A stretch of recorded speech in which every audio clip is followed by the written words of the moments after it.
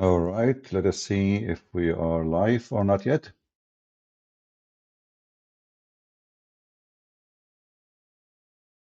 All right, let us see if we are live or not yet. Okay, I think you guys hear me. Peace of the Lord to all of you. I hope my voice coming good and clear. Please invite your friends and let us have some good time together. Today our topic is very important. But usually, when somebody have a program, let us say, you know, let us say a program about volcanoes. So what the program does, is he going to invite someone is a farmer or somebody is a specialist in a volcano study? Scientist, let us say.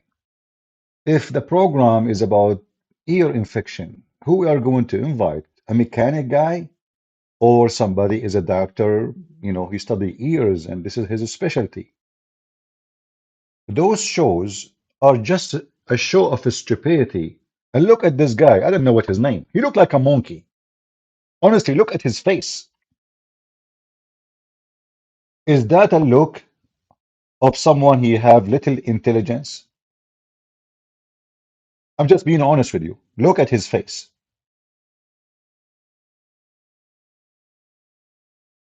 How in the world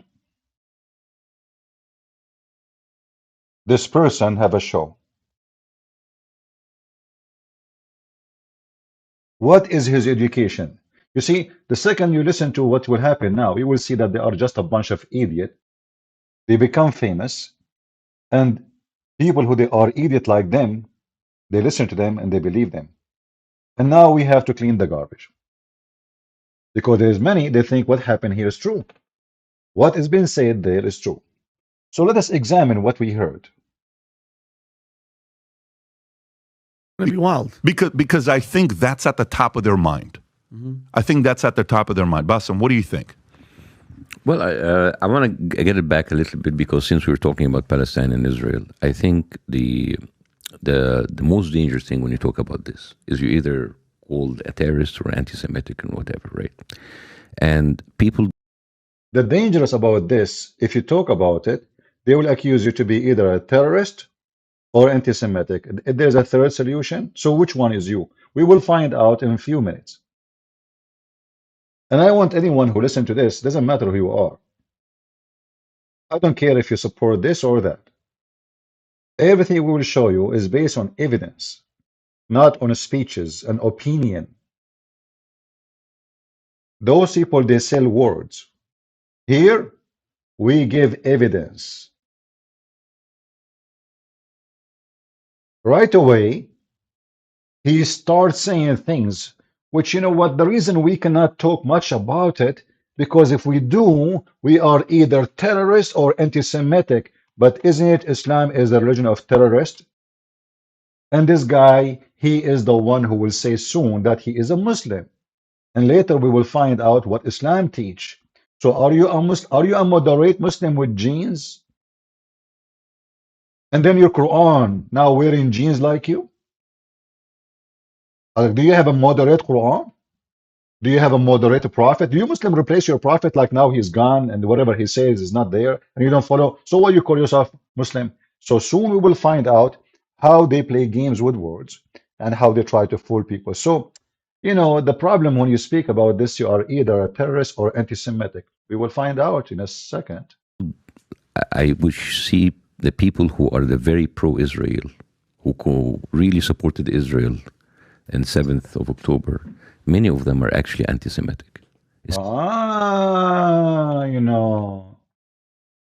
The one who support Israel, they support them because they are anti-Semitic. That must be true story. And now we will give you names. And if we check, we will find that they are anti-Semitic. So imagine what he did. He just switched it upside down. The one who support Israel, he hate the Jews. Like, what the heck? How he is anti-Semitic and he is supporting Israel? Explain to us, Dr. Bassem. Especially right-wing politicians, Matt Gaetz, and MTJ and all of those people. Those people, they love Israel, but they hate the Jews. They hate the Jews. They're anti-Semite. Really? It is very obvious. And this is why you see this the dichotomy about how the Jewish Voices for Peace, these are Jewish people in New York. They come in and they take over the central station, and they're all Jewish, and they say, not in my name. Okay, you know what? Those are Jewish people. So those are the one you are supposedly, you like them. Those are the Jews. But you know, I have a message for you, you idiot. Those are not Jews. How we can prove it? A Jew who betray Jews is not a Jew. Those are liberals.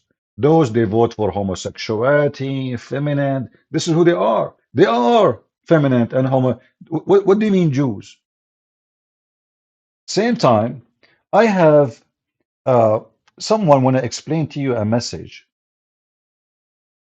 This is an Israeli soldier, and I hope you have patience to listen to what he will say. Maybe you can learn something, you idiot. Let us hear what he is going to say to us. Hello, Jews for Palestine. I see a lot of you online bragging about, like, my grandfather is a Holocaust survivor, and what Israel is doing to the Palestinians. Shut up, go to your grandpa, if he's still alive, and ask him, what is the name of those Jews that betrayed their brothers and sisters and neighbors in favor of the Nazi regime? He will say, capo. And that's Capo. exactly what you are. I'm a Jew and I support Palestine. Well, I don't care how many chickens support KFC. It doesn't make it right. No one in the slaughterhouse will go, oh, this chicken, this one is on our side. Don't kill him. No, never. The same thing here. They say they want to eradicate the Jews. Jews, not Israelis. Jews. That includes you, dumb f. Because many of you have never been to Israel before and have no idea what it's like to serve in the IDF, I want to share a short video with you. For those of you who didn't understand what's going on, that was an actual Israeli tank protecting people of Gaza that are going from the north to the south.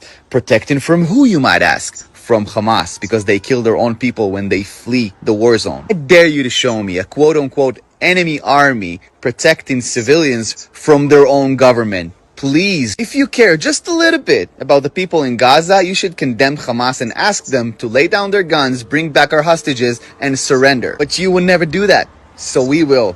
And you go ahead and be a little chicken supporting the slaughterhouse. I'm Israel Chai. Guys, did he lie? This guy, he just said the whole story.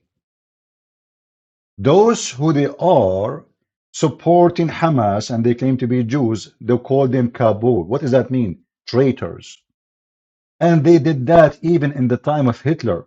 For a few dollars value, they used to deliver their own neighbor who is a Jew, and they are Jews too. They are Jews. They have no ethic. Those are always exist. So the Jews who have ethic, they've been delivered to be killed. The one who have no ethic, they live. They always live. And this is what Muhammad did actually.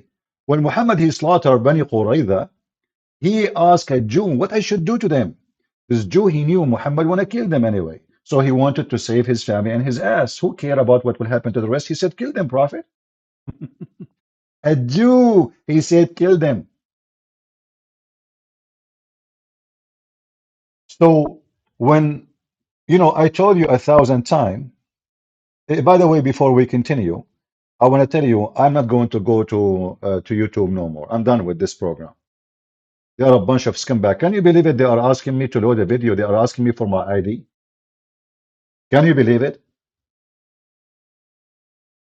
Can you believe it? The scumbag in YouTube. They want me to make a video of myself. They want me to show them my ID or passport. To what? So I can post a link.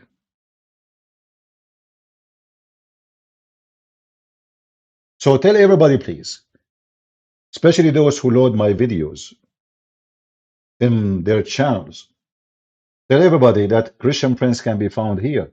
And in case you do not know how to find me, the easiest way, you know, you can share, you can take a screenshot of this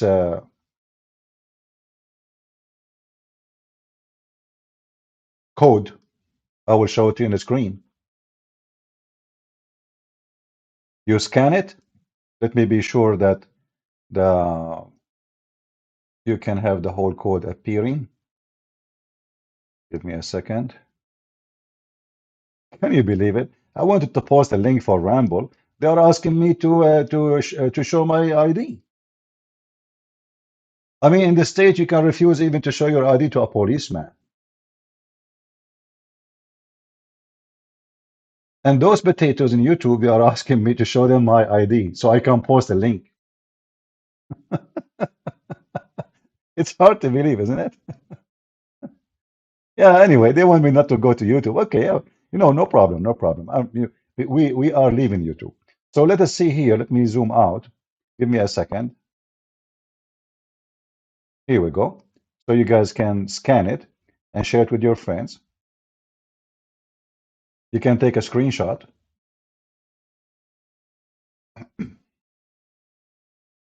And this is the easiest way to find the channel, and you can join us. So please spread this code everywhere you can, wherever you can, and help us to bring people. And here we will build a community. And look, I have here just a few number of subscribers. You believe it or not, I have more view than YouTube. They are hiding my channel. They are reducing my view. There's no way that somebody have 155,000 subscribers. He have a view of 500 for his video. Who can believe that? So those scumbags, if you are supporting Hamas, supporting Islam, they push you. San Francisco people, Joe Biden army, liberals. If you don't agree with them, they put you in the shadow and they chase you. They harass you. Enough is enough. Tell your friends, you come find us here. And those who don't care, we don't care anyway. We do our part, and those who don't care, they will end where they belong. So going back to our topic, when you see a Muhammadan praising someone, he is not a Muslim, that's mean this someone, something wrong with him.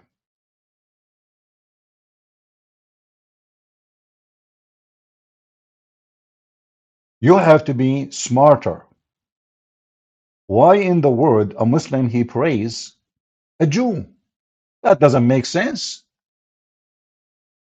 If we open the Quran right now and see what Quran says about the Jews, you will not believe it, how ugly. And the Quran, by the way, bash everybody, Christian and Jews. And that's why the Muslims, this guy, he believe in Saturday first and Sunday second, which means we kill the Jews first, we finish them, and then we go to Sunday. But when they speak, actually, I have a video of him in Arabic program. He was making fun of someone who invited the Jews to come back to Egypt. He said, what we will do with them? They kicked them out from Egypt. They are living there for centuries and centuries and centuries since the time of the Pharaoh. And they kicked them out without any of their money.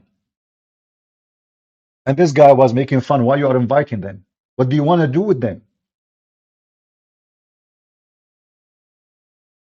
And now he is going to show you how much he loved the Jews. He's actually worried about them. So I will go back a little bit because we stop him so you can, you can carry on with watching. It is very obvious. And this is why you see this the dichotomy about how the Jewish Voices for Peace, these are Jewish people in New York. They come in and they take over the central station and they're all Jewish and they say, not in my name. The whole idea is conflating Israel and with Judaism is wrong. And first, you idiot, you and them. The Israeli are not doing it in the name of anybody. They are doing it in the name of Israel. So you are a certified donkey. He is a Jew. He live in Manhattan. What he have to do with the Israeli who live in Israel? So those are stupid like you. Not in my name. What does that mean? Do you see the stupidity? When Israel, they are going to war, in their army, there's a Christians, even there's Muslims. There's a Bedouin, there's Arab, there's the Druze.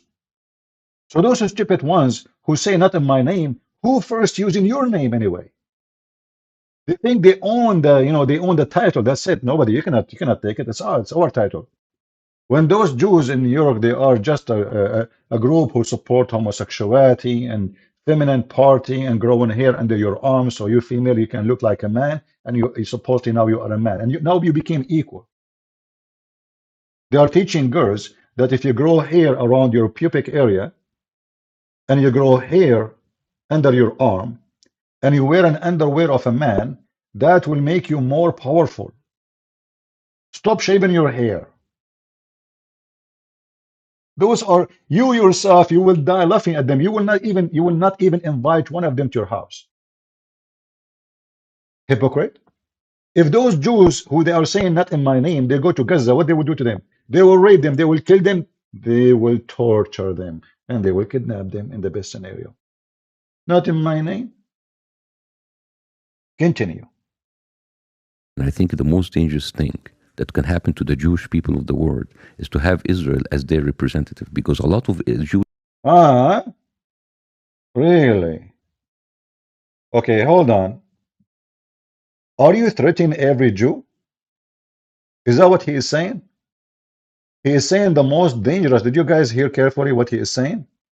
The most dangerous, he's talking about dangerous to the Jews around the world to have Israel as their representative. So if you are a person who supports Israel and you are a Jew who lives somewhere, the Muslims will hunt you. This is what he just said. The most dangerous. But why is dangerous? Let us say this person, he have his own opinion and he live in Europe and he believe Israel have a right to exist. So why he is going to be facing danger? Are you going to kill them, Bassem Youssef? Are you encouraging the Muslim to go after the Jews? In fact, he just threatened the Jews. How come it is not the most dangerous for Muslims to support Hamas around the world? Oh, because nobody will kill them if you support Hamas. Do you see what? Do you see the snake? Do you see how he exposed himself? It is dangerous for you as a Jew if you support Israel and you take Israel as a representative to you. But it's not dangerous for you if you are a Muslim and you say I support Hamas and you walk in New York holding a flag and say kill all the Jews. Did you see it? And the stupid host of the show, he did not get it. He is just as slow like a turtle. Are you with me? The host of the show, he is there like a turtle. You know, he's just a stupid idiot. But he didn't say like, why hold on? Who's going? What will happen if somebody support the Jews and the Israel and he is a Jew? What you would do to them? He's just sitting there, you know. His mouth is open. He looked like an idiot and he act like one. Imagine if it's me who is the one doing this interview. I will wipe the floor with this guy. Jewish people don't like them to be their representatives, as many Muslims don't like some of those Islamic regimes representing them. This whole idea about Did you hear what he just said? He don't like those Islamic regime to represent them. He made Israel as a regime. But Israel is a state, have millions of people who live in the land, and this is their land. Even his stupid Quran said this is the land of the Jews. What do you mean as Muslims don't like some regime? What about you tell us what your prophet says about the Jews? Actually, I found a video of him. He's doing the same, you know, the same garbage. But I found only the part where he is it's translated. Sorry, not translated. It's in English. this. But you know, the somebody he did translate to Arabic subtitle. So let me play this for you, and you will see how we will die laughing at this corrupt man. How big he is, stupid. How and this is with the Morgan. You see, guys, why I don't respect those people. Morgan. When Morgan he have interview with this guy, and this guy he said what he said. Did Morgan he says to him everything is absolutely false? Everything you said is absolutely false. Look what he said. Listen carefully. Youssef is placing for us now a map. What this map is about? Like what happened exactly? Well, Youssef he really sad for the Jews. He cannot believe what happened to the Jews. It's really bad. And who did the bad stuff to the Jews? Well, he will tell you. Listen carefully. This is a map of all of the history of the expulsion of the Jews in Europe. They've been like, I have never seen a minority being kicked around this much, right? And of course, this comes back to the, the whole idea about the original sin, that you have betrayed Jesus Christ. What? What? Here you see that Morgan is a donkey. This guy not only is a big fat liar, he do not know what he's talking about. So we Christian, when we believe in original sin, this is about betrayal to Jesus Christ?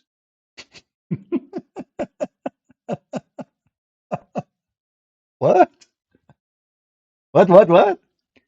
He's trying now to make you that you are the reason for the Jew. Look how the Jew is displayed everywhere. Look at this map. I never saw a nation, I feel sorry for them. I never saw a nation displayed around the world. And this is all. You have to blame only one thing for it. Why? Because you believe in the original of sin. The Jews killed Jesus. This is what the original sin is. The Jews killed Jesus, you donkey, son of Muta. Original of sin, you donkey, is Adam and Eve committing sin. Have nothing to do with Jesus, you idiot. Same time, you donkey. Can you show me where the Christian they say that because the Jews they killed Jesus, we should kill them? Can you show me the book? Can you show me the teaching? Can you show me the speeches of the Christians? I can show you tens of thousands of speeches to kill the Jews, starting from your prophet and your Quran. Can you show me where in the New Testament it says we should kill the Jews? In fact, all the disciples of Jesus are Jews. Who is the most person Muslims hate? His name is Paul.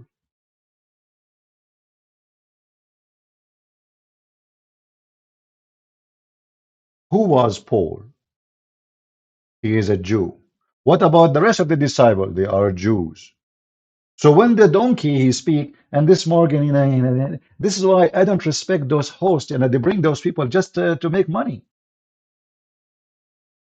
Shouldn't you say to him, what are you talking about? There's no Christian believe in what you say. The Christian, they don't believe that original sin is about the Jews. This is number one, you are stupid. Number two, the Christian don't teach in their churches that we should go and kill the Jews. And now he will say something even more. Listen carefully. Listen and love. Have betrayed Jesus Christ. The blood of Jesus is on your hands. Then comes the 11th century.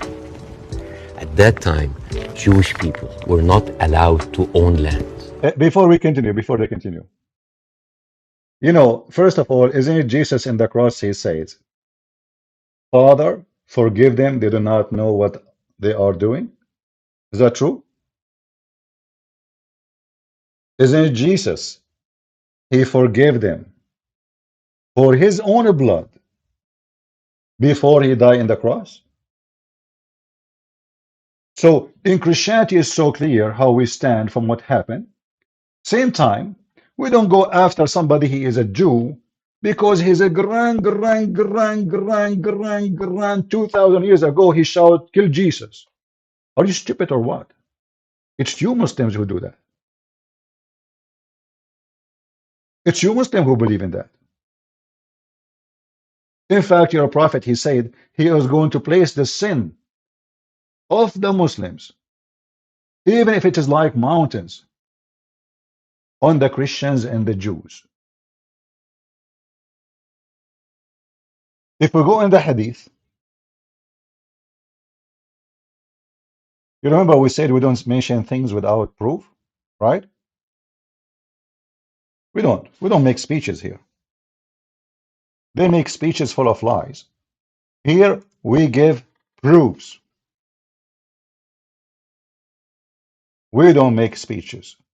Speeches is not our thing. Let us hope the site is. Here we go. This is your filthy prophet. And now I dare you to say, well, I don't believe my prophet And who, my prophet isn't easy. He's a person of hate. No, this is not the hate I want. Hold on. Let's search for it. Give me a second.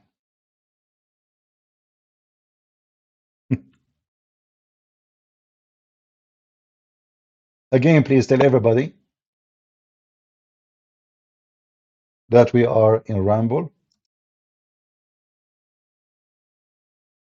and I'm not planning to go to YouTube no more. I will keep just posting in the other account, just to inform people that I'm here. And then after some time, I will stop just posting short videos, just to tell that I'm here.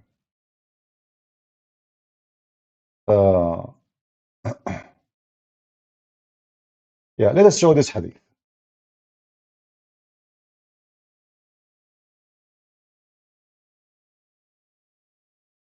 And here we will see that the most hateful religion and justified religion for their action is Islam. Because why Muhammad wanna put the sin of the Muslims on the Christians and the Jews? This is very authentic hadith. Read carefully. This is authentic. This is not a joke. This is what every Muslim believe in. So here it says, let us read together. And let me be sure that you see the whole text. Nothing is missing. I think you do. Muhammad, he said. Who? Muhammad. This is not a host. This is not Morgan and Potato and Tomato and those silly. This is their holy prophet, who they literally, they ate his shit and they drank his blood and they saved his booger and they have a museum for his holy hair. Go ask Erdogan.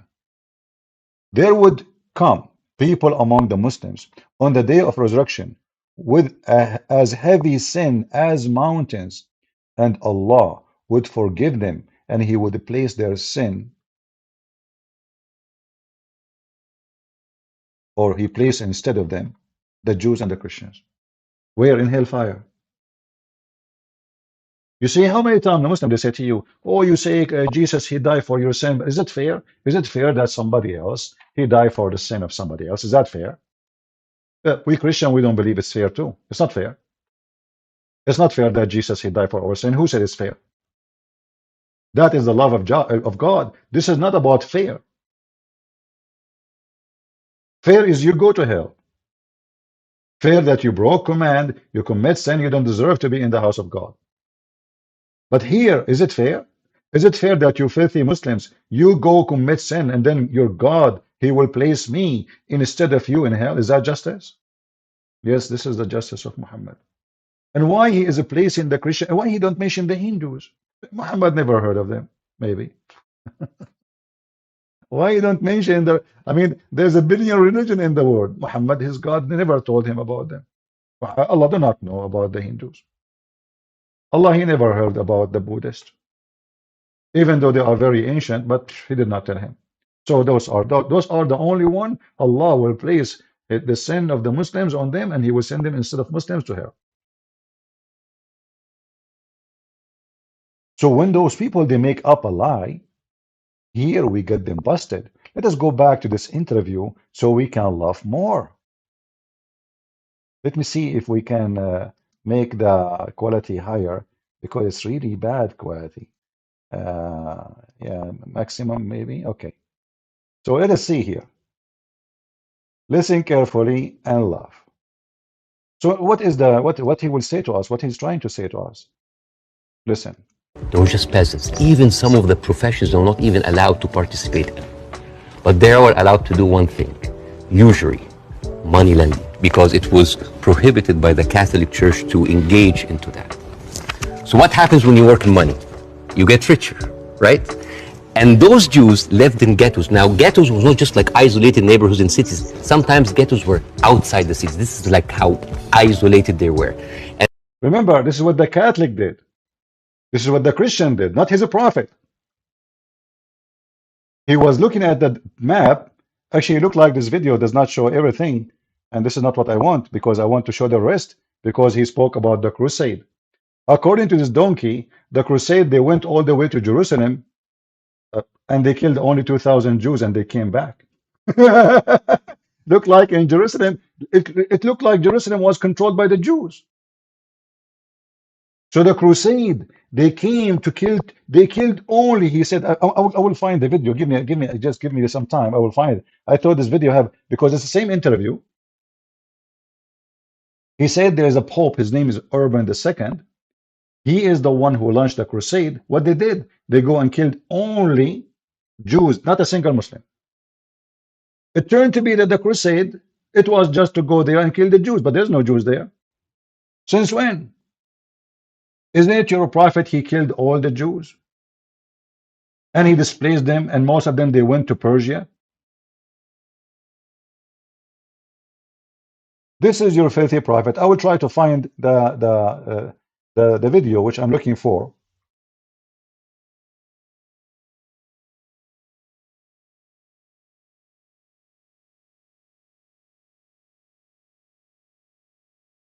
So now the crusade, they come and they killed 2,000 Jews, not a single Muslim.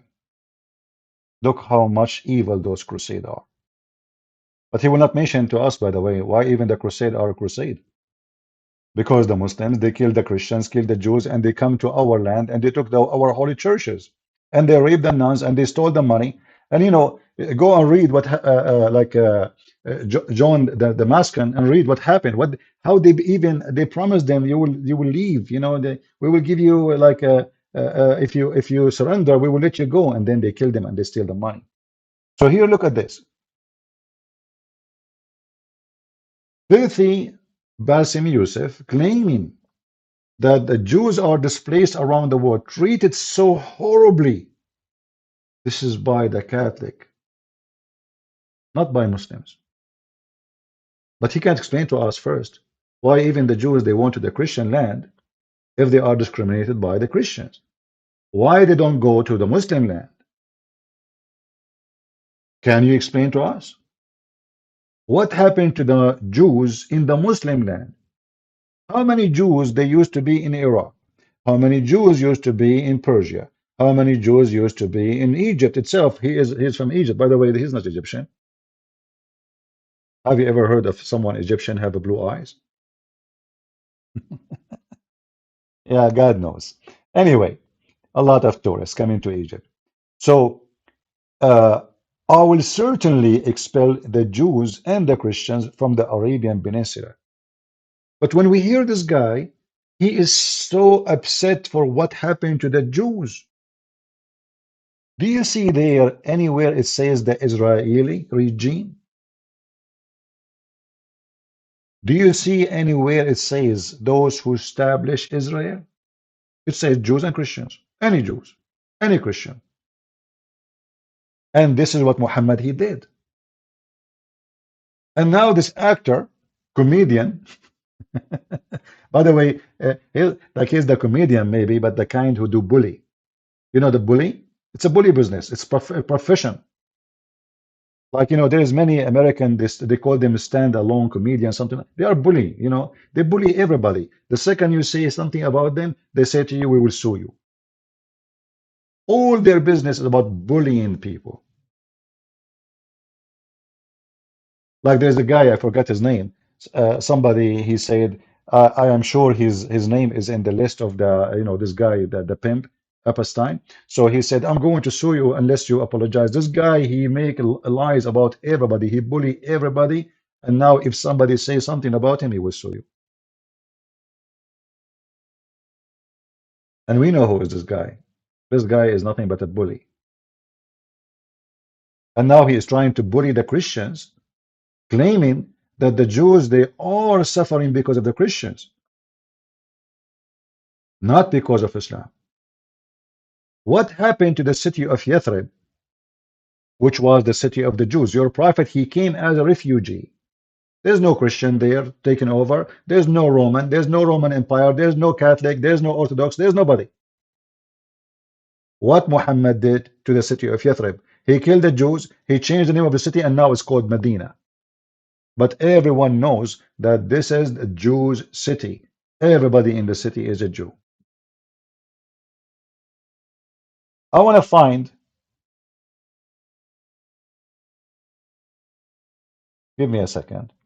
I want to try to find the original interview where he mentioned the crusade.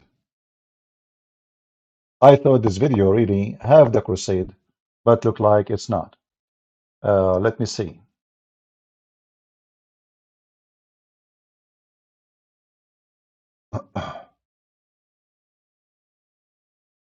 Minority being kicked around this much, right?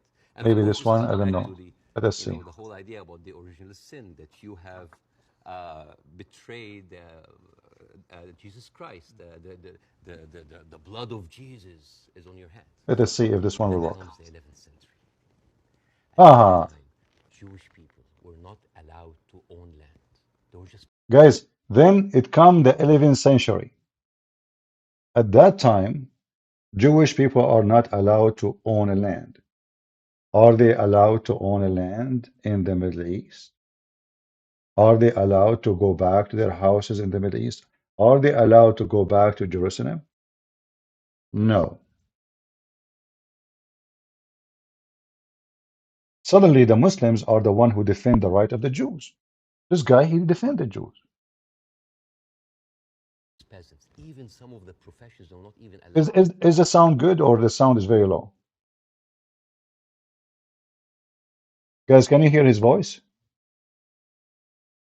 I don't know how to increase the voice here. This is the TikTok, stupid TikTok. I don't see any option to increase the sound. Can you hear it?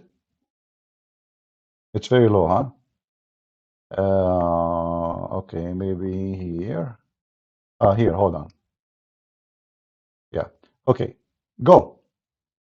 Allowed to participate in. But they were allowed to do one thing, usury, money lending, because it was prohibited by the Catholic Church to engage into that. So what happens when you work in money? You get richer, right? And those Jews lived in ghettos. Now, ghettos was not just like isolated neighborhoods in cities. Sometimes ghettos were outside the city. This is like how isolated they were. And in those ghettos, they have to pay gold to the mayor or the governor or the prince or the noble. So they would see, you're getting richer. I need Abdul, just to let you know, in case you do not know, you coward potato, the king or the prince, he forced every noble to pay, not only the Jews. Everybody have to pay tax. Tax is paid by everybody. What happened when you get rich? You pay more tax, you donkey. However, I'm not going to defend anyone. I wasn't there. I don't know. Maybe there is someone who mistreated the Jews. Maybe. But what does this have to do with Christianity? And now he will go to something else. I hope he will speak about the crusade, because this is the part I wanted to hear. more taxes. So they pay tax. What happens when you have a business and they increase your rent? You increase your service, increase the taxes. So what happened? What the Christians started to default. And suddenly the image of the greedy Jew was created. The greedy Jew image created by the Christians. Unbelievable. Listen carefully. The image of the greedy Jews created by the Christians. It must be true. So we made the Jews rich, and now we made them look greedy? Well, if you are not greedy, nobody will see you greedy anyway, you idiot. But let us go with this. According to Islam,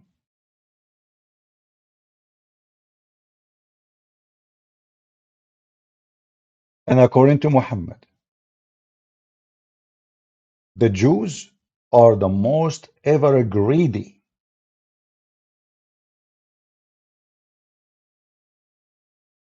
The Jews, according to Muhammad, the most evil, the most disgusting. This is what Islam teach. And we are going to show that from the Quran.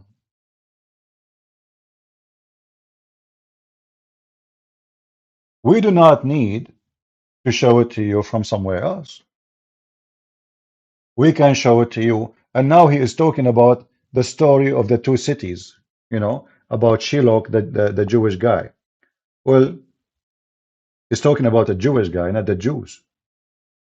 He's a Jewish guy in the story, and because they are the one who people borrow money from them, so the story is about this guy and the other guy, and the first one have no mercy. But isn't it what your prophet he said in the Quran? Let us see what the Quran says about the Jews. Because the Christian, obviously, they are the one who they created the Jews' image. So the Jews now became greedy, and now it is us who is behind the greedy Jews. That's what he's saying.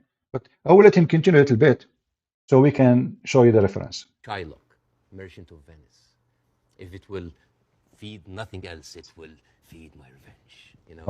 Like never did I see a creature I can't remember that. Never did I saw a creature that looked like a man, so keen and greedy, so confound of a man. English. I messed it up. Anyways, but this was the image, greedy Jew, the greedy Jew. This was created because of their conditions, and it became worse in 1095, when Pope Urban II called for the first crusade to go and save the birth of Jesus from the unbelievers Muslim. And this crusade did not kill a single Muslim. You know how many people? This crusade did not kill a single Muslim. We will go back to all those. Hold on. Don't think I skipped the greedy Jews. We will go back. We will show reference. The crusade did not kill a single Muslim. What? What they did then? They killed 2,000 Jews. They killed 2,000 Jews.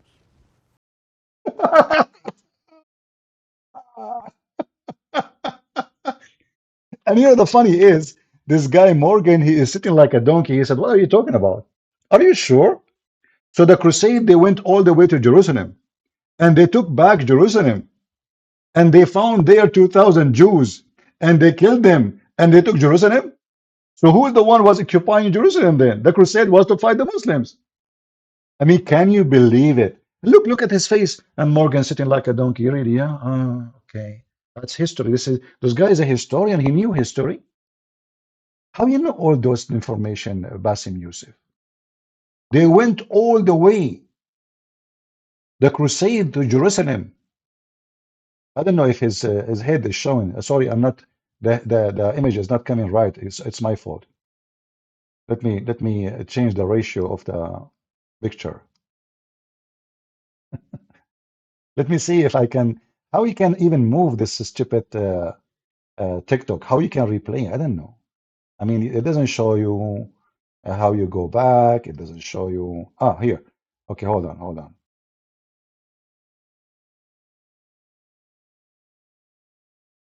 All right. Let us see. Okay, here we go. Let us play again so you can see him better. If we do it this way, is it going to show it? Let's see. I'm trying to see what is best for you to see, because this is a short video, so the image is not the way it is, Okay, let us hope now it's going to work. Listen carefully. How the Muhammadan, they fabricate history. They change history. They are the biggest liars of history. Am I lying? Get me busted. We can go right now and see what the crusade did, but we will do it. Just wait. We will do it. We will go over everything he said, the greedy Jews, we're creating the image of the Jews, how people see the Jews. Who is the one who see the Jews ugly, the Christians or the Muslims? We will see that. We will find out. All right.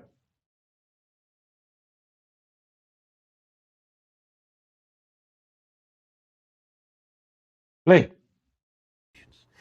And it became worse in 1095. 1095. When Pope Urban II called for the first crusade Oh, to go and save the birth of Jesus from the unbelievers Muslim. And you know, this crusade did not kill a single Muslim. You know how many people they killed? 2,000 Jews. True story. You know, so I decide to ask myself, who is going to teach us about what happened? The crusade, they killed 2,000 Jews and they got Jerusalem back. Uh-huh.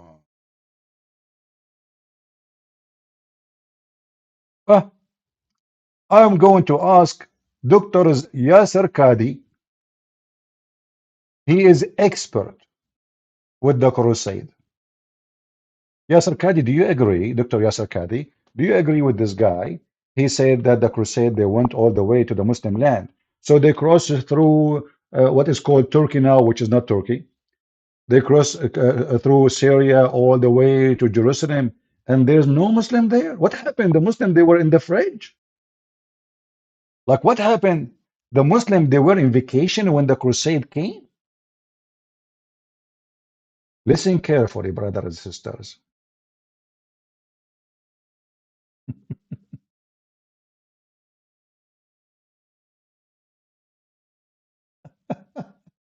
And you know, what make me really like wonder is how stupid this Morgan is. Shouldn't he ask him, like, listen, hold on. I mean, we are not a bunch of kids here. What are you talking about? Where do you get this from? So the crusade, when they went, they found no Muslim there. They crossed the land, and there's only Jews in their way, 2,000 only, and they killed them.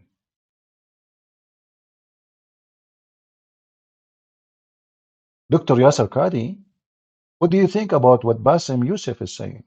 Go ahead, please.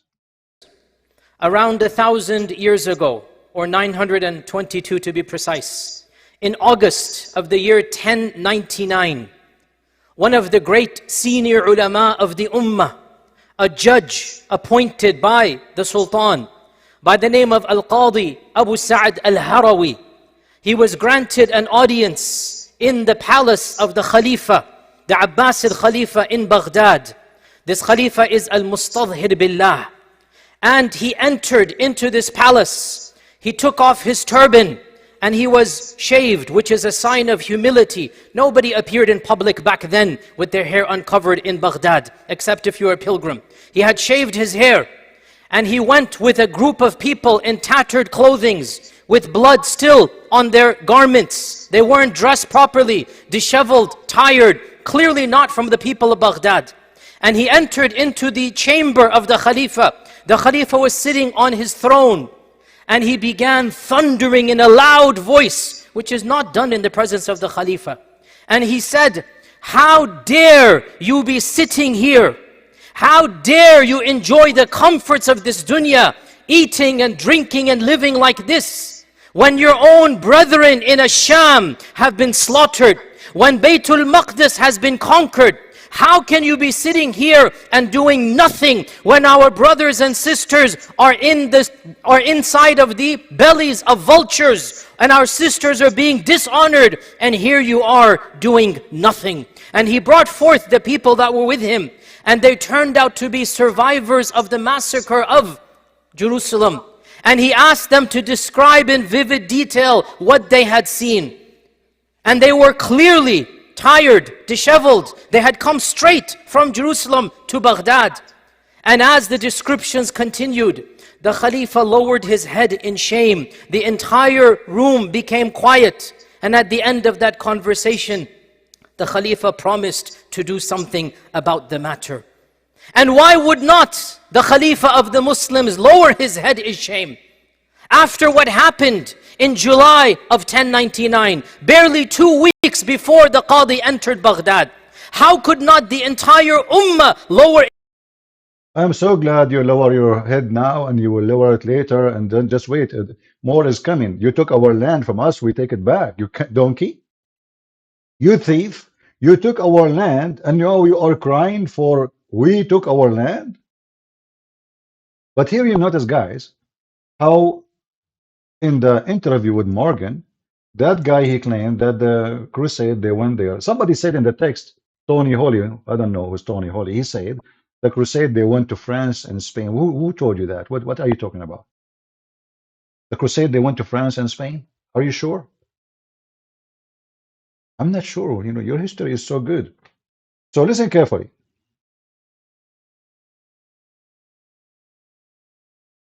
According to Bassem Youssef, the Holy Land in the 11th centuries was occupied by the Jews. And the crusade went there and they killed not a single Muslim. 2,000 Jews only, and not a single Muslim. I will tell you why. When the crusade came in 1099, all Muslims, they were in vacation in Thailand, in a city called Phuket. Aisha, she was wearing bikini, and the caliphate was doing suntan. So when the crusade came to Jerusalem, there's no Muslims. The only one who was there is the Jews. So what the crusade did? They said, okay, there's no Muslims, so what we will do now? You potato. I mean, do you see why I don't respect those show, Morgan show, potato show? They are just a bunch of, like, okay, how in the world this guy Morgan, he said, what are you talking about? What is the reference of what you are saying? So the crusade, they went all the way and they took Jerusalem and they took Syria and they took all the seaside, the Mediterranean. And there's not a single Muslim was there. So who was living there? So you Muslim, you occupy what exactly?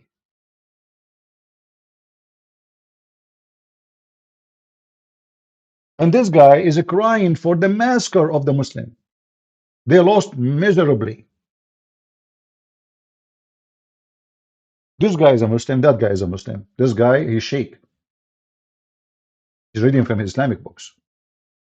That guy is a bully. Which one of them is telling the truth? No, absolutely, those people don't care for the truth. You see, those people here, they are just making a show for the sake of money. It's just a business. There's no truth in it. They bring a guy, he say whatever he want. They knew that this topic is very hot. That will bring a lot of a view. So let us bring him. And let us, whatever he's saying, we throw it. And did this guy, he said to him, look, listen, are you sure this is what happened really? Now we go back here, talking about this guy, talking about the Jews, how much Muhammad, he cared for the Jews. How much Muslims, they care for the Jews. How the Muslims, they treat the Jews. And the Christians, not only the Jews. Muhammad, he said, if you see a Christian or a Jew in the street, force him to walk in the sewage. Bassem Youssef talking about that because we don't allow the Christians to do interest business, borrowing money, well, we made the Jews rich. And it's true, by the way. The Jews get rich because they are the only one who can do banking. This actually the word bank is coming from. They used to put a bank in the street and people, they come and borrow money from them and they charge interest. But you will notice here that those Jews who they are doing this are not the Jews. How we know? Because Jews don't take interest. Are you with me? Isn't it forbidden for a Jew to take an interest? People tell me. Help me, please. Is it true that the Bible forbid the Jews from taking interest?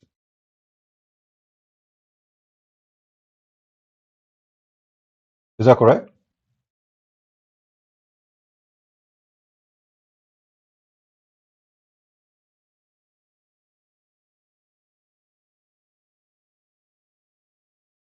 So those are not Jews. Those are false Jews. The Jews are not the one who's doing that. The Jews don't do such a thing. He can wear a hat of a Jew. He can dress like a Jew. He can say whatever he wants. But he is not a Jew.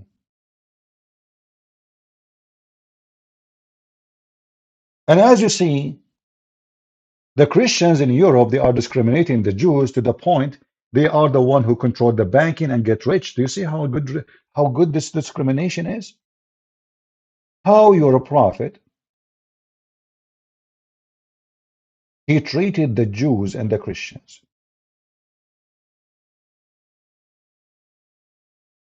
So the Jews, like I mentioned, that the Jews, they live in isolated area, but they have their own community. And this is happening everywhere. If you go in America now, you will find that Middle Eastern, like people like me who speak Arabic, they go to church. Everybody is speaking Arabic, which means everybody is the same. But not because the Americans are isolating them. But let us see how Muhammad he treated the Jews and the Christians. Did he allow them to do business and get rich and wealthy? Did he give them freedom? Did he treat them nice? This is how Muhammad treated the Christians and the Jews, and this is very authentic. Don't start the Jews and the Christians with salam. Don't say shalom. Don't say assalamu alaikum. And if you meet any of them in the street, force them to the most narrow alley. What is the north alley? The narrow alley, sorry. In the old days, not like now, we used to have the sewage running in the side of the road. So women, they wash their dishes or whatever laundry behind the door. Under the door, there's like a hole under the door, and the dirty water go through. People cannot see what is happening inside, but they can see water coming out. So the woman, she will be behind the door, doing her laundry or cooking or washing or doing whatever. And then the dirty water go out in that narrow alley.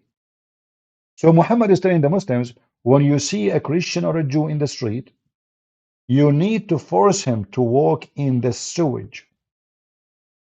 Do you see how Europe treated the Jews? They made them bankers. They made them rich. They became wealthy.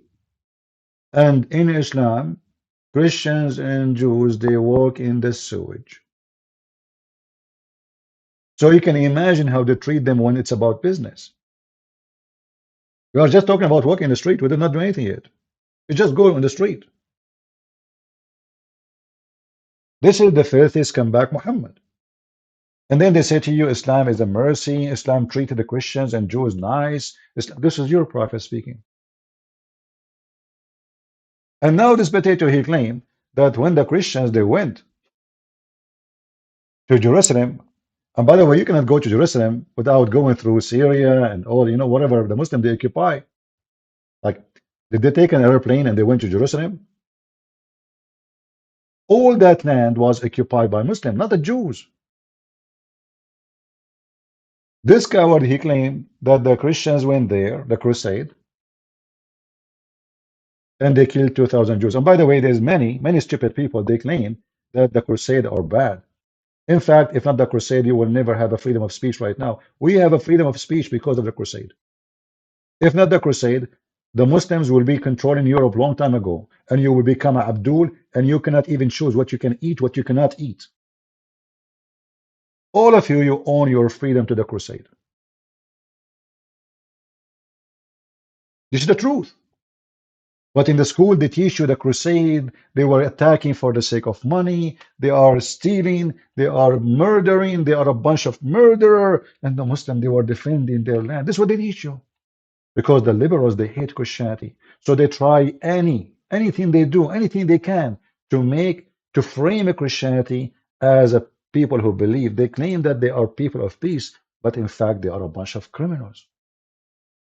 But remember, we just heard this scumbag Youssef saying in the 11th century. Yasser Qadhi, he was more precise. He said 1099. Which means we have hundreds of years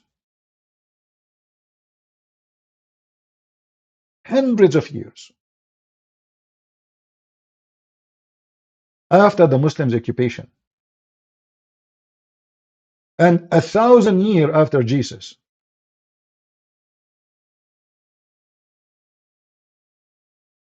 Actually, that will be, sorry. Yeah, Muhammad, he came 600 years after Jesus, so the total will be the same. But here we are talking about what? So the Muslims are there occupying the land for more than 400 years. There is no crusade. When the Muslims try and they start abusing the Christians in a massive way, raping nuns, even our church, the church where Jesus, our Lord, was crucified, the church where our Lord, he was buried. Do you know what they call those churches? Kanisatul Qumama. Do you know what Qumama mean? The garbage. What they call it? The church of garbage. The Muslim, they throw garbage at it. Muslim, a Christian cannot use it. In fact, until now, the Muslim, they have the keys of those churches. Until now. If you want to see what the Muslim did to the Christian and the Jews, Christians specifically, because there's no Jews there. The Jews run right after the Persian invade Jerusalem. Some of the Jews, they betray the Christians and they join the Persian in the attack on Jerusalem. So when the Christian, they took back Jerusalem, the Jews, they run with the Persian because they knew what is going to wait for them, which is very normal. You support the enemy, and that can happen to any citizen. If I support the enemy of USA, if I join Hamas right now, USA, they executed many American citizens abroad who joined Taliban or Al-Qaeda. They assassinate them. So anyone who betray a country is going to be killed. So there is no Jews there. They left with the Persian. Whoever left was there, they are gone with the Persian. And if there is somebody left because he proved that he did not do anything wrong, so the Christian did not touch him. But what we are talking about now, that this guy, he manipulated history and he changed everything. And now the Christian, they went in a crusade just to kill Jews, and they killed 2,000 Jews and they came back home. But we have history speaking. And who is the one who speak against the Jews? Do the Muslims speak against Israel? Like this guy, he's talking about Israel. This guy, he keep talking about Israel.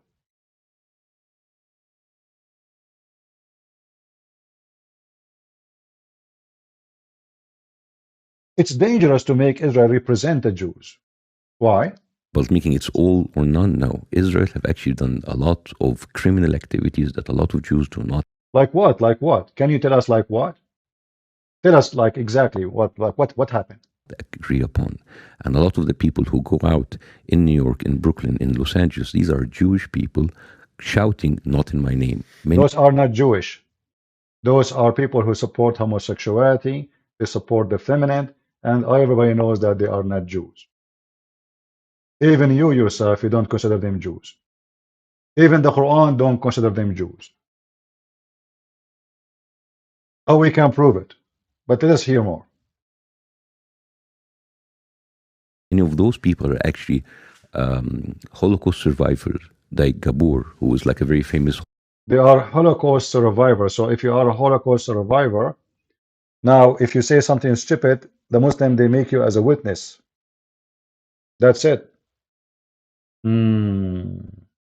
Well, you know what? We have a Christian minister. He is a Protestant in Bethlehem. He said, if Jesus is born today, he will be under the rubble. But we Christian, we spit at the guy because simply, if Jesus was born today, Hamas will kidnap him.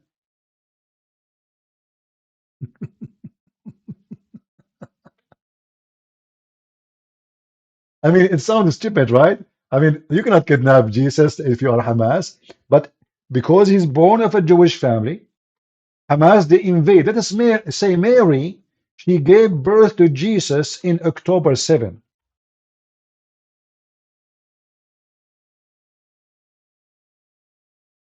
Are you with me, people? If Mary, she gave birth in October 7, what Hamas will do to Mary and Jesus. They will kidnap him. I don't want to say the other word what they will do with Mary. Am I lying? So how come you don't mention the crimes the Muslim, they did to the Jews? And now he is speaking about the crimes of Israel. Tell us more about the crime of Israel, please. Like what happened?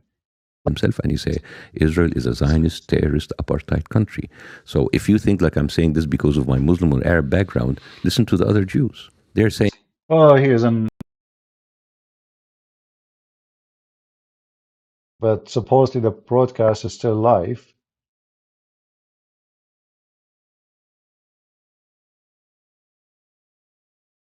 I know, I see the image. I think it's fine.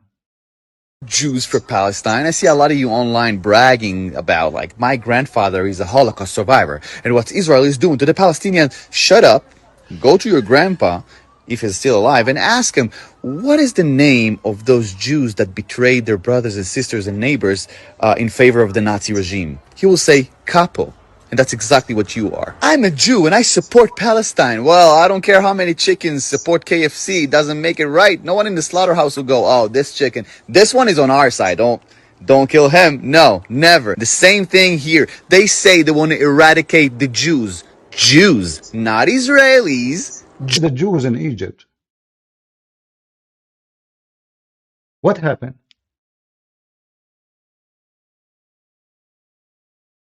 Where is the Jews in Syria? Where is the Jews in Iraq? Where is the Jews in Saudi Arabia? We keep hearing from Muslim, a Jewish guy, he said to the Prophet, a Prophet, he said to the Jew. Not a single Jew he is there. Why? Because the Muslims are very friendly to the Jews and to the Christians.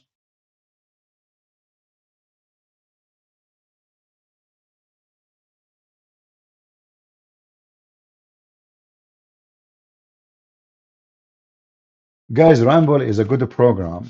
I think it's my fault. I chose a low. I thought that will help those who don't have good quality broadcast or internet, but it turned to be no. So next time, so don't think Ramble is a small program. All right.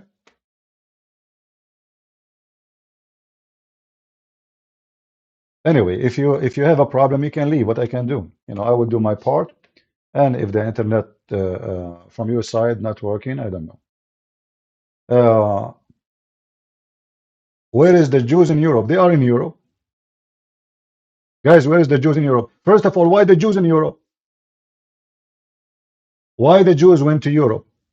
Because you Muslims killed them. Europe is the Christian land. Why the Jews did not go to Saudi Arabia, to their city, the city of Medina? Muhammad, he killed all the Jews there.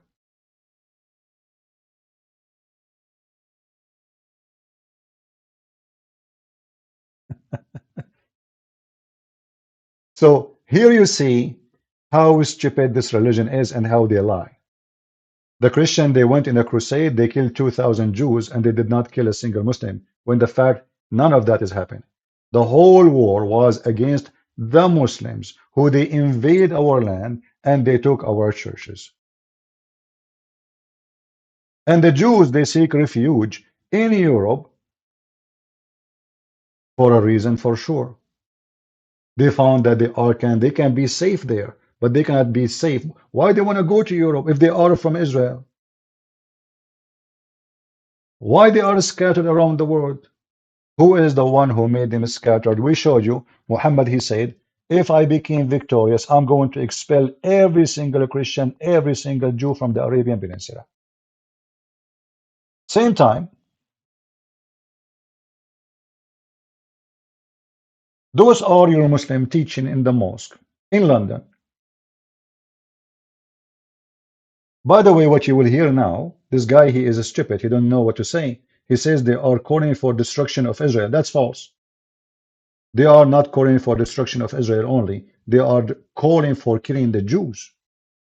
This is why, those who they work in TV station, the one who make the news for them, the article, it's just stupid. None of the speeches you will hear, they will play it for you, is about destruction of Israel, but it's about killing every single Jew, which means including Israel. Listen carefully. So Bassem, he is saying to you, well, the Jews, you know, they've been mistreated by everybody, misdisplaced, but he will not tell you that the Muslims in Europe, they are chasing the Jews right now and they want to kill them. Listen carefully. TV investigation today reveals footage of preachers in several mosques calling for Jews to be killed and Israel to be destroyed. Now, we have handed the dossier of evidence to police, and officers from 3 forces are now actively investigating. Holly Hudson has this exclusive report, which comes with a warning that some viewers may find its content offensive. Allahu Akbar. A sermon at the Redbridge Islamic Centre in Ilford.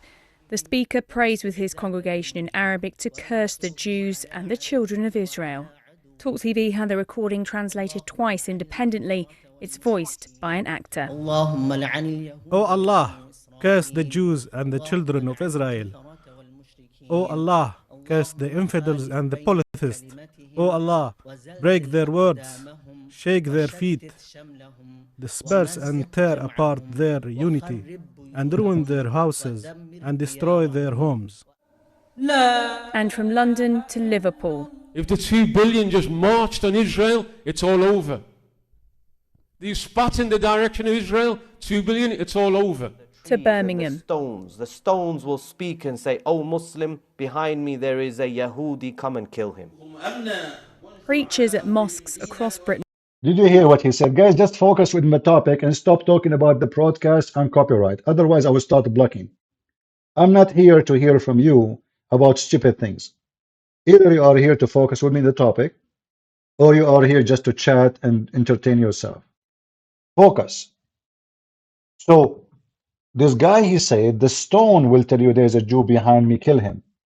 Who is the one who said, time will come and the stone will say there's a Jew behind me, kill him? That is Muhammad. At that time, there was no Israel.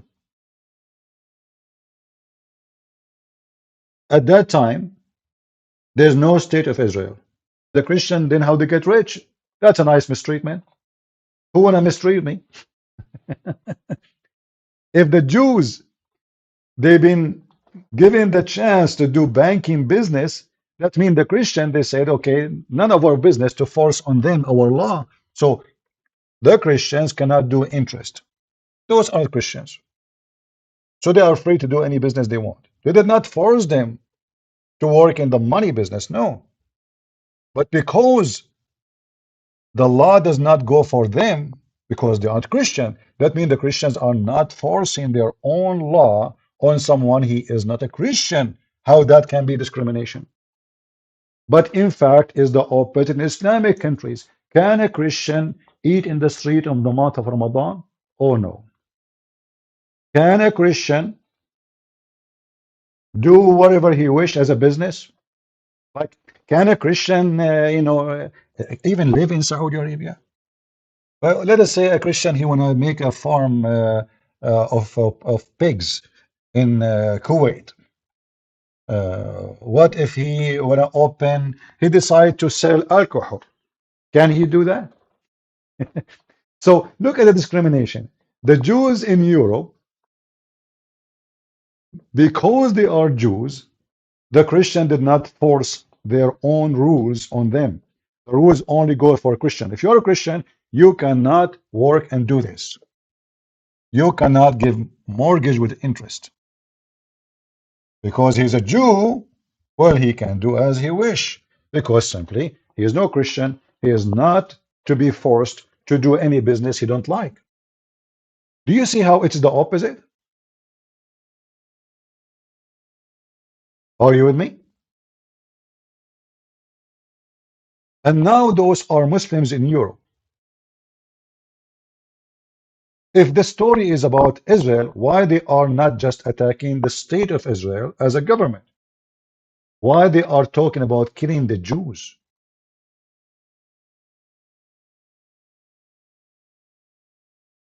Have been filmed calling for victory for Hamas. O God, heal our hearts regarding the usurping Jews and in every enemy of you and the Muslims. O God, Limit their number, kill them indiscriminately, and do not leave any of them alive. O God, our Lord, disperse them, weaken their strength, shake the ground beneath their feet, and freeze the blood in their veins. Make them captive to the Muslims. And stoking hatred against Jews and Israel with alarming and You know, there's a guy, his name is Kevin, but his real name is Muhammad. He's saying, did you hear the rabbi who want to kill the Christian? You can say whatever you want, but they are not killing Christians. It is you who is killing Christians. It is you who is killing Jews. You see how the Muslim, by the way, they try to make you. I remember when I was in the Middle East, you know, a Muslim guy, he said to me, how come you defend the Israeli? Are they the one who killed Jesus? I said, I thought they did not. So the Muslims, because they are hypocrite like their prophet, in order to make you hate the Jews, suddenly they agree, they kill Jesus. Look, I thought he did not kill him. So he said to me, don't you Christian believe that they killed Jesus? You should hate them, you should kill them. This is how evil they are. He is compromising his faith. He don't believe the Jews killed anyone. He don't believe that Jews killed Jesus. According to Islam, Allah took Jesus, he sent him a ladder, elevator. Jesus died in the elevator, and then Allah took him there, and Jesus now is alive, eating banana. But because they are filthy, full of hatred, suddenly they want you as a Christian to hate the Jews. Why you don't hate the Jews? Aren't you Christian? They killed Jesus. Well, Jesus forgave them in the cross. In the top of that, Jesus is born of the Jews, which means according to your religion, he is a Jew. For me, I believe he's the God of the Jews. If a Christian want to hate the Jews, that means we have to hate Mary, and we have to hate Peter and John and all the disciples, and we have to hate Ezekiel and I mean everybody. Who's left?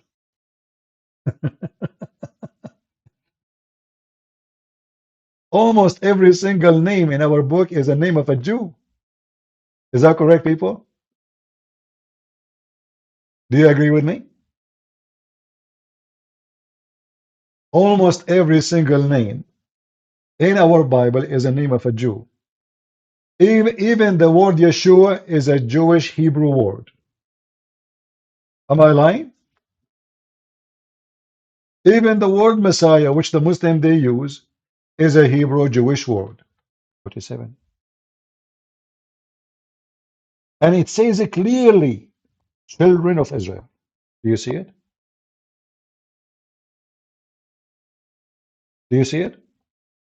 So the Muslim, they say to you that the Jews, they think they are the favorite and they are the chosen people and they are like, you know, discriminate other nations. They think they are higher, they have a blue blood, and the rest is donkeys and this is what the Muslim believe actually. Muhammad later, he said the opposite. He said the Muslims are the highest and the Jews and the Christians are the lowest. But here, Muhammad was in this stage trying to convince the Christian and the Jews that he is not against them.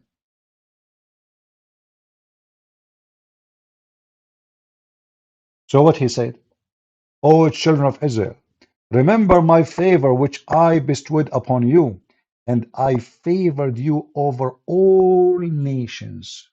This is in the Quran, chapter 2, verse number 47. And there's tons of those verses.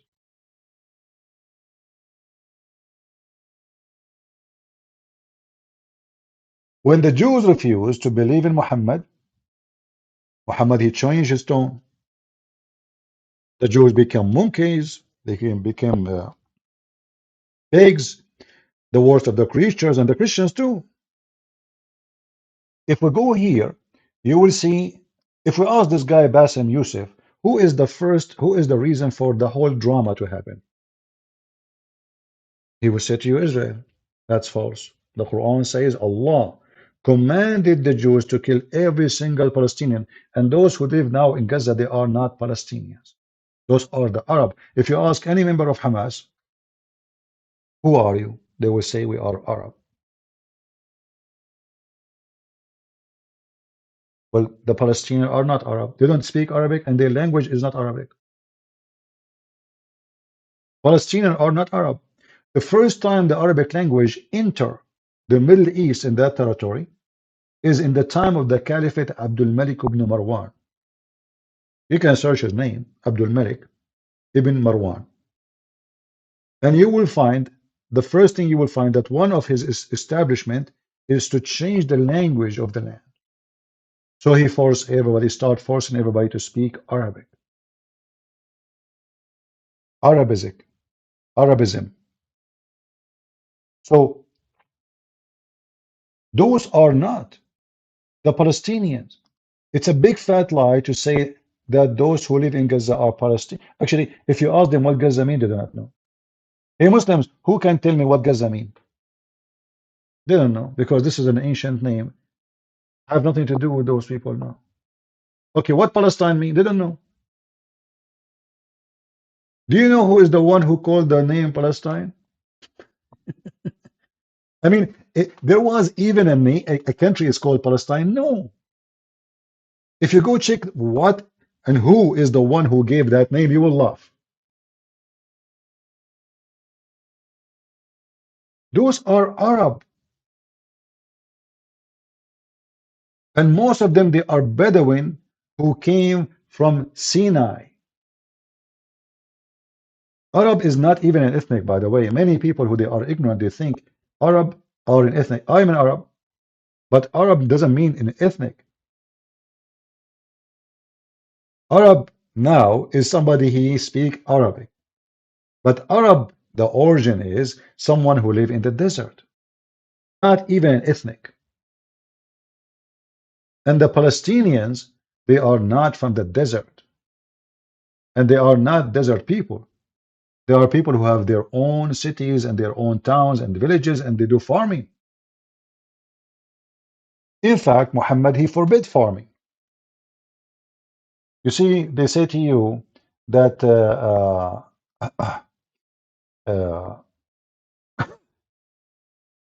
Palestinian, they own land, and they have olive trees and farms and etc. And the Jews, they are taking their land. But Muhammad, he forbid the Arab from farming. He said any house, a tool of farming or agriculture, enter it, Allah will enter humility and disaster into it.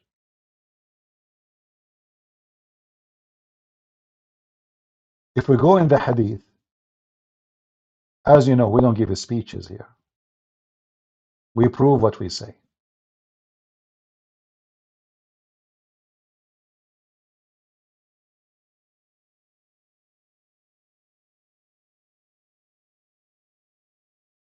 Let us see. Read with me. And this is Muhammad, this is a very authentic hadith. Muhammad, he saw in a house a tool of farming.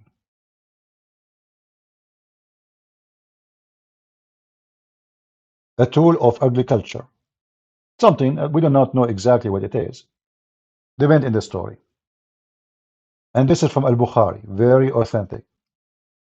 Muhammad, he said, any house, those tools of agriculture, enter it, Allah will enter humility and disaster upon them. And it's in front of you.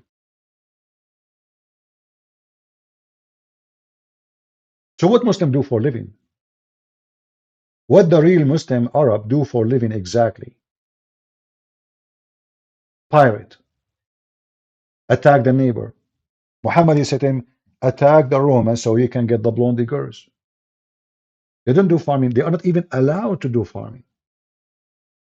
Muhammad don't want people to live in peace. He don't want a bunch of farmers who establish a house and live normally and have what? No, no, no, no. You don't do that.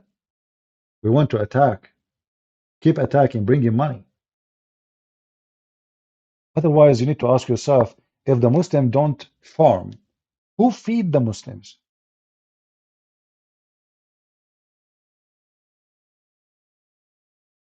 Shouldn't we ask ourselves who is feeding them? If I am a person who don't do farming, okay, that's mean no tomato, no potato, no vegetables, nothing. Who's the one who do farming for me? The slaves. If you go right now and check the massacre of the black people in Basra in Iraq, the Muslims, they brought hundreds of thousands to Iraq of a black African, kidnapped them from Africa. And then the population becomes so big. I'm talking about population of black people in Iraq. And those people, they decide to make a revolution and seek freedom. They said, okay, listen, we became hundreds of thousands. It's time for freedom. So, look like a bunch of those guys, they decide to make a revolution against the white Arab man who brought them into slavery,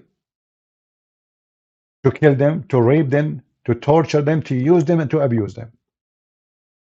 If you search right now for revolution of Zinj,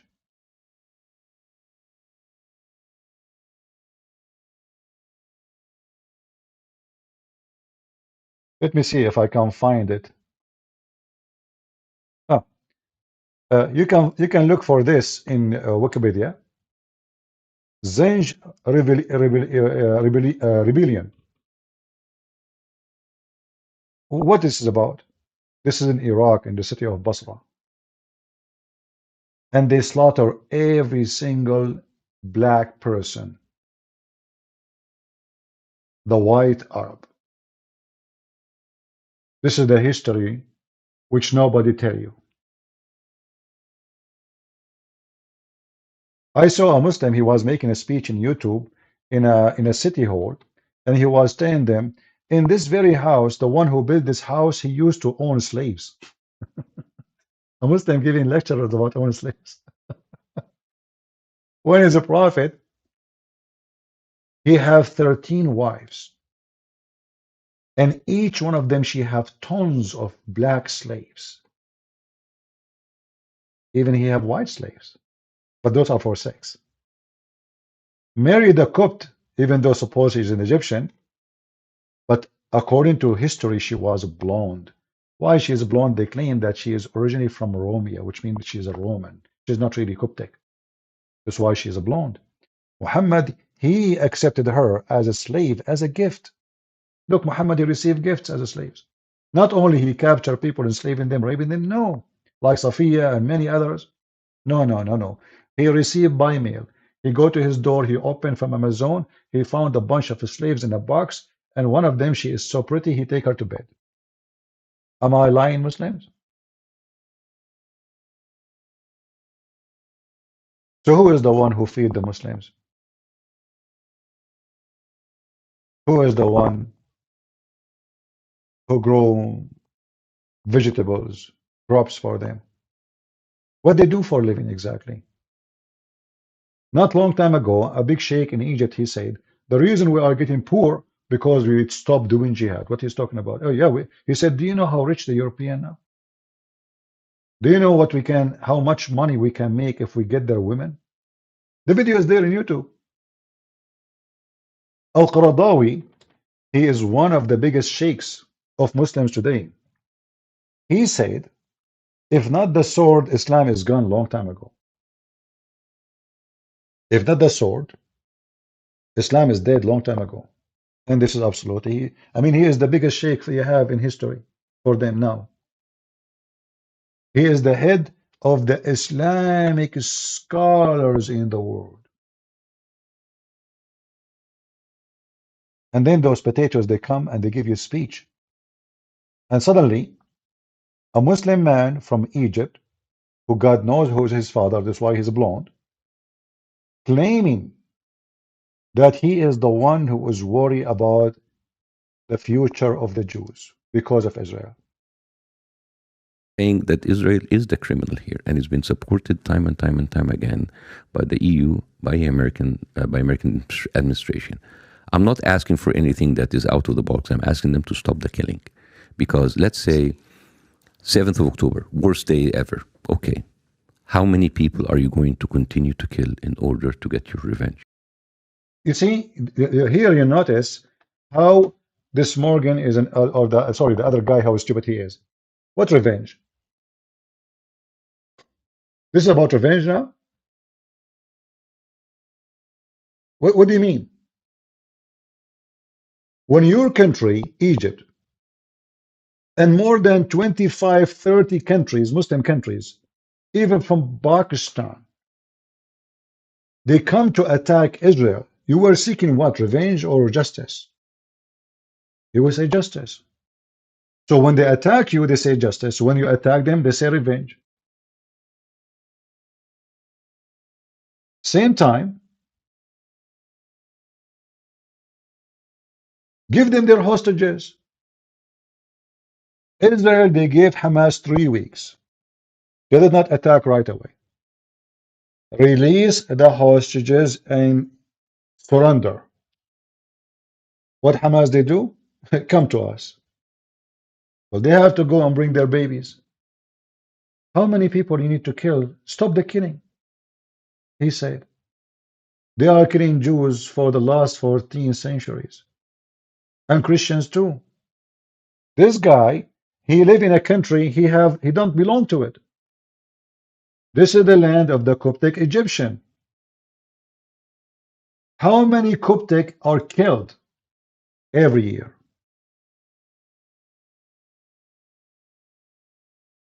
Why you live in Egypt? Who gave you the permission?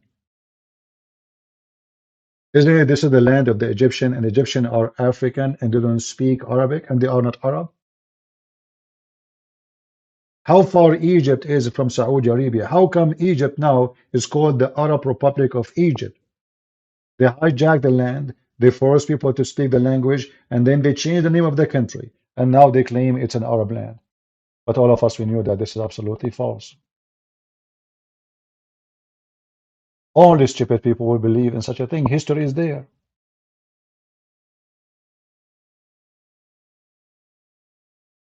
They love to lie.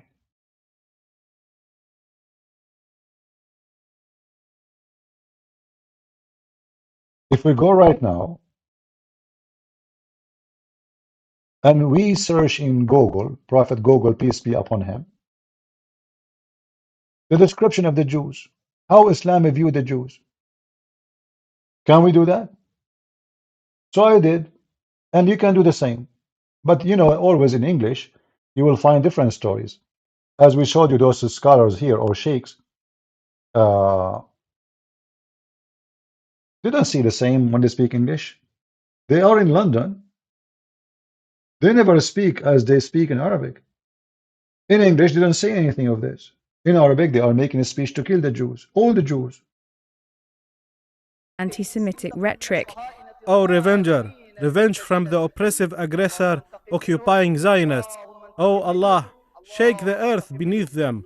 Oh Allah, limit their number, kill them indiscriminately, and do not leave any of them alive. Rhetoric that in some cases is as violent as that of Abu Hamza, the known hate preacher who delivered sermons at Finsbury Park Mosque.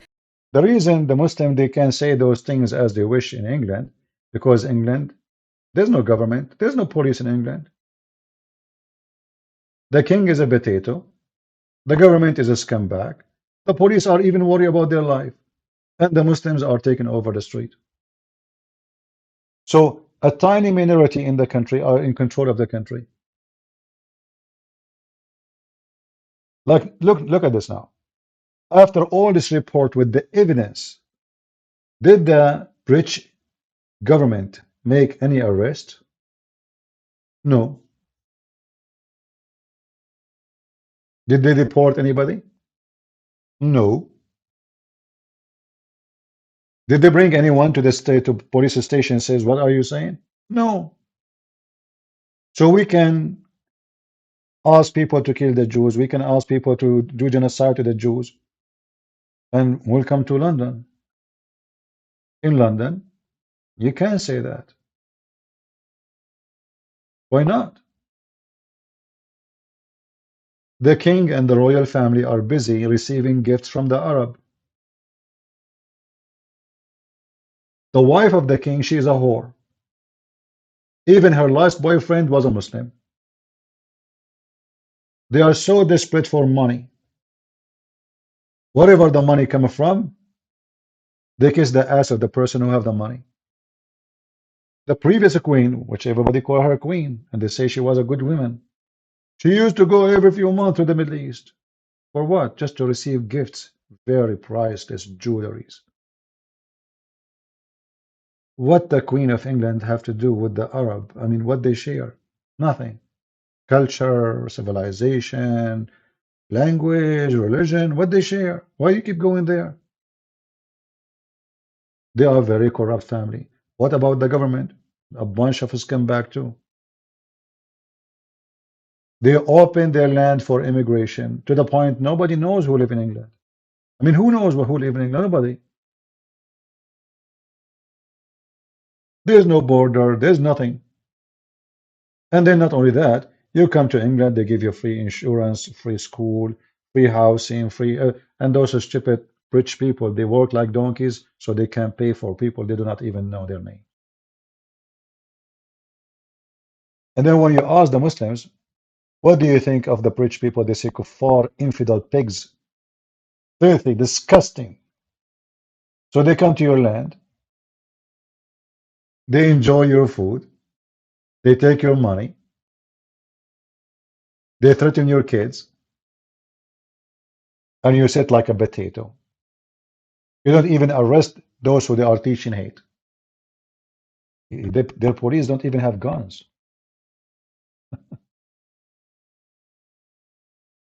Their police don't even have guns. I mean, what kind of a police, what kind of a country we are talking about?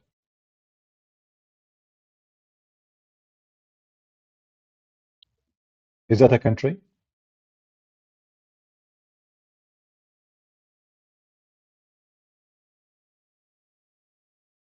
Is it really a country? And the rest of Europe is the same, like most of it. They curse you, they call you names, they want to kill you, they spit at you, but they die to come to your country. They cross the sea.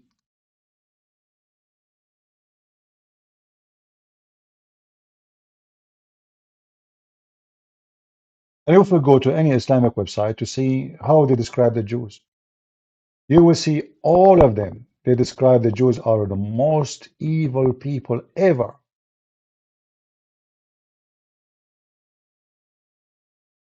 Any Muslim website.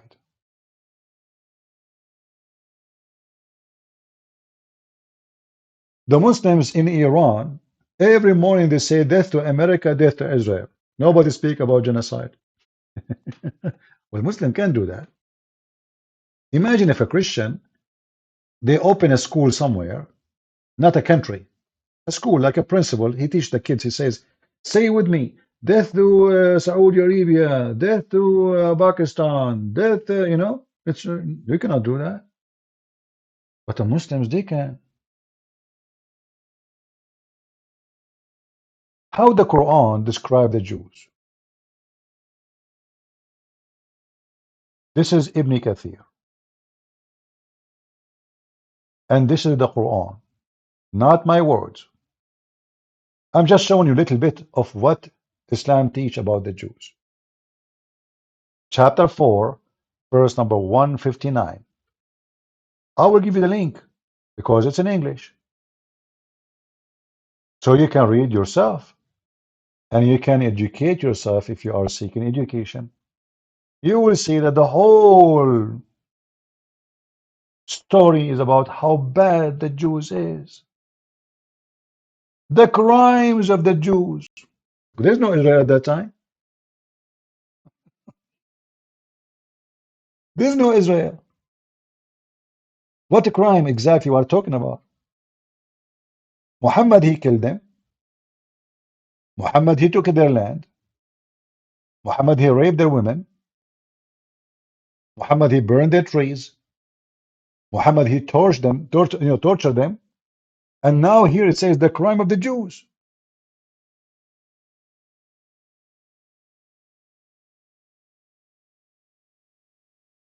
Hey, Kevin, I'm helping them. Don't you know? Like me, myself, when the terrorists, they attack America, I joined the USA Army.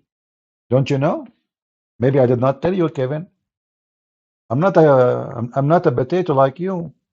You are just a Muslim who don't follow Islam. When it's time to defend ourselves, we are the men. You are not. You run. You go like a rat in the tunnel. When you come to women and children, you are a hero and you record yourself. Allahu Akbar. When you meet the real army, you hide like a rat. All of you. When the Israeli army went to Beirut, all the way to Beirut, where is Yasser Arafat? You know, guys, in Lebanon, the Israeli army, they landed in the highway and they captured a big sheikh for Hezbollah. And even the Israeli army, they landed and they have dogs with them. I mean, they are coming for like a hunting trip. And you believe it or not a single terrorist from Hezbollah appeared. They got the guy. They got his bodyguard. They took everybody. They put them in the helicopter. They fly. They walk in the street before that to check around. Then they fly. And then 15 minutes after the Israeli left, Hezbollah fighters, they came in the street and they start shooting at there's nobody. They are gone. The crimes of the Jews. Who's talking? The Quran. The sin mentioned here among many sins that the Jews committed, which caused them to be cursed and removed far away from the right guidance. The Jews broke the promise and vows to Allah took from them, and also reject Allah ayat, meaning his signs and his proofs and his miracle. They are talking about what? Muhammad. You see the crimes? Are you with me? There was no Israel at that time. But they are talking about the crimes of the Jews. And they killed prophets. If you ask Muslims, okay, who is the prophet they killed? They cannot give you a name. Hey, Kevin, you are the only Muslim here, maybe, properly. Can you give me the name of the prophet the Jews killed? I'm not saying according to our book. I'm saying according to your book. Give me the name of the prophet the Jews they killed. Go ahead. What Muhammad is talking about? According to Islam, even Jesus was not killed by them. So they killed who?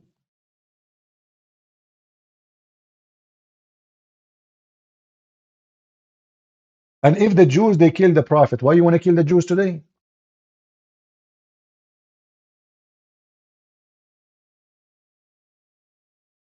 Isn't it the Arab?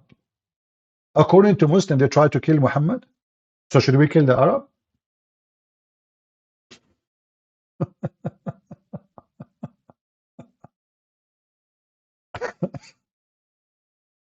Now the description of the Jews.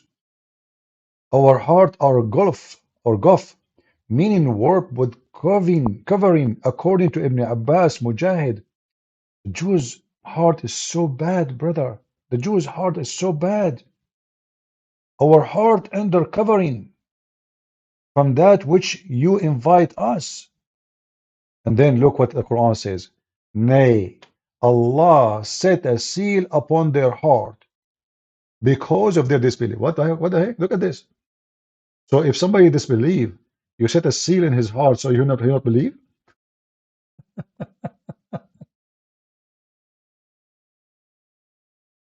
Oh boy. Anyway, I'm not going to keep you longer. I hope we cover, and as you see, this is their books. You can read.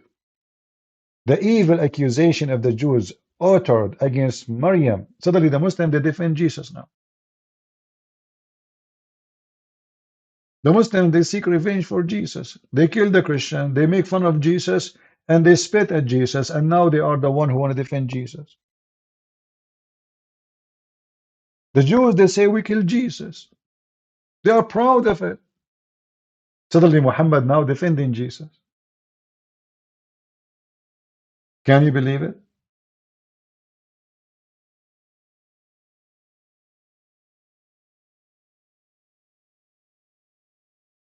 The whole story is they said to Muhammad, you are a crazy man. You are filthy. You're a scumbag. You're a liar. We got you busted. And now Muhammad, he tried all his best, by the way, to divide between us and them.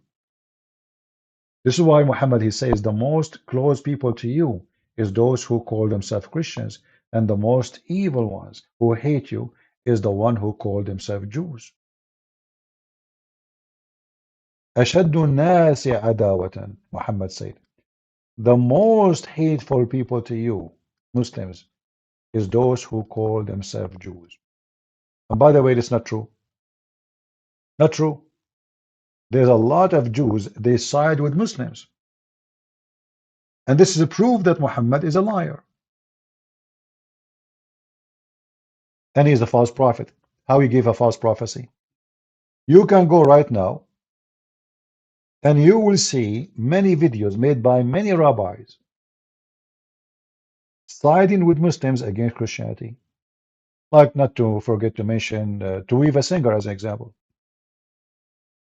There's many Jewish rabbis that say, we as Muslims, we have no problem to pray in the mosque, but we will never pray in a church.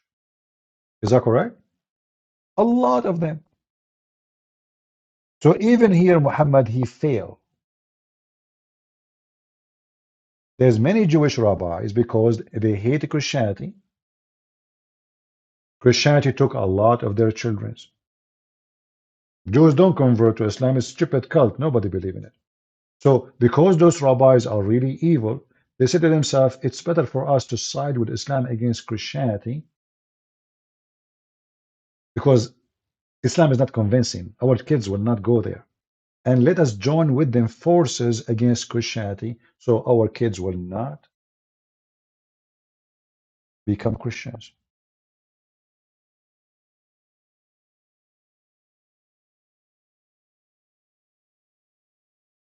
So the Muslims, no. The Jews, they said, many rabbis, they say, we can pray in a mosque, not a synagogue. I can play the video for you.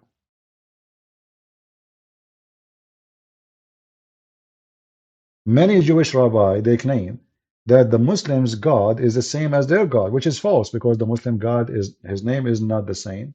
He is not a spirit. And everything about him is different from the God of the Bible, you know? Even heaven, nature, everything. But because of those, you know, rabbis who they have hatred to Christianity, you know, like the enemy of my enemy is my friend. You know what I mean? So because they are foolish, they think if they side with Muslims, they can save themselves. And this is what they did, actually, many of them, in the time of the Spanish, when the Muslims attacked Spain. When the Muslims attacked Spain, some of the Jews, they joined Muslims. In fact, they were working for Muslims during the time of occupation. So when the Spanish, they freed their land, the Jews, they moved to Morocco. This is why if you go to Morocco, you will see that the Jews there, maybe they are the only country. Jews have a better place than other places.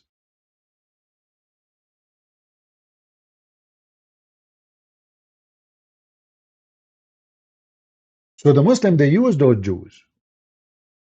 This is why you see this man, Youssef, is using those Jews who say not in my name to attack the Jews. For us, we expose every liar. Doesn't matter. He is a Jew, he's a Christian, he is a Hindu, he's a Buddha. Doesn't matter. So yes, there's many rabbis who they are very evil, and they are willing to side even with Hamas against us. Like you see, this guy Tuiva Singer, not a single video he made after October 7 against Islam. Why? Every single video he made since then until now is the same as before against Christianity.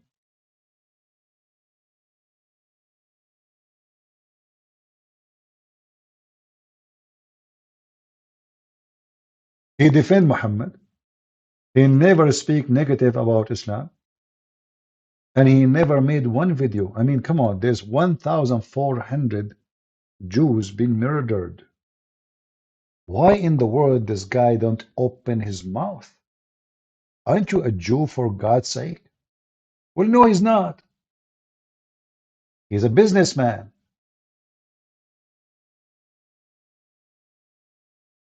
All his videos is about insulting Christianity and defending Islam. Never, not even a single time, he says something negative about Islam. So, my friend, we know those people. There's many false rabbis, but that will not change anything. For us as a Christians, we say things as it is. We will not hate the Jews because there's some filthy rabbis. No. Everyone goes where he belongs. The one who is doing bad, we say he's doing bad, and the one who is doing good, we say he's doing good. It doesn't matter if he's a Christian, he's a Jew, he's a Hindu, he's whatever. In the same time, we as a Christian, we understand very well that the Muslim, they have a strategic plan since the time of Muhammad, divide and conquer. And this is why we see here in these verses that Muhammad, he tried from the beginning to divide between us and the Jews. So he said, the more you will find the people most hostile toward believers are the Jews and the polytheists. And you will find the nearest in affection toward the believers are those who say we are Christians.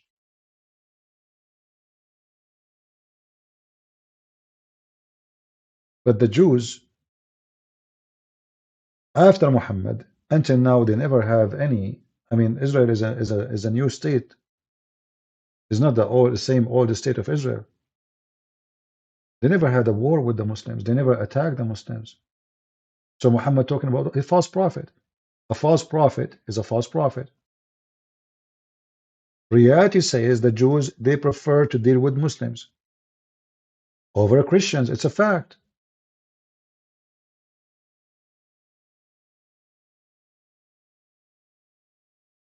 But that will not change the fact too that we as a Christians, we will not hate the Jews. They want to prefer the Muslim, go ahead. They defend Islam against Christianity, no problem. You can say as you wish, you can believe as you wish. We believe that you have the right to believe in whatever you want. However, we as a Christian, we believe that only Jesus can save you. It doesn't matter who you are. You are a Jew, you are a Hindu, you are even if you are a Christian, if you don't follow Jesus, as he said, you are not saved. This is what Jesus said. You have to be born again. You have to be born again with the Christ. Here Muhammad trying to divide us so he can conquer us. So here he made the Christian think he is not targeting them, he want to kill the Jews. But the fact is, as I heard when I was a kid, I could not understand why the Muslim keep saying Saturday first and Sunday second. What does that mean? I mean, why didn't say Friday first and Saturday after? And why? What does that mean? Later I learned that Saturday first and Sunday second or after, that means we kill the Jews first and then we kill the Christians after. It's just a matter of time. And those stupid who they call themselves a Christian, they support Hamas and they are defending so-called Palestinian. They don't know that they are defending the one who they are going to come after them. If the Muslim, they finish every single Jew, who is going to be next the target?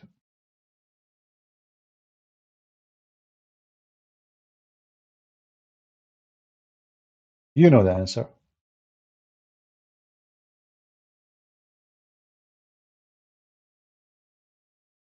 Muhammad, he said, I've been commanded to kill all mankind. Not only the Jews. No. All, what his name, Mimi Hijab, he have a video says, yes, the Prophet, he commanded all, not except the Muslims. Yes, he will kill all mankind except Muslims. He's being smart, supposedly. So I've been commanded to fight and kill. You see the word fight here is uqatil. Uqatil, which means to fight and kill. The word qatala means kill. This is what the word uqatil means. Uqatil is a verb of continue attack. I'm going to attack you. Until. So if you are a Hindu, Muslims being commanded to kill you. If you are an atheist, they will kill you. If you are a Buddhist, they will kill you. It doesn't matter. If you are not a Muslim, they will kill you. It's in front of you. Not only that, Muhammad, he made it clear that nothing can protect your blood and your money, which means they will rape your wife, they will take your kids, they will take your property. Nothing will protect you from my hand. Nothing will save your blood and your property except converting to Islam. So the threat of Islam is not only for the Jews. The threat of Islam is a global. This is a global terrorist, satanic belief. It's a gang belief. Not only that, Muhammad, he claimed that the best of mankind is the Muslims because they will bring you with the chain around your neck like a dog. You see, I am not a person who makes speeches. I show whatever I say. They make speeches, I don't. If any one of you can say I'm lying, get me busted, please. Is that your prophet saying that? You are the best of people ever raised for the benefit of mankind. This is the Muslim translation. This is the Muslim website. This is the Quran, chapter 3, verse 110. It's not Christian Prince. What does that mean? You know, it sounds good actually. The benefit of mankind. It doesn't say harm, it says benefit. But look what it says after. The best for mankind are those who bring them with the chain round their necks till they embrace Islam. Do you see it? Do you see it, people? Does it say the benefit of mankind? Which means who is the target? People tell me, who is the target? Is the target only the Jews? Or the target is every single human being?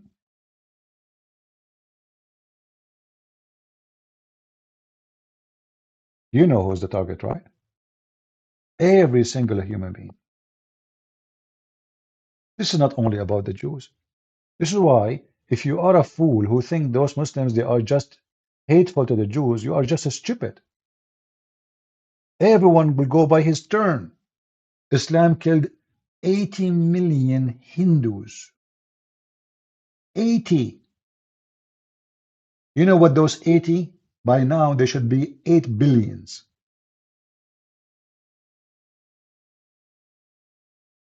Islam occupied all the way to China. Islam took all of Europe. Islam took Spain. Islam arrived to France. I'm not joking. This is history, and history will repeat itself. Because there's many stupid, left-minded hippies. They think that those people, they don't want anything from you. And not only that, in fact, the Muhammadan, they say to you, you know, Islam will dominate the world. They are not even hiding it. Dominate what? What does that mean? Like people will convert? No, we will control the world. And then what we do? Behead those who insult the Prophet.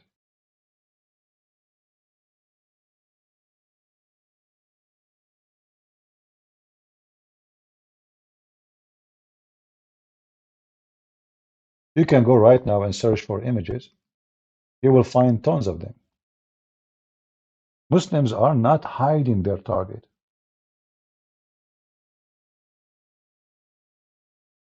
Those hippies, homosexual, left, atheist, Biden, those are mentally ill people. They don't know what they are seeking. They are not hiding it.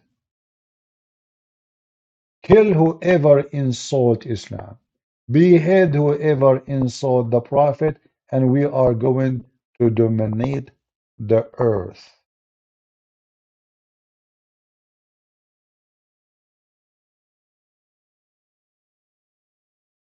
Jihad, Islam, kill, hate the Christians, hate the Jews, hate the atheists, hate the Hindus, and then the stupid left in America and in Europe, those hippie with colored hair and rings in their nose, ring in their toes.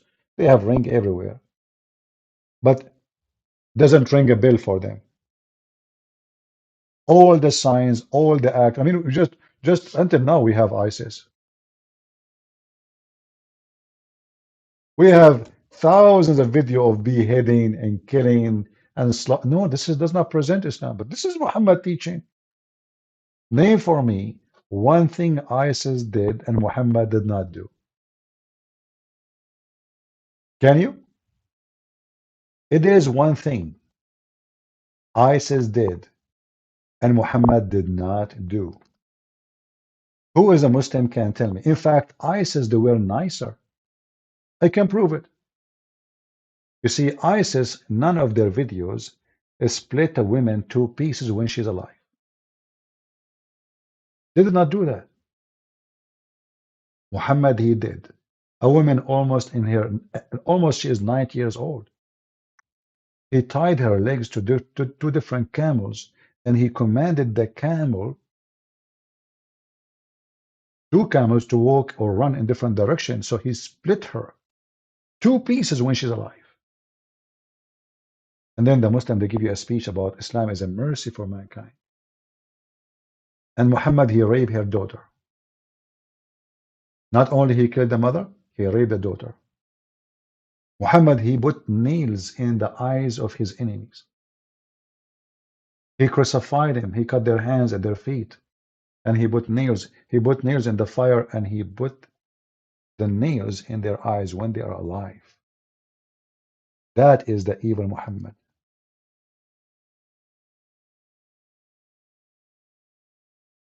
An image nobody wants you to see. If we make a movie about that, and by the way, if you read the story, the Muslim, they will say to you, oh, they killed the shepherd and they take animals. Those are their animals. Those are people who converted to Islam.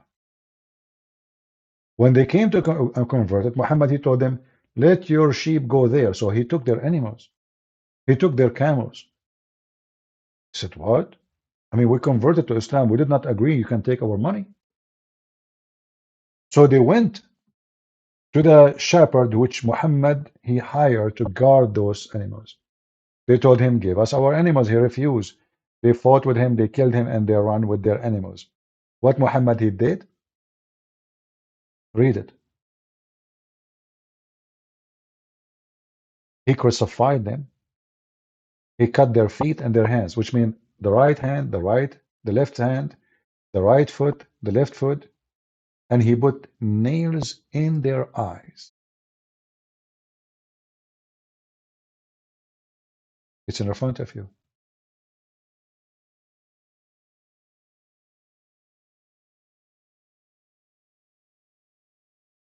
The prophet of mercy. And then the Muhammadan, they try to tell you that they are people who follow a merciful prophet. Islam is a religion of peace, and Islam means peace, which is absolutely false. Islam means surrender. Do we have any Muslim would like to call me? My Skype is open. If you are new here, don't forget to subscribe. How is the sound going, guys? Is it good? Is the sound going good? As you see here, we don't make speeches like those people. Those people make speeches like those, those TV program, or they are deceiving. They are deceiving. So this guy, in his show, he bring you people who they are manipulating the truth, fabricating history, flipping everything upside down, and he's set like a mule. He don't. You see, I don't mind if this guy he join me live on air right now. I will be happy to have him because I will get him busted. That will be actually a gift for me. But those programs, what they do, they bring a guy and he switch history upside down. He make the black white and the white black and the yellow is red and the red is blue, and they switch everything. They fabricate everything, and they don't say what. No, hold on. what you said is not true. No, they said they're submissive.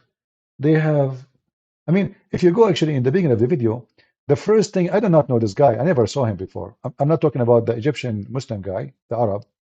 He's not Egyptian, actually. He's a Muslim Arab. Look at him. A clear sign of stupidity in his face.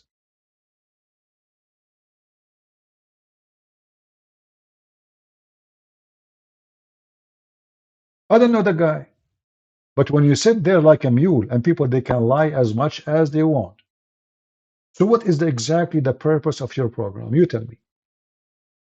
Let us say I have a TV station. I bring someone to say the earth is a flat.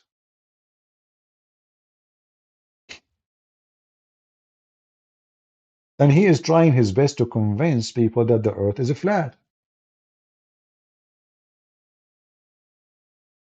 So don't you think I'm trying to help him to convince more people that the earth is a flat by having him? Especially if I don't oppose what he's saying?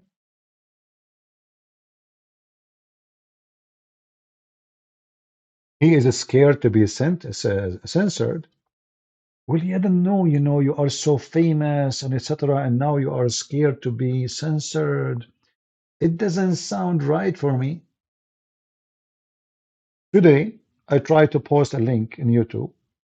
YouTube is asking me to verification. What verification? They want me to make a video of myself or picture of my ID or passport. What is the third option? Hold on.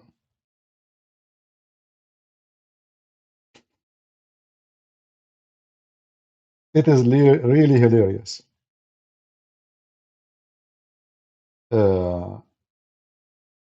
Use video verification. Approval time usually up to 1 day. We will help you to create 30-second video of yourself. Number 2 option. Use your valid ID. Approval time usually up to 1 day.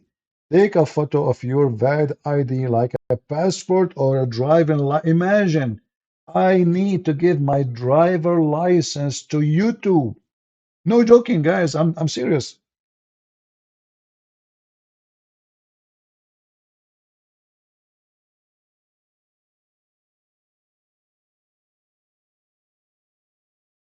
All of this because I want to post a link in my channel, which have more than 156,000.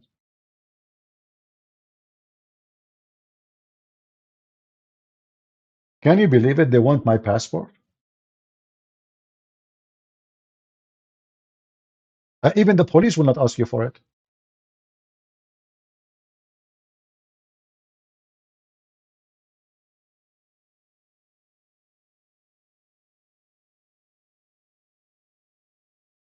And the funny, yeah, I mean, YouTube, they know who I am. I mean, you see, do you think Google have my emails, Google have my address, Google have my phone, Google have everything.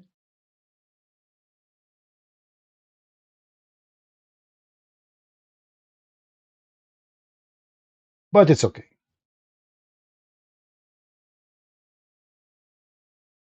We will get them busted, doesn't matter where. And it's too late to make me nobody. It is too late. My books is all around the world.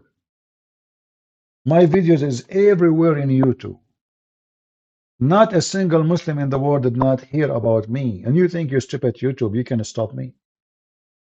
I can open a channel right now. And I will have many people, they are going to subscribe. I can start from scratch, so what? Who care? But we are here to get you busted anyway.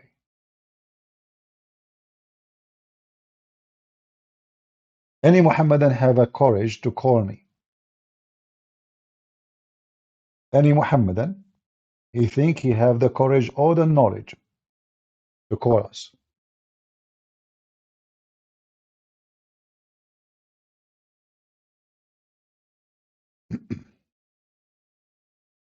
Any Abdul? Who is a person, he is a Muslim, He lied to get me busted about something I said. Maybe I'm lying. Anyone? Don't you think you Muslims, you can get me busted?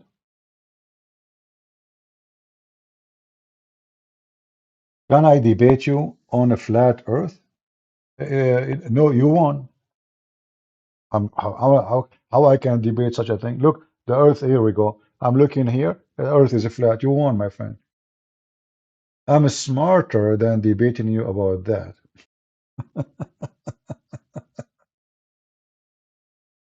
I don't have time for idiots. Do we have any Muhammadan here? I can debate you that your brain is flat.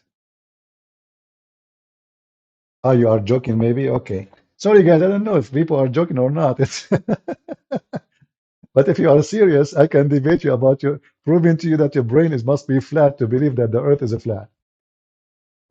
Last time I was flying, not, I mean, essentially ago, I did not see the earth flat. It was curving. It was weird. I think that was an illusion and delusion. Debris. Oh no, the Jews. The Jews, they put black magic on me. Yeah. Let us blame the Jews. All right? Like, the Muhammad, he blamed the Jews for anything. Even when his penis is not functioning, he blamed the Jews. I don't know if you remember that. Maybe for the new ones, let us show them. Muhammad, he cannot have sex no more. Muhammad, he is imagining things. He think things happening but never happen. Muhammad having sex with the pillow and the goat. Muhammad, he think he's having sex with his wives. Muhammad now need to find a solution. What he will tell his wife, why his penis is not working.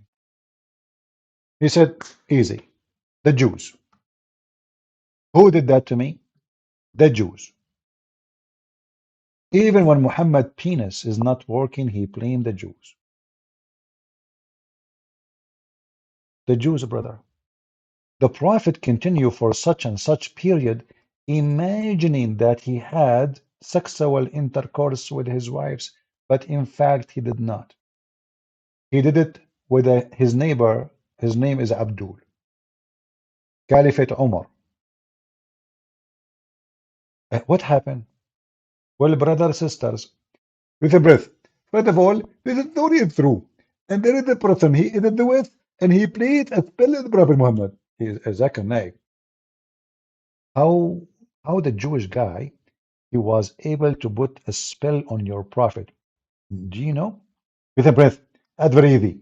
In the book of Hadith, it said, Hadith number 0002000. It said that the guy, he took some hair from the camp and he did it with the Prophet Muhammad. So, hold on.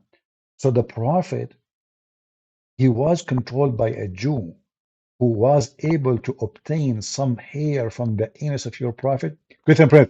First of all, the Hadith did not say where the hair coming from. Therefore, we are not sure. It's from his anus or from his nose. Okay, what anus or nose? Okay, where he get the hair from? Is like your Prophet, he used to go to a barber shop. There's no barber shop at that time. So how the Jewish guy, he got the hair? Muslims, anyone can explain it to us?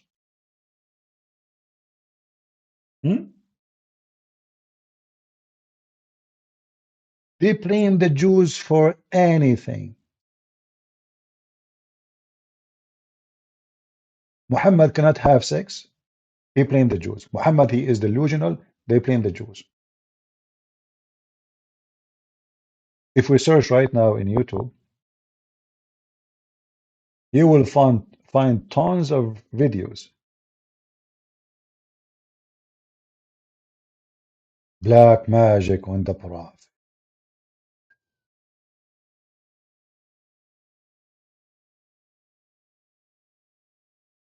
Oh,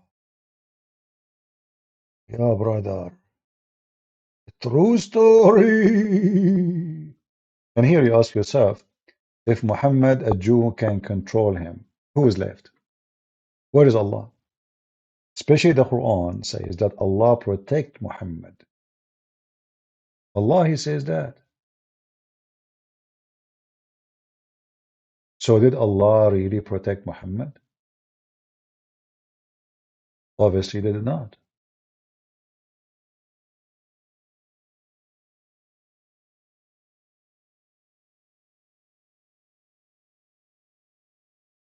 Let's see if we can find you.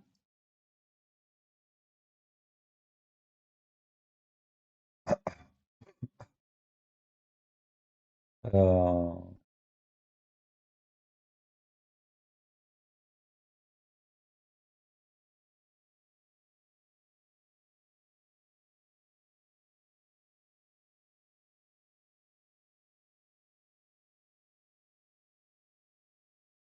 let us see.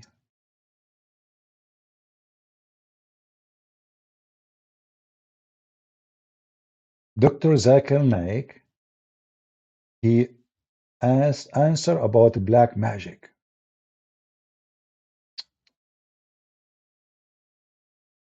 Let us see.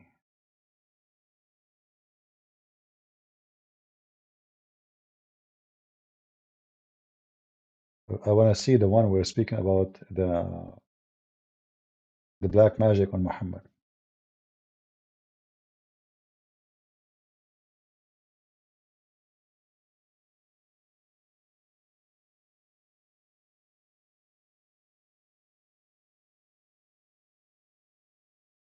Let us see. It look like Zakir Naik don't have a video about it. Let us see a different one.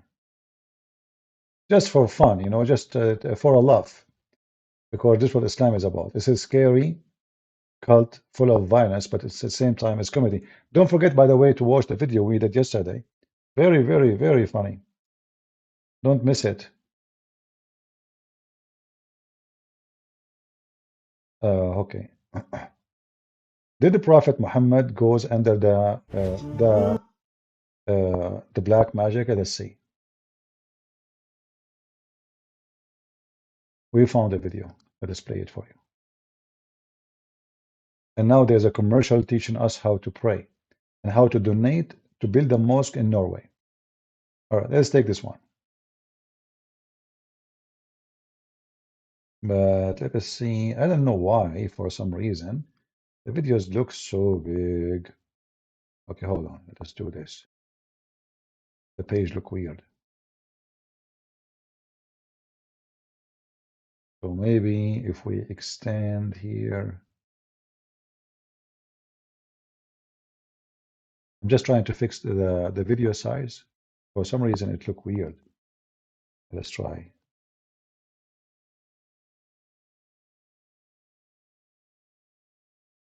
Now it's getting better. So look at this. Somebody asking about the Prophet and the black magic. Listen carefully. That you heard that magic is a fact and the Prophet ﷺ suffered from magic. Is this true? And what happened to him and the Sharia during the Wahy, during the time where he was under the magical spell?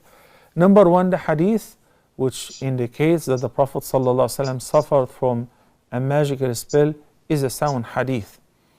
And it was for a whole month, and it affected him ﷺ, but it does.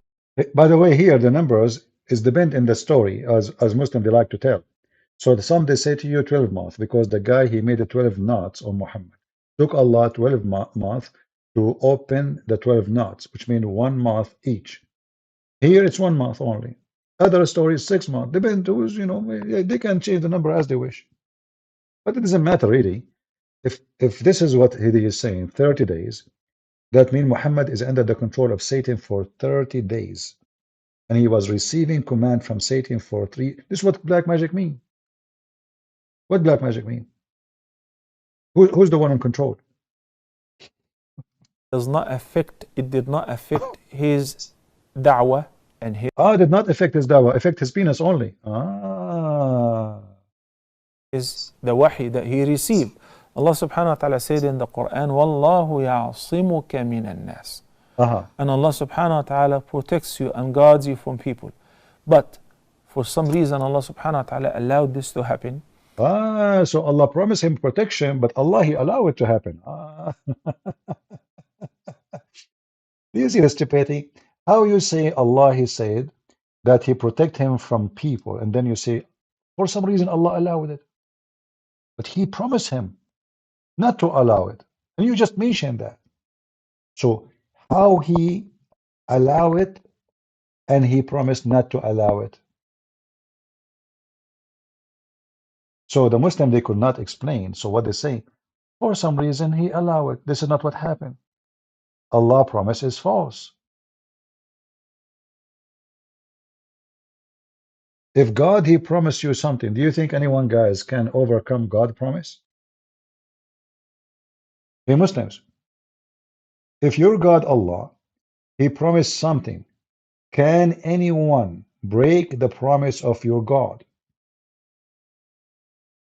Can anyone destroy the promise of your God? Well, if there is a Muslim he want to call, he can call me. Skype is open. Oh, we have somebody trying to contact us. Let us see.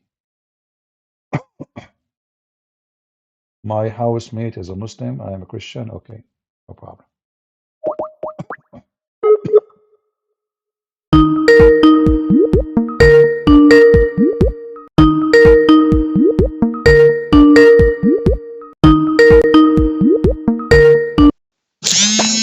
Hello? Hello? Yes, mute YouTube, please. Yeah, I just did sorry, it. Yeah, mute hello, Rumble, Christian sorry. Chris, my friend. Let me Mute just Rumble. call my housemate. He told me to call him once you responded to my message, and I will call you back. Okay, sure. All right. Thank you. Yeah, he have a housemate. He said he's a Muslim, and he told him when he respond to you, let me know. I will come, which is good. So please invite your friends. We have a Muslim. He is going to defend Islam, which is very good. I like to hear Muslim defending the religion because always they end leaving Islam. So guys, what do you think? He will leave Islam or he will stay after he called me? Do you think he will be able to give any defense for anything we say? We will see. He will be the witness. I don't know who is this Muslim. I hope he have a good knowledge. Because the more knowledge he have, the better the conversation will be. Conversation with the foolish ignorant, it's not a conversation, right? I mean, a foolish man, he can say whatever he wants. You say to him chicken, he say duck. You say a goat, he say a camel. And he will be stubborn. Educated person, and he is serious about what he is going to say, is way more comfortable with speaking with someone ignorant. However, there's many of them, they are just liars, which means they knew you are saying the truth, but they try now to defend by lying, which is allowed in Islam.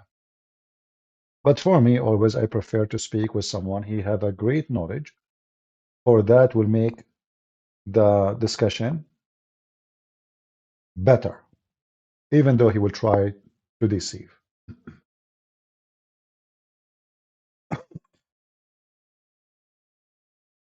We are waiting for them to call us. He is calling his housemate, and we will go from there. Invite your friends. Look like we will have a hot discussion with I am assuming that he have something to say. Otherwise, he will not step in, right? There's no way he do nothing, and he is going to debate me or argue with me.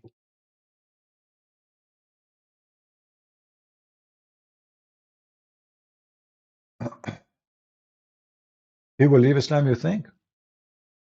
Well, I don't know. I mean, sometimes things take time.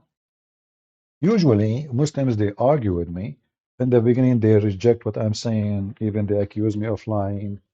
They consider what I'm saying absolutely not true.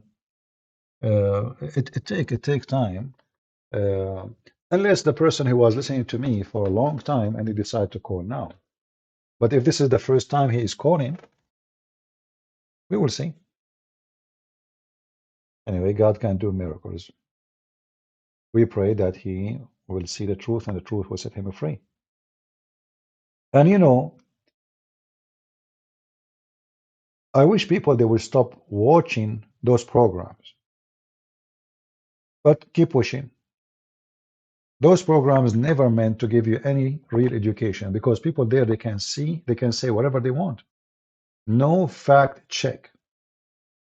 And any place there's no fact check of what people say, it's a rubbish.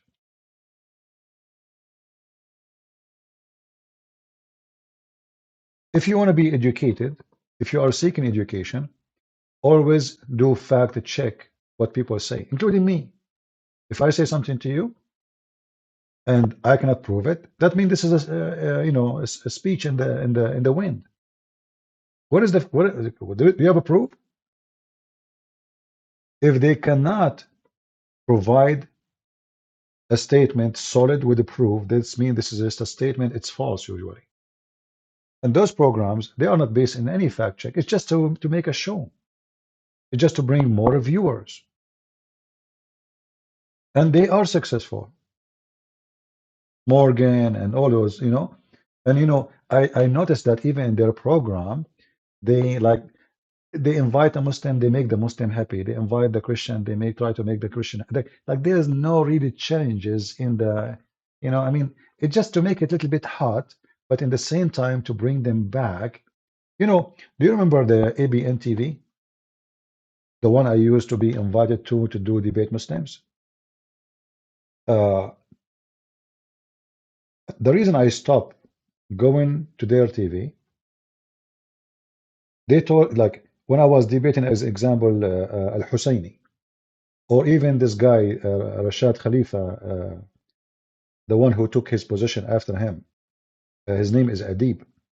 So before I go live, they told me, please be nice to them. We want them to come back. I said, what hold on. What do you mean? He said, you are so tough, and we don't want you to just to destroy him like this.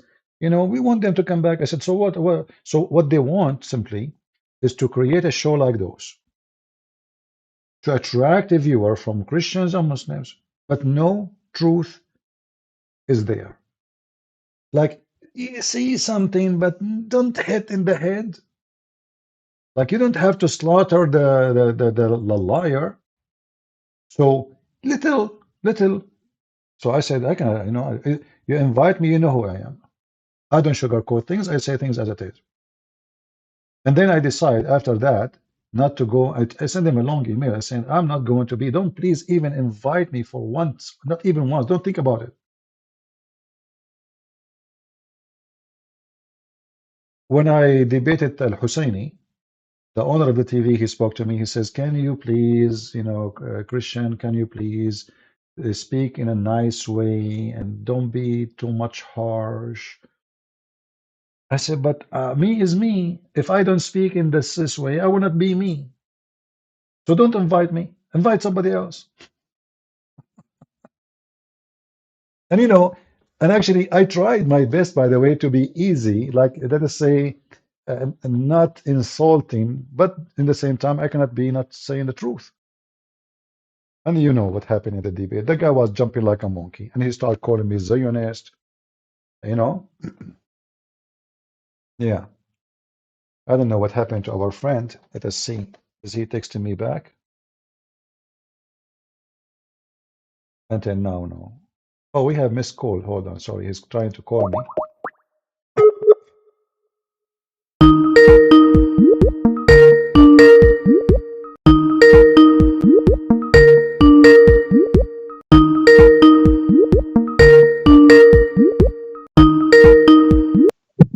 Hello?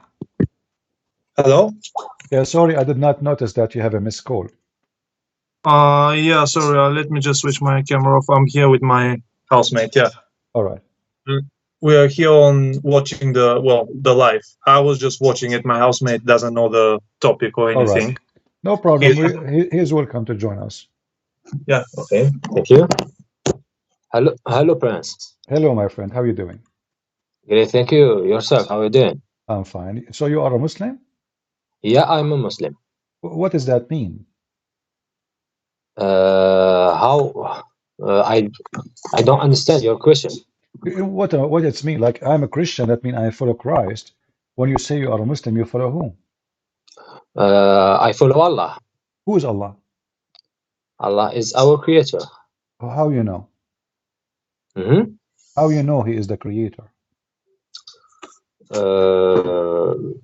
Be- I don't know that that is his creator. I can see him, but I know that there is a creator. Yeah, but how you know it's Allah? I know it's Allah because there is the most powerful creator than us, than humans. You know, he is more powerful than us. Okay. You see, did you go to school? Yeah, I have a master's degree. That's wonderful. That means you are very educated, not like me. I have high school only. So I want to ask you, like, as long as you I have a couldn't master finish degree, high school. Me, I'm the Christian, my friend, and I couldn't finish high school. I barely finished it. So okay. So I wanna say, as long as you are educated and you have a master degree, how the baby is made? Is it true that the sperm become a blood? Yeah, that's scientifically proved. Scientifically proved that a sperm become blood? That's we were sperm before we. No. I'm not saying that you were okay, but is it what the science teach that a sperm become blood and then the blood become a meat and then the meat become a baby? Is that what science teach, or this is false? Look, I'm not. This is not my field because I studied renewable energies, photovoltaic conversion. Oh, okay. But in cases I can search about that. I can search how You can this search because the Quran said that when Allah created the child or the human being, the sperm became a blood, dead blood. And you know that dead blood, like you know that the clot simply is a dead blood will be hanging in your skin if you have a cut or if you injure yourself. So how Allah is the creator, yet he do not know how the baby is created? You know, this cannot be from God. This must be someone don't even have a high school. A person who have a high school, he knew better. But in the Quran, in chapter 23, verse number 14, it says that Allah he made. Huh? You said chapter 23. Chapter 23, verse number 14. Verse number 14. 14, Okay. yes. Yeah, it says that Allah, He created Oh, from zero. I think from you the said. sperm. 40 or 14, sorry. Chapter 23, verse number 14. 40. Okay. No, 14, 1 4. 14, no, 1 14. 4. Sorry, my bad. Okay, okay.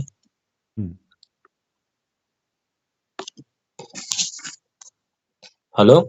Yeah, I hear you. Okay. I'm hearing you. I'm following you. Okay. All right. So if this is scientifically proven to be false, that means the one who made the Quran cannot be God. What do you think? That means the one who? The one who made the Quran, which is supposedly Allah, is not God.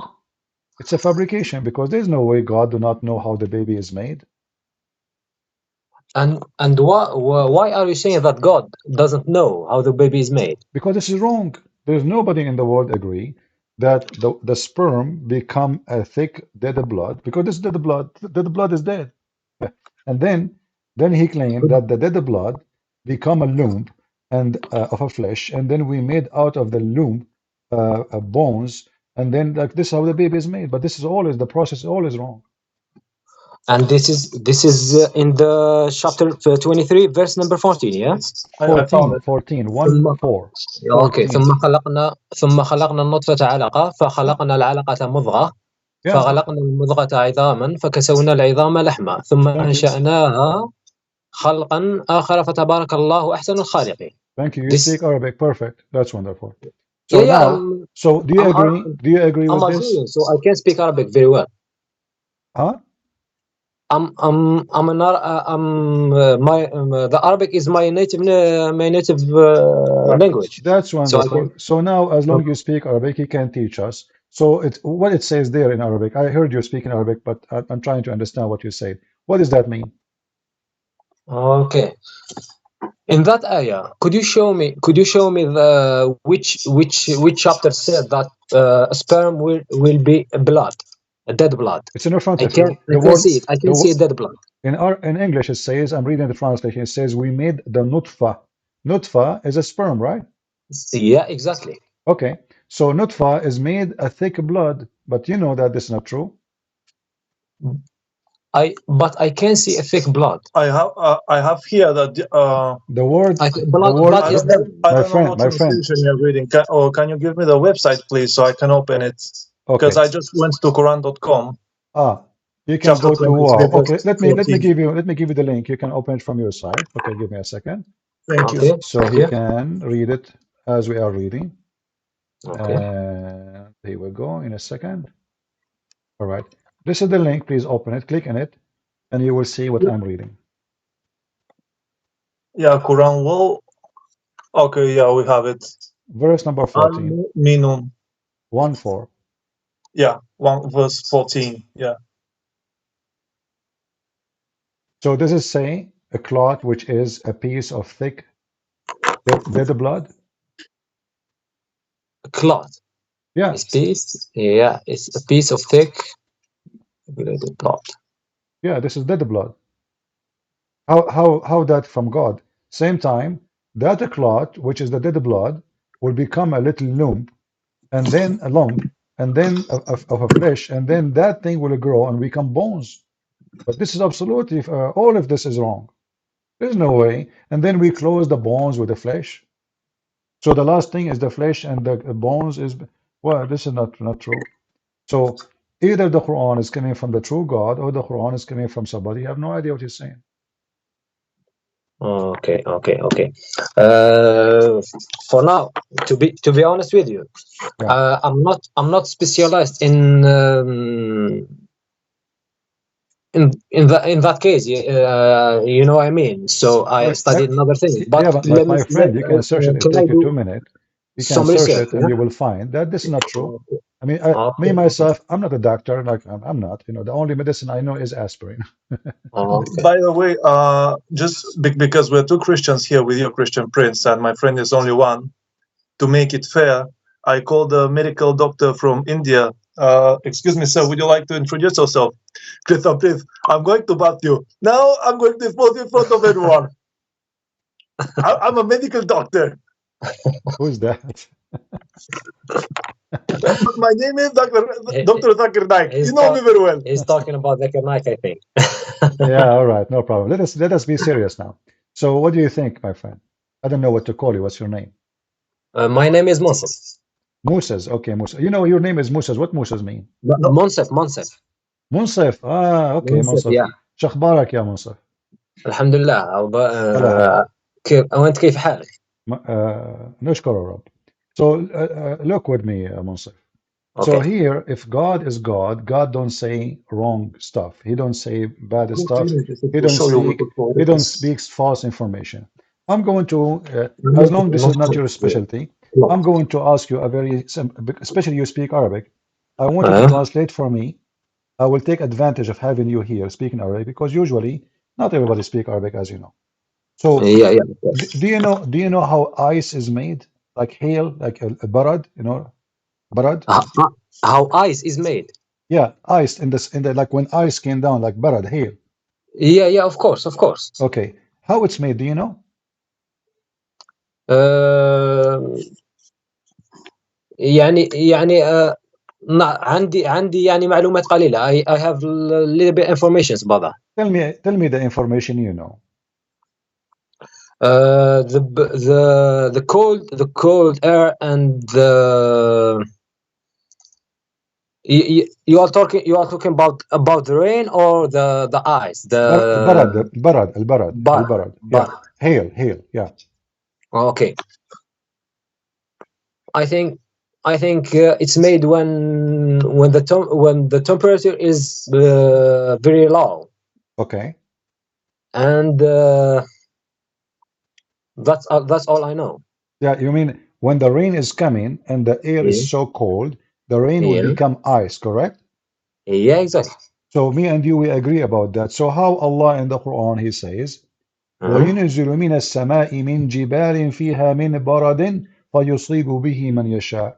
And Allah, you translate for us, chapter 24, verse number 43, the same chapter. Chapter 24, Chapter 24, verse number 43. verse number 43, yeah? 43. Okay. The same page you have it in front of you. Okay. This is easy. Me and you, we agree that rain, when it's come down, and if it's meet with cold air, the rain will become hail, that's all. But according to the Quran, Allah, He break hail from mountains in heaven, and He throw hail at us. Okay.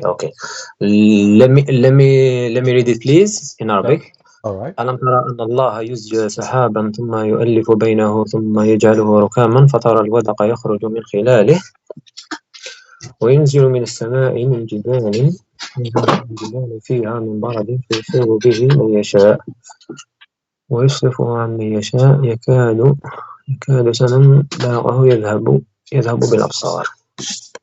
Okay. So what do you think? How God, He makes such a mistake?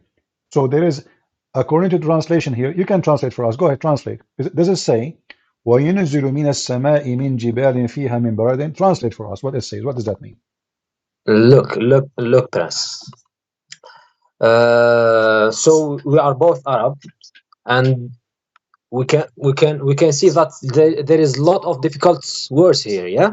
So if you don't mind, let me search more about. No, my friend, you already agreed with me. Everybody heard you saying, when rain come, go through cold air, the rain became ice. So you and me agree about it already. So how the Quran says that Allah, He sent hail from mountains in it? Does it say that, or I'm lying? Yeah, I see that, but I can't understand what is wadaq. Wadaq. Could you tell me what is wadaq? No. Al-wadaq is the you know, like humidity, rain, you know, water. So wadaq is water, yeah? Yeah, so water is coming, and now, okay, so here in front of us, do you see it says sahab? Right click. When it says sahab. Yeah, sahab, and then rain come, but then he claimed, and after that he continues saying, وَيُنْزِلُ. This is the second part of the sentence. This is not connected right away. وَيُنْزِلُ, and he sent down مِنَ السَّمَاءِ, from the sky, min jibalin, so from mountains in it, barad. So according to the verse, and you speak Arabic very well, Allah, He sent down from mountains in heaven, and you agreed about the translation, correct? Look. I know if you translate it like you said, min sama'in min jibalin, it will be like that. It will be like the ice is coming from the mountains. But I'm not specialist. That's what I'm saying. If you can give me just few moments, like 2 minutes, I will be searching. I will help you. Can we read the tafsir? Yeah, of course. Okay. And tafsir is made by scholars. I'm not going to ask you to read a tafsir made by someone in YouTube, someone he don't know, you know. So we will go to someone. He have you heard of who? Like, did you hear about Jalalain as an example? Tafsir Ibn Kathir. Ibn Kathir. Okay, let's go to Ibn Kathir. Give me a second. So this is the chapter 24, verse number 43. Okay. Okay, give me a second. 24.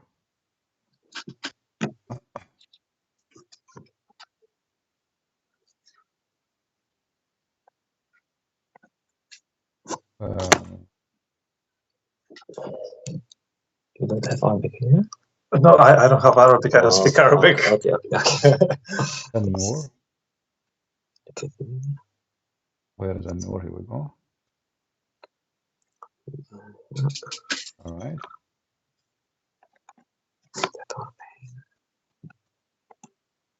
Oh, sorry. I think he might be showing it. He's showing it on the video. Yeah, yeah. Yeah, and I will give you the link too, so he can read with us. All right. So here it says,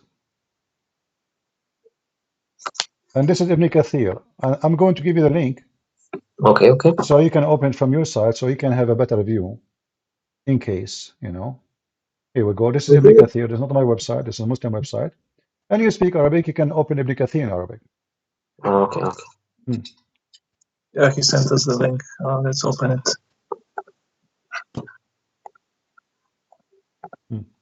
It says here, it's here.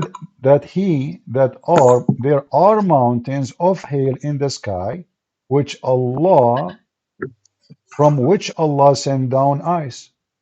Do you see it? 1 second, please.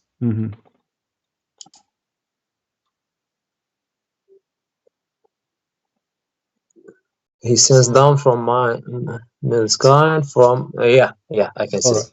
And now if we go to Al-Jalalain, just to show you more reference, or Al-Qurtubi or At-Tabari or anything you wish, we will find that they agree that this is about sending hail from mountains in heaven.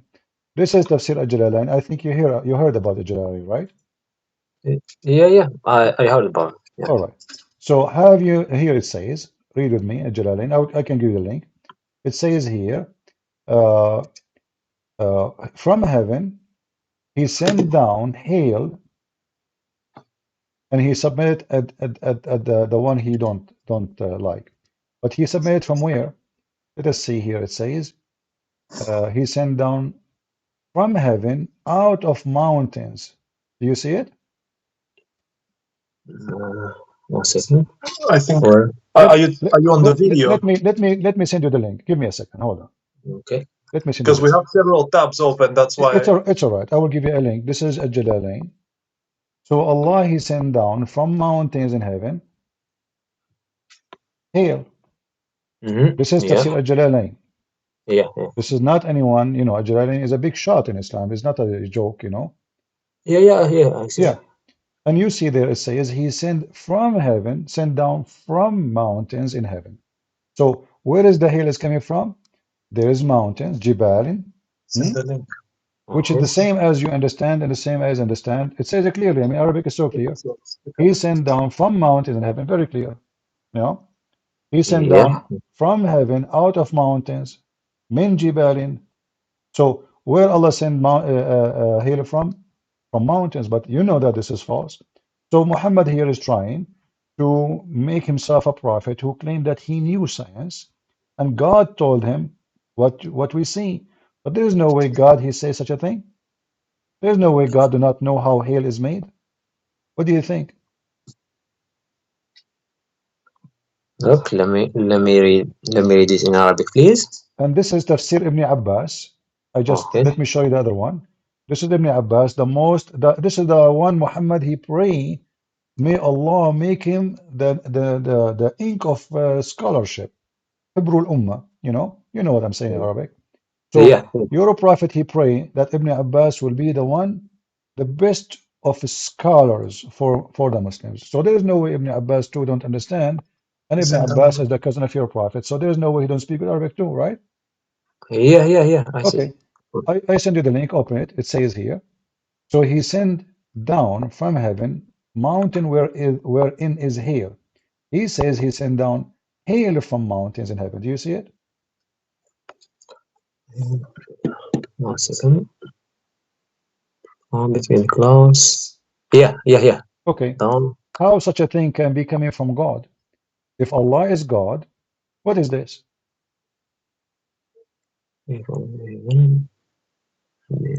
This cannot be from God.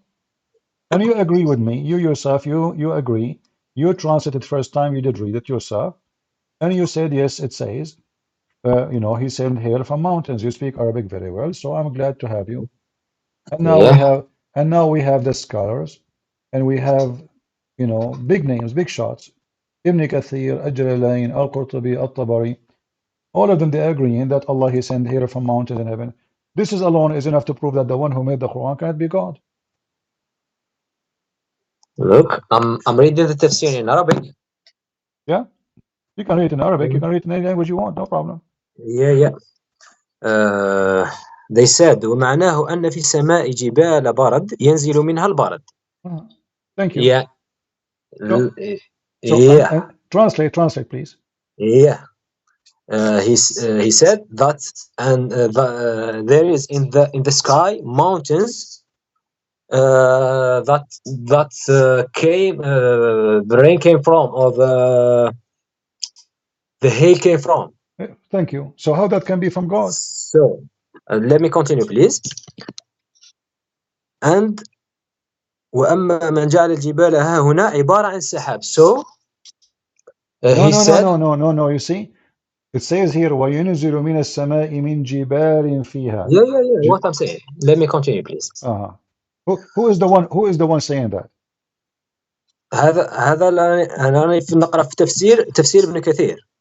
تفسير ابن كثير. وتفسير ابن كثير, look what Ibn Kathir is saying. As long as you are reading Ibn Kathir, read carefully with me. Okay. This is Ibn Kathir. He's saying. Shall we go to the video? 1 second. Yeah. I gave you the link anyway. It says here. Means there are mountains of hail in the sky, from which Allah He sent down ice. Correct? It says that. And then, as for those who say mountains here is used as a metaphor of a cloud, they think that the second men also used to describe the place which is the ice coming. So he is saying they think. So he's saying they are wrong. He's not saying he agree. Let me see, please, because I can't. Yeah, I have it in English in front of me. Here we go. This is a translation, so it's for easy translation, or you can read in Arabic. So he is answering those who they think that this goes back to the cloud. This is not him saying that. This is they think. This is what they think. Do you see it? Yeah. This is what they think. Yeah, exactly. Yeah, he's saying this is not metaphor. They think it's a metaphor, but this is not. As for those who say that mountains here is used as metaphor for a cloud, so he's now answering those people who claim that this is metaphor. Those are wrong. But sorry, let me ask you a question, please. If you are saying that Muhammad said that the rain comes from the mountains. Mountains in heaven, not rain, not rain. Ice.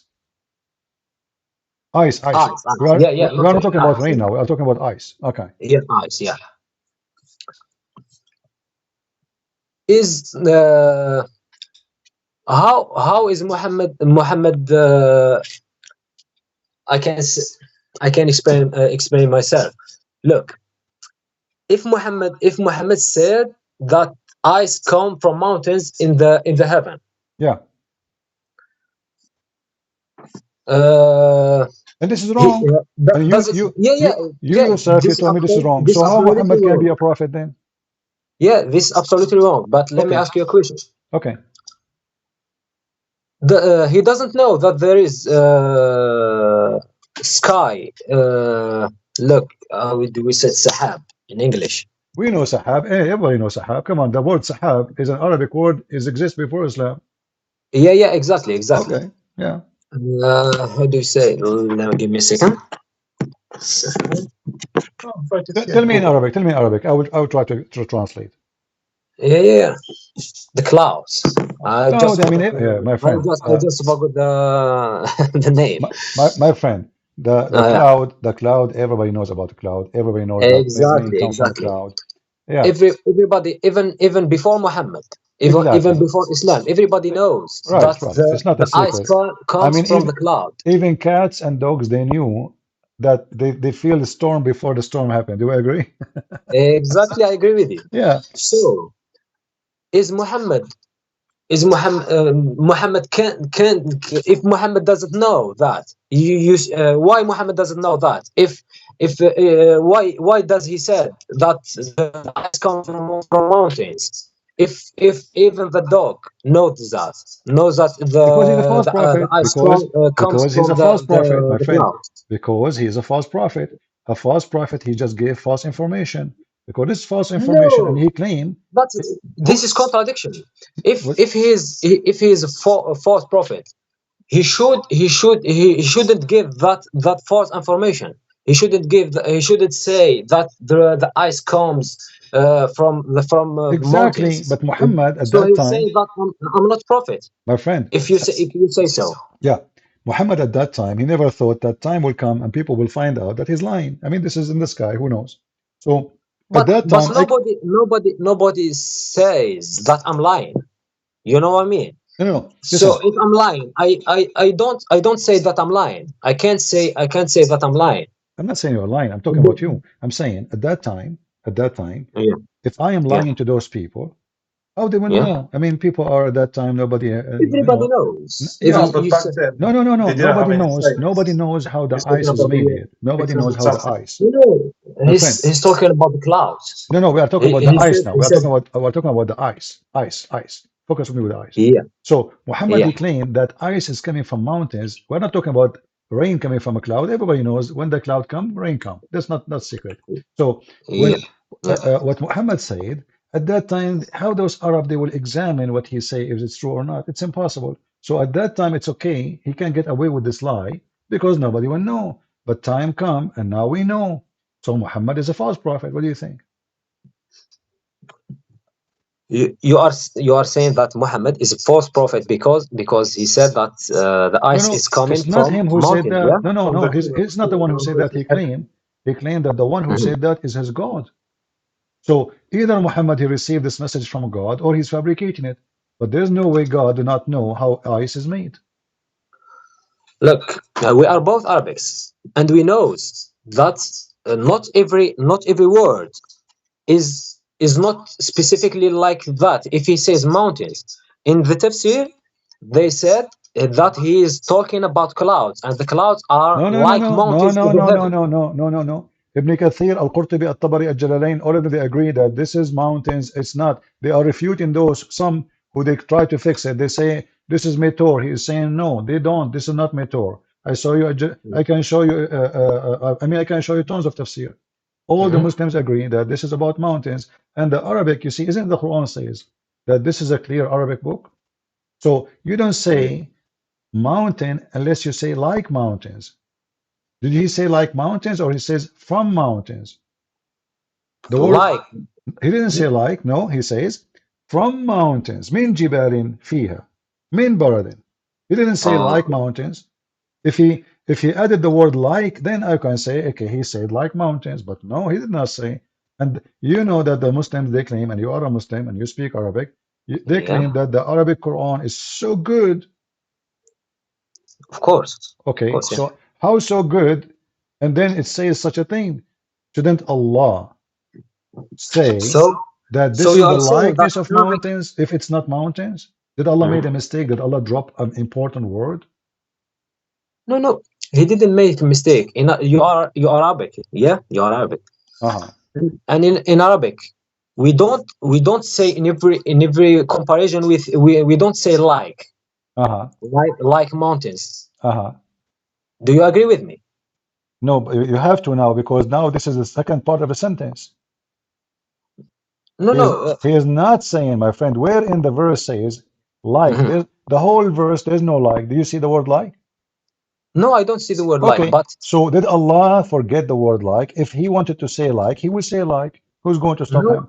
But he never mentioned it. But now, because we need to fix the problem, so we add words is not there, so we can fix the mistake in the Quran. That's what you are doing. He didn't forget the word like in Arabic. So why it is not there? Yeah, he didn't forget it because in Arabic we are not obliged to say like. It's not like English. It's not like English. No, here we go. You speak Arabic and I speak Arabic, and this is the Quran. We have tons of example about Allah saying the likeness. Kamathali Adam, don't you know? The likeness of Adam. So he can use the same word. You know, this is a parable or this is a likeness. So we do not need, you know, to now to say that Arabic is short of words. Arabic language is very huge, and you know, your God Allah, He keeps saying that the word. مثله كما could you my give friend me like 2 minutes to give you an example of sentence without the word like, if you okay, don't mind. go ahead. Okay.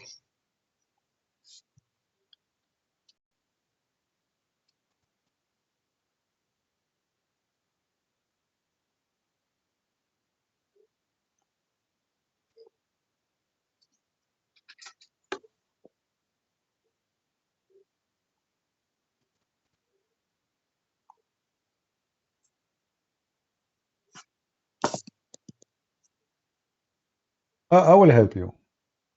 Okay, no worries. I will help you. I can add the word, the letter ka. Yeah, ka. It's like like. Thank you very much. But do you Yeah. see the word ka there, the letter ka? No. Okay, so in order to make it like, we have to add either a word or to add the letter ka. كمثل كجبل كماء. So ka, you add it before the description, and that will make it the likeness. It's very easy. You know, this is my first job I did when I was in university, correcting the grammar of newspapers before they printed. So I know very well what I'm saying. I add ka before the description, that will make it the likeness. Allah never added there. Even the interpretation says it clearly, it is from mountains in heaven. So why we have to look for a solution? Because simply that hurt your feeling, you are a believer, and now you are finding that Muhammad cannot be prophet. That's the whole story. Okay. I'm searching for the word, for the ayats without the word ka and without the word مثل. There's no ka, there's no method. Allah never said that, so it cannot be a likeness. Could you give me a minute, please?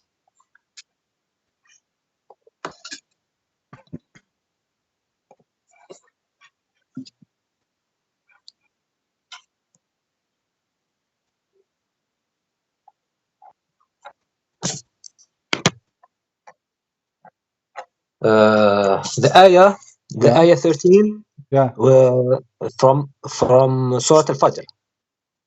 13 from Surah Al-Fatih. Okay. Yeah, exactly. Yeah, what about it? Tell me what it says. It said فَصَبَّ عَلَيْهِمْ رَبُّكَ صَوْتَ عَذَابٍ. You know what is sawt? Yeah, a whip, okay. A whip, yeah, exactly. What is the word ka or like a whip? Or who where is said the word? who said that this is a likeness? This is a whip of adab. Allah will whip them with torture. Isn't it a whip is a torture? Yeah. He said. Yeah. So there's no likeness there. You are trying to add things there. It's not there. So he for real he do that. This is not likeness. A whip, he will whip them. This is Muhammad, he described that too. So according to your prophet, when the angels of death they come to you and to take your soul, you can search it, they will whip you. This is not likeness of whip. They will whip you for real. They will whip you, they will torture you when they are taking your soul. So this is what it's meant, and you can read the interpretation. You can read your prophet hadith. They will rip. Actually, I played a video just 2 days ago in the previous video. If you watch it, you will see the Muslim will explain the same verse that when the angels of death they come to you, they will whip you with the whip of torture. This is real. This is not likeness or fiction or description of something is not exactly. No, it is. They will whip you. Don't you know that Allah even he will torture you in the grave? Do I know what? That Allah will torture you in the grave? Yeah. Okay. Of course. This is what they will do. They will whip you. Why? Because when they come to you, there is a first whip. They will do to you when they take your soul. They will whip you and they will rip your soul violently because you are not a Muslim. But if you are a Muslim, they will take your soul in a very gentle way, so you don't have pain. And then when you go to the grave, Allah will send those two angels. They will ask you 3 questions. Do you really believe that you are dead and now you are going to answer questions? Yeah, of course. Why, of course? Aren't you dead? I believe there is difference between what I believe and if I already experienced that. Experienced that. Okay. And you know what? I will make it easier for you. Okay. I will give you a verse in the Quran, and I will, you give me the answer you like. It's very simple. You do not need to be a scholar.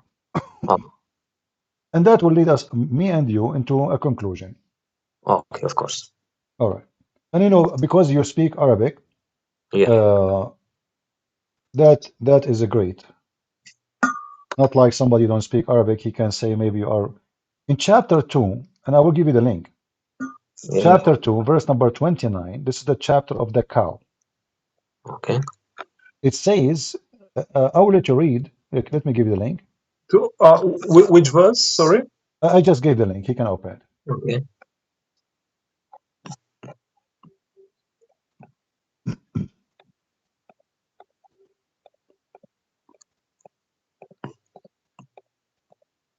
Yeah. Okay. 229. Yeah. Here we are. Yeah. Can you tell me what this verse is saying? Do you agree with the translation? What do you think? Okay. So it's 29. Yeah. Yeah.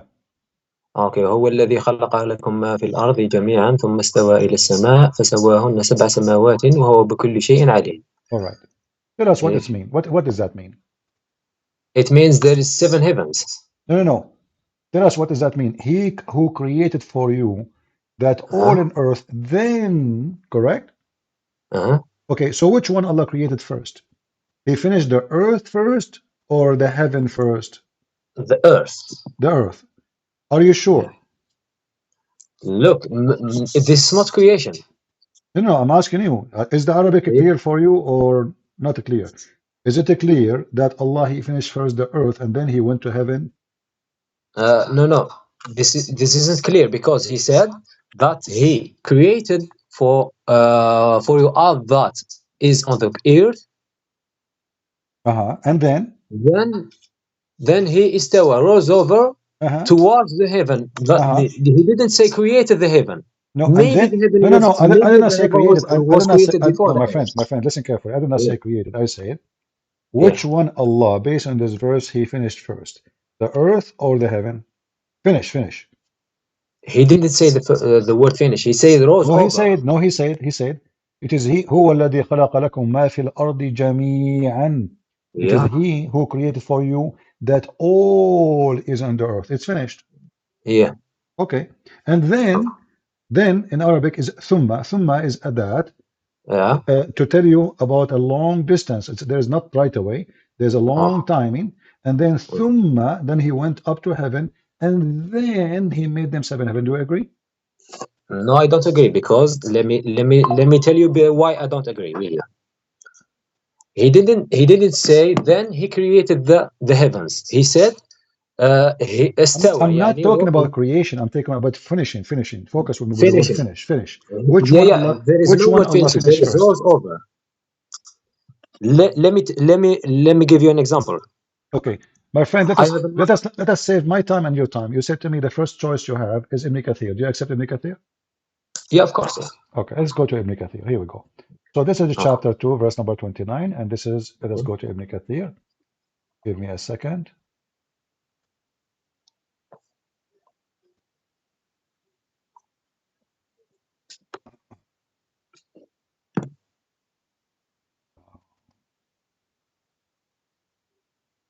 I will give you the link. Okay. And you can read if you want in Arabic, English, whatever you want. I mean, you can search. You don't have to open my link. You can open anything. Okay. Ibn Kathir is a very well-known person. And here, this is Ibn Kathir. Yeah. All right. So let us see what Ibn Kathir is saying. Ibn Kathir is saying here, it is He who created for you that all on earth. Then He stawa to the heaven, and He made them 7 heaven. فَسَوَّاهُنَّ سَبْعُ سَمَوَاتٍ. All right. Okay. The beginning of the creation. Which one Allah He created first according to Ibn Kathir? قُلْ فَإِنَّكُمْ لِتَكْفُرُونَ بِالَّذِي خَلَقَ الْأَرْضَ فِي يَوْمَيْنِ وَتَجْعَلُونَ لَهُ أَنْدَادًا. So Ibn Kathir is quoting for you some verses about the order of a creation. Do you really disbelieve in Him who created the earth for you in 2 days, and you set up rivals in worship with him. That is the Lord. So now Allah created the earth in 2 days. Yeah. Which days are they after he finished the sky or in the beginning? We don't know.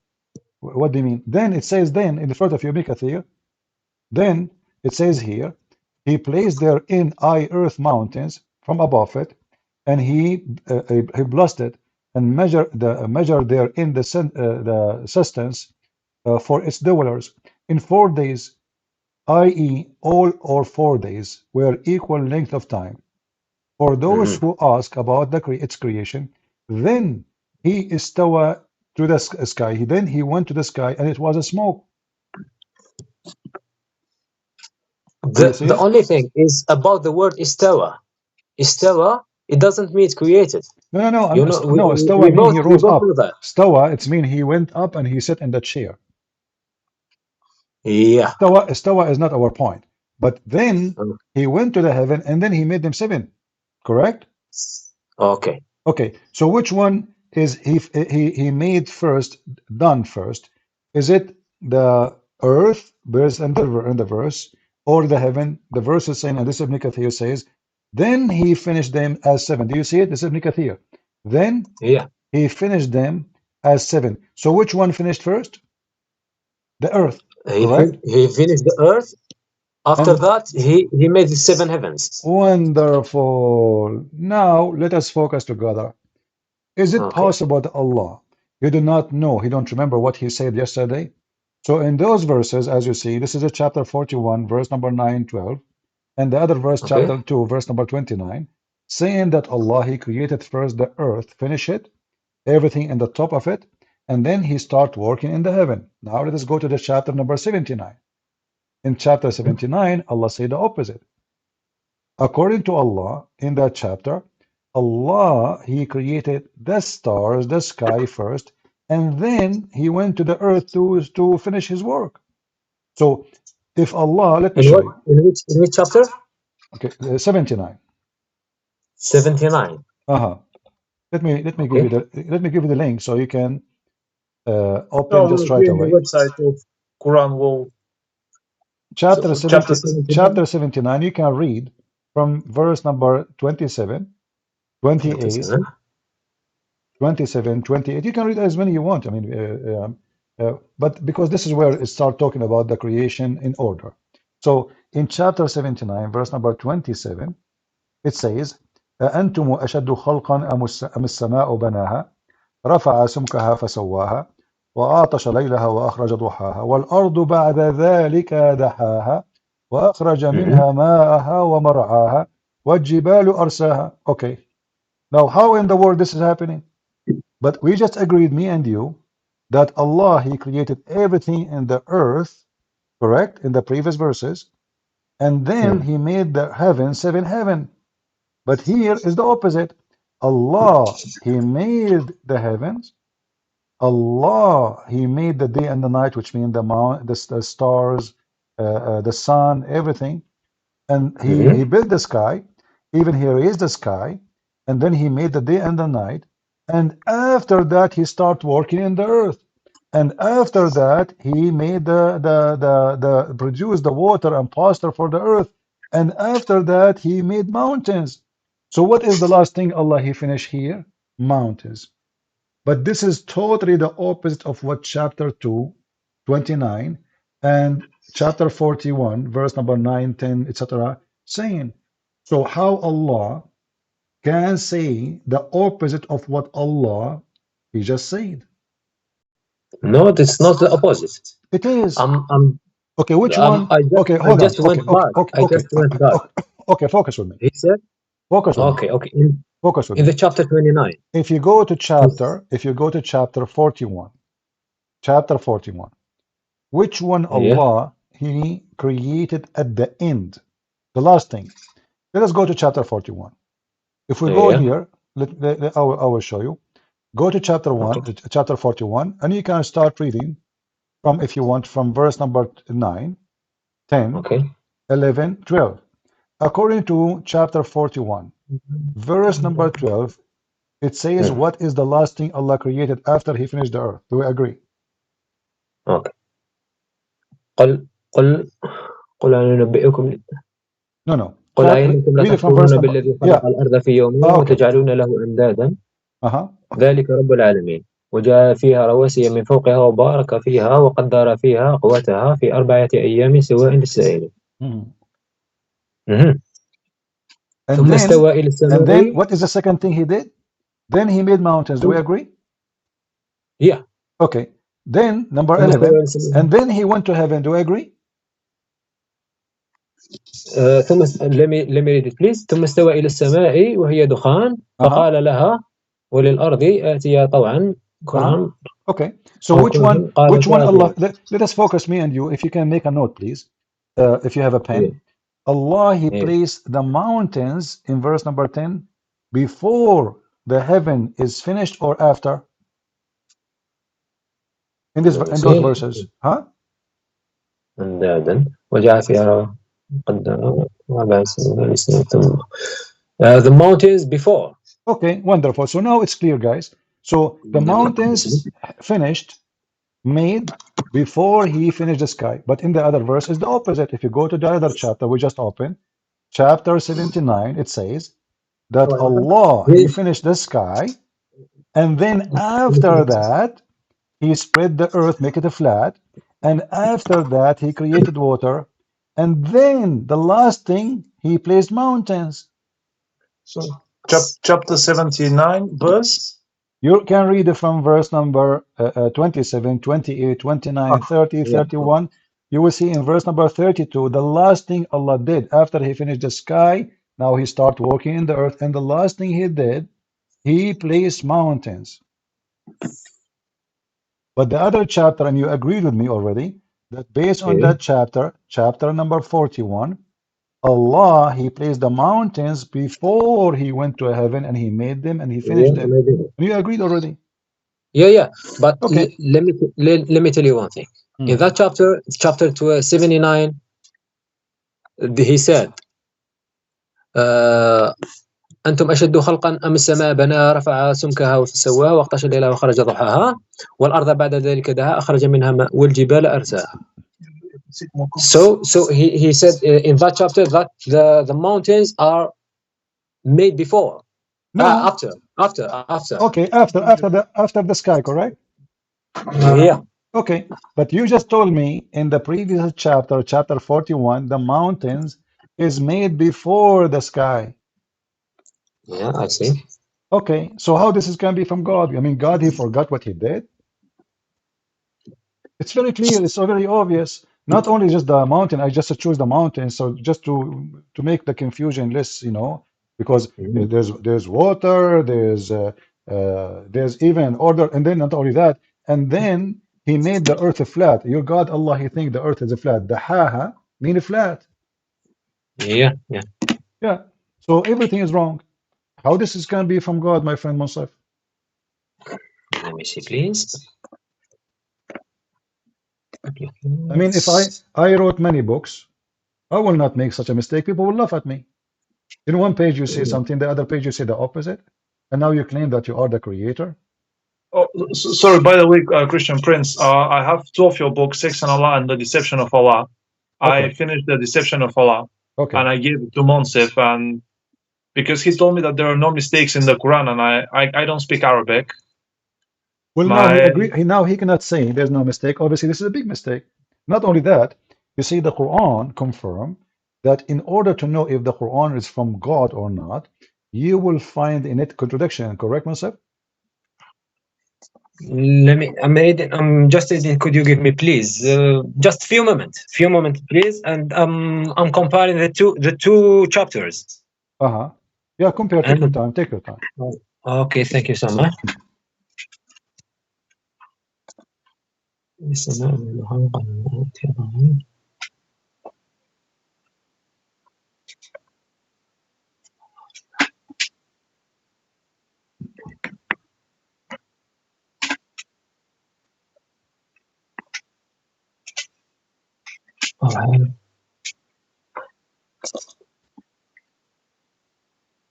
Look, in the chapter 79, the ayah from the ayah 27. All right. He said that the earth was made after the heavens. Yeah. In chapter 79, it says no. It says actually here. The earth والأرض بعد ذلك دحاها. يعني the earth was made. الأرض no. You are reading, my friend. Listen carefully. In chapter 79, you are reading 79, correct? Yeah. All right. No, 30. From 79 to 30. Oh, okay. From 79, number, you start reading from verse number 27, correct? Yeah. Okay, so the heaven here created first, finished, sky, and now we have stars because it says he made the day and the night, correct? Yeah, exactly. In order to make the day and the night, mean the sun is created, correct? Yeah. Okay, and then after that, he started working in the earth, correct? He make it flat. Yeah, exactly. And then he made water, correct? Yeah. And grass, correct? Exactly. Okay, and verse number 32 confirmed that the last thing Allah did is mountains, correct? Yeah. All right. The other verse is the opposite. The other verse, the other chapter, chapter 41. The other verse is 41, yeah? 41, yeah. You will see that the verse number 10 as an example, it says he placed there in earth mountains, and then verse number 11 says, and then he went to the sky. Okay. You see? And then he made them 7 skies. He said, not only that, he created the stars as the last thing. The last thing Allah created, according to the chapter 41, is the stars. Do you agree? Yeah, I agree with you. Just I want to ask you a question. All right. Please. Okay. He said then he istawa. What the word istawa means? He went up. He went up. He went up to his throne. He went up to the sky above the throne. The heaven, yeah. How did he went up toward the heaven if the heaven doesn't exist? If he didn't create it before? Well, this is another mistake in the Quran. Because this is not a contradiction. Okay, in this ayah, you are the one. He went to the heaven. No problem. So he made the heaven before the earth. Okay, hold on. But this is contradiction. How he made the heaven before, my friend. Okay, but you remember the first question I asked you? It's chapter 2, verse number 29. I said to you, which one based on this verse Allah finished first? You said yes, 79. Go back to 79. Go back to 79. No, not 79. Chapter 2, verse number 29. This is the first verse I showed you. Please, let me focus on just 2 chapters. After that, I will be back on the 3rd chapter, please. We are talking about the contradiction between chapter 79 and 41, yeah? All right, correct. Okay. So chapter 79, he said, are you more difficult to create, or is the heaven that he constructed? He said he raised the height, he raised its height, and he has equally ordered it. And after that, he said, and after that, he spread the earth. Okay. So he began with the heaven, yeah, in that chapter. Exactly. After that, he created the earth. Okay. Okay, are you with me? I'm with you. And this is still a mistake because the other verse. I'm asking you a question. Could you please follow me, Prince, if you don't mind? I'm asking. Tell me. Okay, what is the conclusion? What is the conclusion now? Give me conclusion. In that chapter 79. Okay, give me conclusion of chapter 79. Yeah, he said that he made the heaven before the earth. All right, this is your conclusion, correct? No, are you? Do you agree with me? Well, based on that chapter, yes, I agree. What were you saying? You said in that chapter. Exactly. He said exactly. That okay. But just to make it simple, does it say in chapter 79 that Allah created the stars before He started working in the earth? I'm not following you. In the same chapter. In chapter 79, yes, verse number 29. You agreed with Yeah. me, he says, and he made the stars, he made the sun and the day and the night, correct? You agreed. Yeah. Okay. So now let us make me and you take a note. So according to chapter 79, the light, the day, the night, the stars is made, the sun Please, made. please, Prince. Please, ma Prince, we are. Could you please answer me about the mountains, about the earth and mountains? Okay, what about the And mountain? after Go that, ahead. we go to the night and the day. Could you please answer me that question? Because I'm asking. What is the question again? It's a repeat. Okay, in chapter 79, Yeah. verse 30, verse 27 to 30, you said that he made heavens before the earth. So he made heaven first, and after that the earth. Okay. Okay. And you said that there is contradiction in chapter 41, and he said that he made the heaven, he made the earth before the heaven, yeah? Yeah, correct. Okay. In chapter 41, he said he placed rain from mountains. In conclusion, he created the earth, and then he raised up to the heaven. Okay. How did he raise up to the heaven if he didn't create it yet? This is a question you have to answer. My friend. Islam so there is no contradiction. Okay, no problem. Okay, but just hold on. You see, okay, no. You remember what I told you? We have to connect the dots, not only just 1 and 2. When I said to you, chapter 2, verse number 29, and I said to you the first question, based in the chapter 2, verse number 29, which one Allah created first? You said it's obvious. It is the earth, correct? 1 second, please. Chapter 2, verse 29. الذي خلق لكم ما في الأرض جميعا ثم استوى إلى السماء.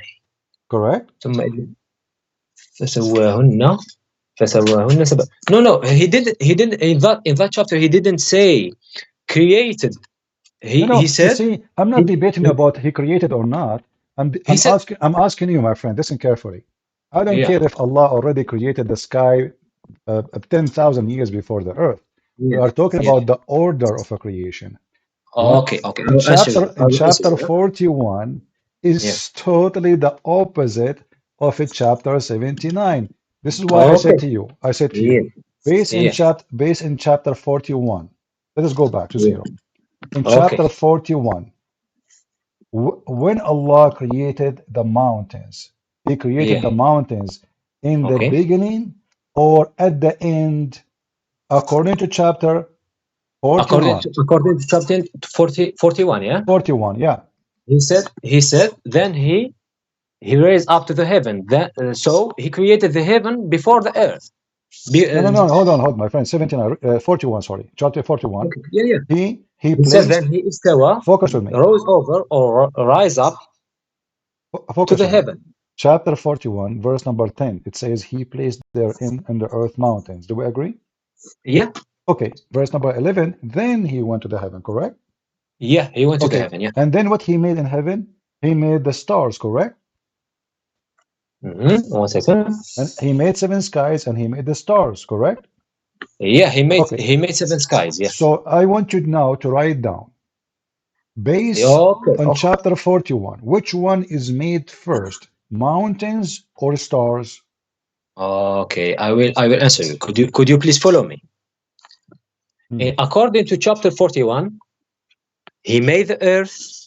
After that, he raised up to the heaven and made them 7 heavens, yeah? No. He didn't say he created the heaven. No, focus with me. I'm not talking about creation the heaven, my friend. Focus with me, please. We are talking about the order, yeah? No, my question is, based in chapter 41, forget about creating the heaven. I'm not talking about the creation of the heaven. I'm talking about the order, which one is first. So, according to 41, Allah, He made the mountains first or the stars first? He made the mountains first, but he didn't make the heaven second. He made the heaven, after that made the earth, after that he made the stars, because he raised up to the heaven. What are you talking about? Listen, it says he placed therein mountains, and then ثم استوى إلى السماء, and then he completed them and finished them as 7 skies, and then he made مصابيح. So what is the last thing he did? The last thing he did? Exactly. That's what I'm saying. He completed them. Okay, But no problem. Okay, my friend, the I'm not heaven talking before the earth. about. Okay, hold on. He completed the sky. Okay, based in verse number 12, what is the last thing Allah did? It's true that He made the stars? Yes or no? Yeah. You agree? That Yes, the I last agree. thing. Okay, thank you very much. Wonderful. So in chapter 41, the last thing Allah He did, and now the earth is made, correct? Yeah. Everything is made. The last thing He did, He created the stars. Wonderful. Let us go to chapter now. Focus with me and please take a note what you said. One second, please. Take a note. So now we go to chapter 79. In chapter 79, the stars is made before the mountains or after the mountain. Read me carefully. Which one is made before? Here it says in chapter 79 that Allah, when He's talking about it, he created the sky, and then He made the sky, and Where then is stars? You are talking he about the lifted up the stars. sky. No, He's talking about, yes, the stars, yeah.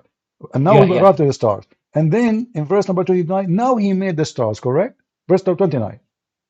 29. Okay. Do you agree? That then, One second. Verse chapter 71, the 79, now Allah, in verse number 29, now He made the light, make the day, made the night, correct? Made the stars. There is no stars.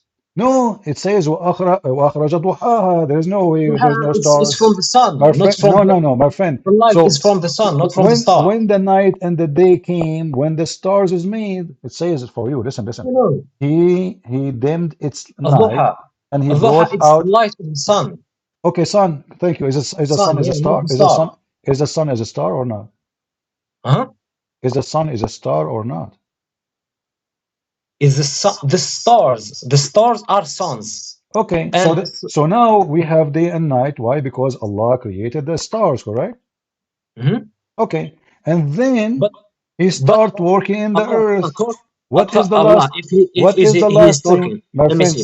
Let me tell you. Okay. Hold on. Okay, listen. Who knows? Let me ask you. Okay, I want you to confirm to me, my friend. I want you to confirm to me. Just be honest with me.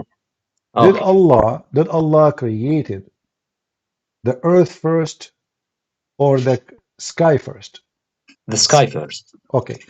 Everybody is my witness. Who knows the Quran better than you and me? Isn't it Muhammad? Of course. Okay. Let us see what your prophet says. Okay. But you didn't answer me.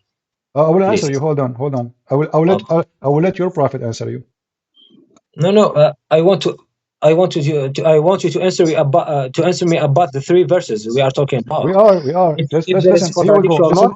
This is the After answer. that, This is the answer, my friend. This is the because answer. I will lose my question. My friend, this is the answer. The answer in front of you. This is your prophet explaining how Allah created the earth and the heaven. And now don't tell me your prophet, he is ignorant. He do not understand what he's talking about. Read with me. I send you the link. Send me the link. I send you the link, and this is Sahih, very authentic.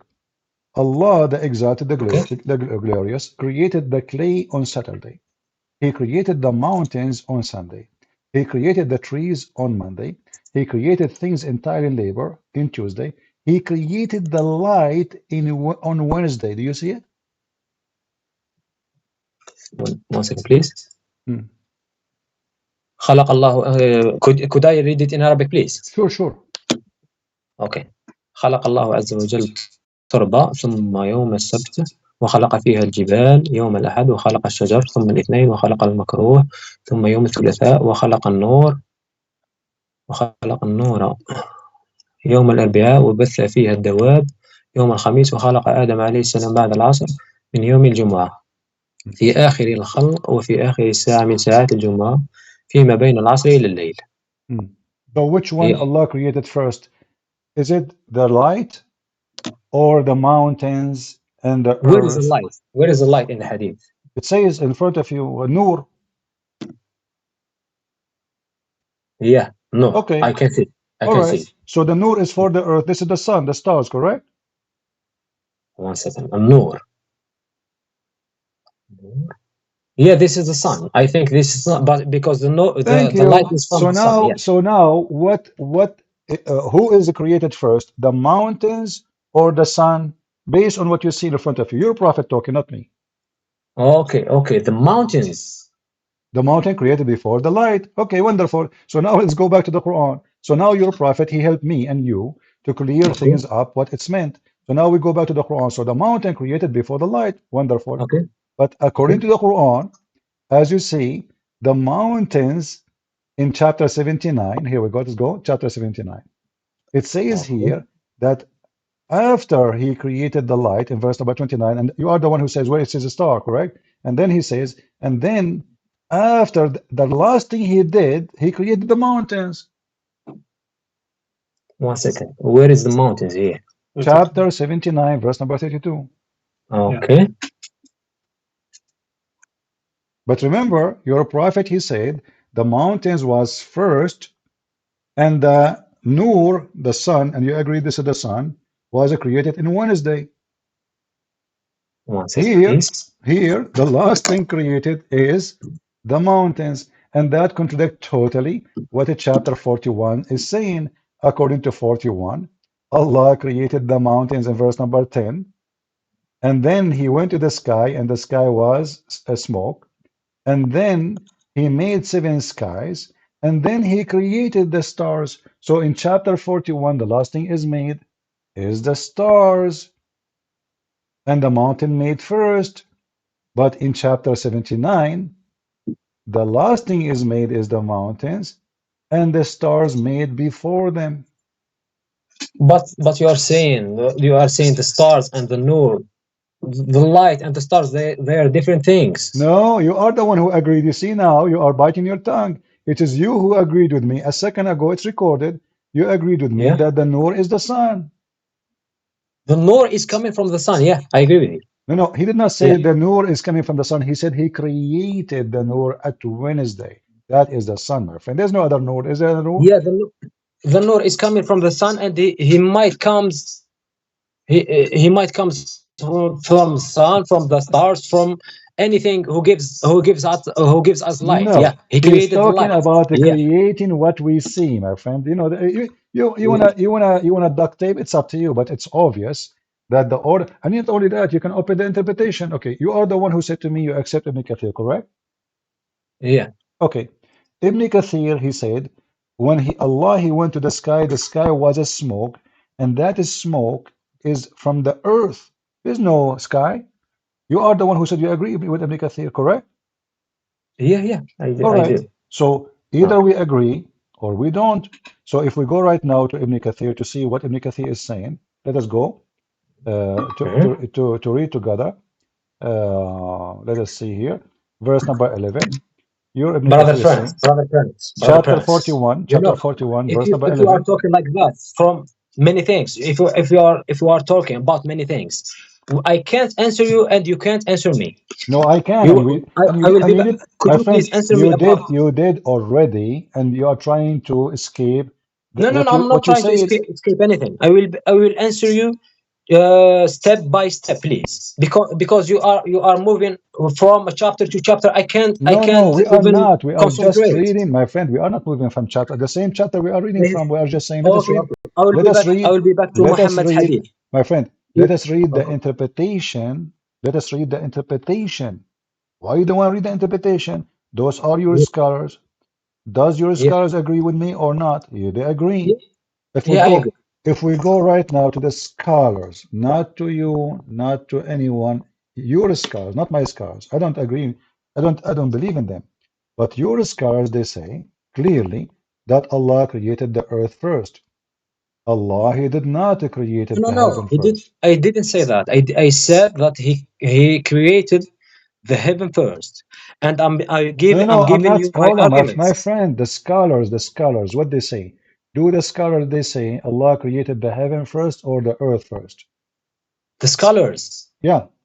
With scholars. Your scholars. Now you do not know Ibn Kathir, Al-Qurtubi, Al-Tabari, Al-Jalalain. Now you do not know them? They are not our prophets. I believe in Quran. So now they are stupid. They do not know Islam. They No, understood they the are not Quran stupid. false. I don't have even what they said. I'm talking about the Quran, and How come I you will be back how to. come you don't what do you mean you don't have? We are showing it to you. I gave you the link. Allah created the earth Please, first. Mr. Prince, could you please understand me what I'm saying? I'm not escaping, but I want you to just go step by step. We were talking about the contradiction in our three verses in the Quran. The verse 41 and the verse 79 and the verse 2. The chapter 41, the chapter 79, the chapter 2. Could you please talk about these three chapters? After that, we move on the Muhammad hadith. After that, we move on the what the I want you to read with me what I show you in the screen. what they said. I wanted to show you. I want you to read with me Ibn Kathir. You are the one who asked me, by the way, to open Ibn Kathir. Now you don't want it. It says, But could you please answer it says in my Ibn question? Kathir. Look. If I'm willing to be a it is a Christian, bold, you my need friend. you need to answer my questions. I am To be a answering your Christian, question. if you need me, if you want me to be a Does it Christian. say in Ibn Kathir the earth was created before the heaven? Yes or no? Or I'm lying?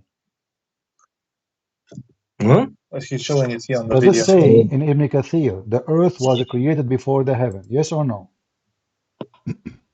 Let me see. The earth was created before the heaven. This is a title. This is what it says. This is a title.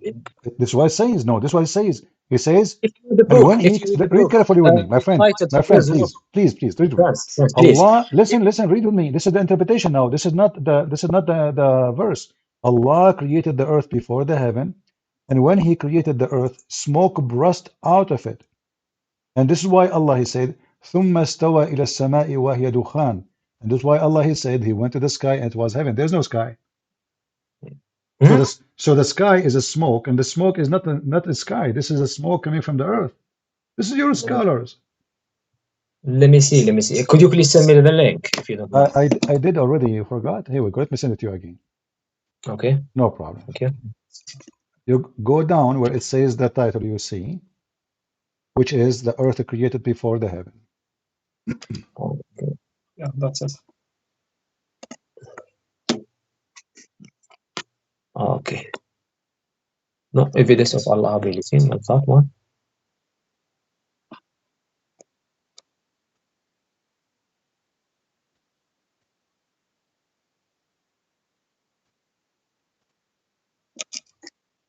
Read for us, please, so we can hear you, all of us. The earth was created before the heaven. Yeah. Okay. This is the verse. It says He created for you all in the earth. He is now the second part between the two bracket. He's explaining here after the bracket. Allah created the earth before the heaven. Correct. This is Ibn Kathir talking now. Oh, let me see. No, he's not. What? No, this is Ibn Kathir talking. Yeah. Just read. It is who created for you all that on earth, and what is it? Allah created the earth before heaven, and when He created the earth, smoke burst out of it. This is why Allah is. This is why Allah said. Okay. Then He istawa. Then He istawa ila sama, turned toward the heaven. When it was smoke. So it was created. No, the smoke it doesn't exist. My friend, do you see it says this is why when it says it's smoke, because the smoke burst out of it. This is not from the sky, this is from the earth. Allah is cooking in the earth. So it's clear. When He created, my friend, connection can you repeat, please? Slowly. When He created the earth, smoke burst out of it, and this is why Allah said ثم استوى إلى السماء وهي دخان. He استوى إلى السماء and it was a smoke. Sorry, my friends. So where is the smoke is coming from? The smoke is coming from the earth. There is no smoke. No. ثم استوى إلى السماء وهي دخان. السماء هي دخان. The No heaven problem. is smoke. But read, not my the friend, earth. connect. It says, when he created, read with me, when he created the earth, smoke burst out of it. Out of where? Out of the earth. This is why Allah said, ثم استوى إلى السماء وهي دخان. And then he left up to the heavens. So that there's no heaven. This is a smoke coming from the earth.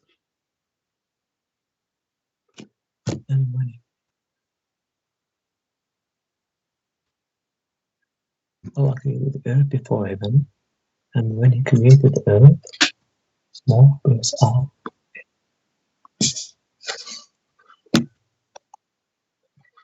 If you go a little bit down to make it more clear, read with me carefully. It says here, ayah testify, read with me carefully, please. This ayah testify to the fact that the earth was created before the heaven. I mean, do you want it more clear? Does it say that? Fact that the earth was created before the heaven. So do you agree now? Ibn Kathir is saying that this verse testify that it's a fact that the earth was created before the heaven. How more we can make it more clear now? This is which chapter? The same chapter, you know. What are you 79, talking yeah? about?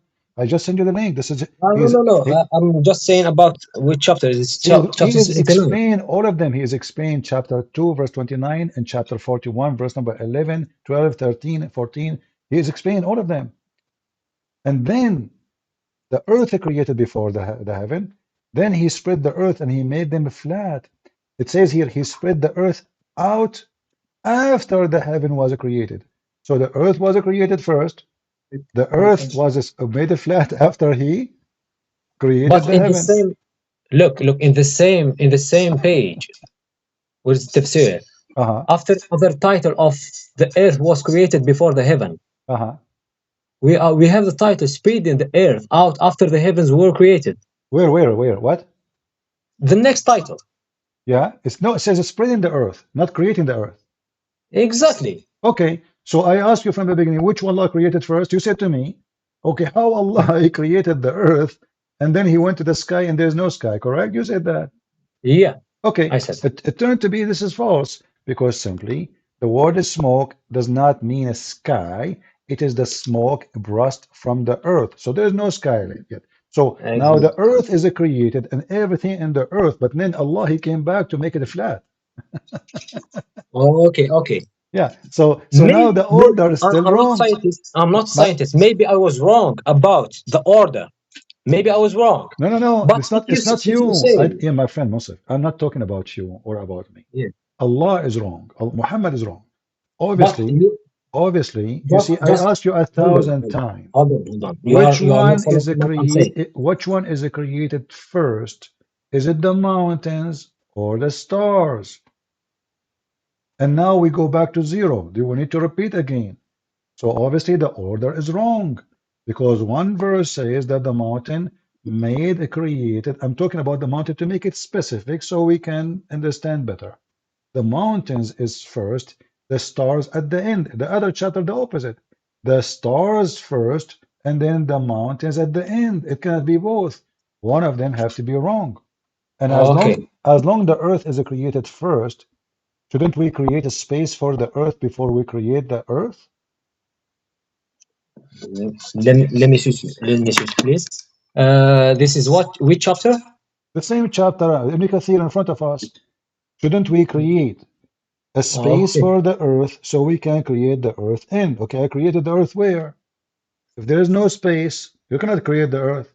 So the whole story is stupid, because in order to create something, I want to create a concrete block. But if I don't have a space to put it, then the block is where? So it's wrong, because you have to create the space first, then you create the earth, because the earth is inside the space. Do we agree? Yeah. Okay, but here's the opposite. Here there is no space, and the earth created first. And then Allah, he created the 7 heavens, and now he is making them in order. And the last thing he did, what? You are talking about you are comparing our space or creating, I don't know I don't know, creating If there's other food space, if there's other space, our space, not our space, we're talking about the Earth. The Earth is in a okay. certain space. The Earth Yeah, is in a space. So now the yeah. Earth, okay, if we don't have a space for the Earth, where we created the Earth?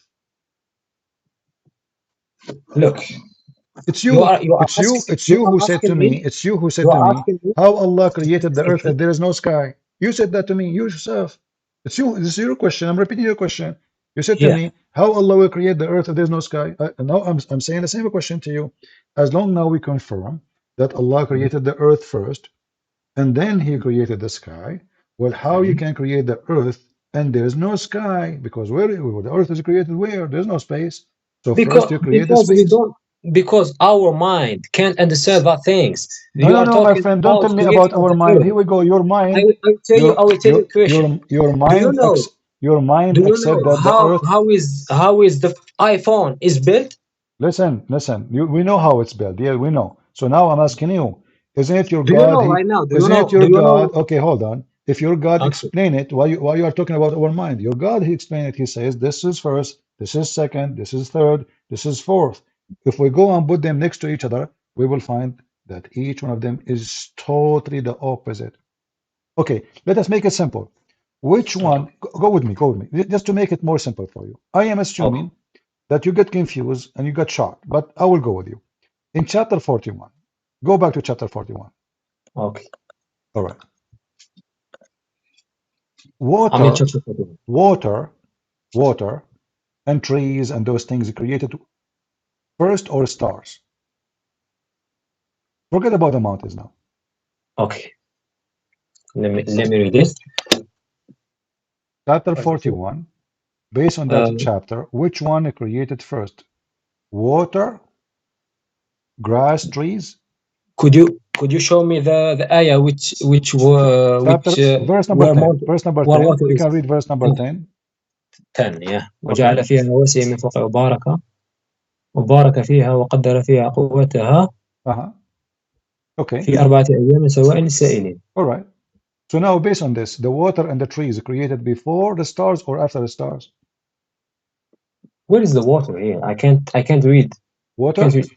It Yeah. says, okay, it says وقدر فيها أقواتها في 4 أيام. أقواتها is the water, trees, No. sustenance. My friend, what is Food. أقوات الأرض? What is food in Arabic? The food. Food is أقواتها is the food.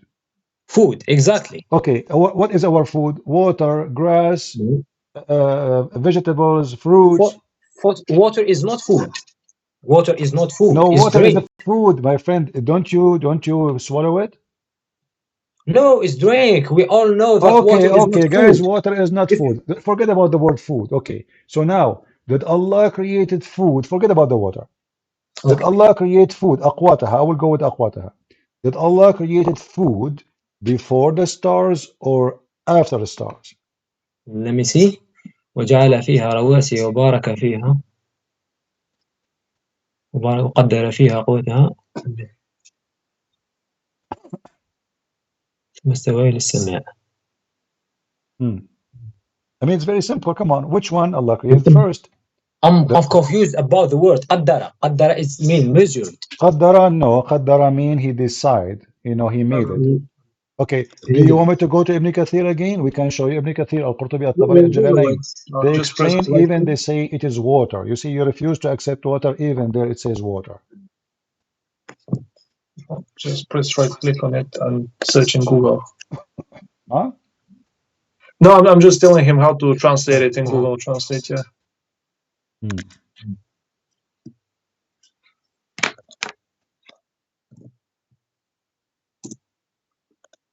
Copy paste.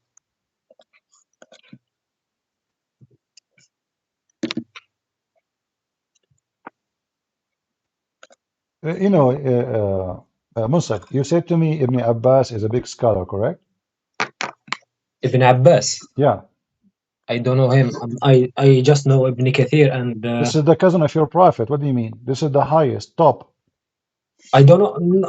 I'm not saying no or yes. I just don't know him because I'm not did that good. Did Ibn Kathir says this is about water and food? Yes or no? Ibn Kathir.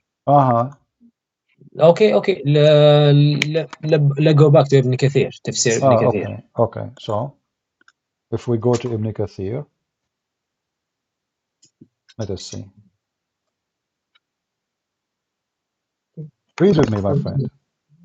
Okay. This is the website of Ibn Kathir, the one you have. Does it say there water? Or I'm adding things out? I think we closed it. Let me give it to you again, no problem. I have Okay. patience. I have all the patience in the world, no problem. We are trying to save a Muslim. Thank you so much. You're welcome. Open with me, please. And you can search for the word water in the page.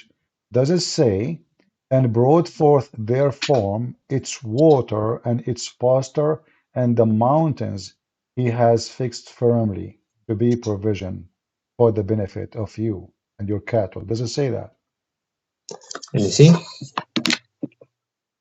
Does it say water, or I'm making things up? I'm just... This is the chapter 79. Does it say the word water? 79? Yeah. Does it say the word water? We were in 41. No problem. We are connecting the dot now. Does it say the word water in chapter 79? Let me search about it. Where is 79? 79.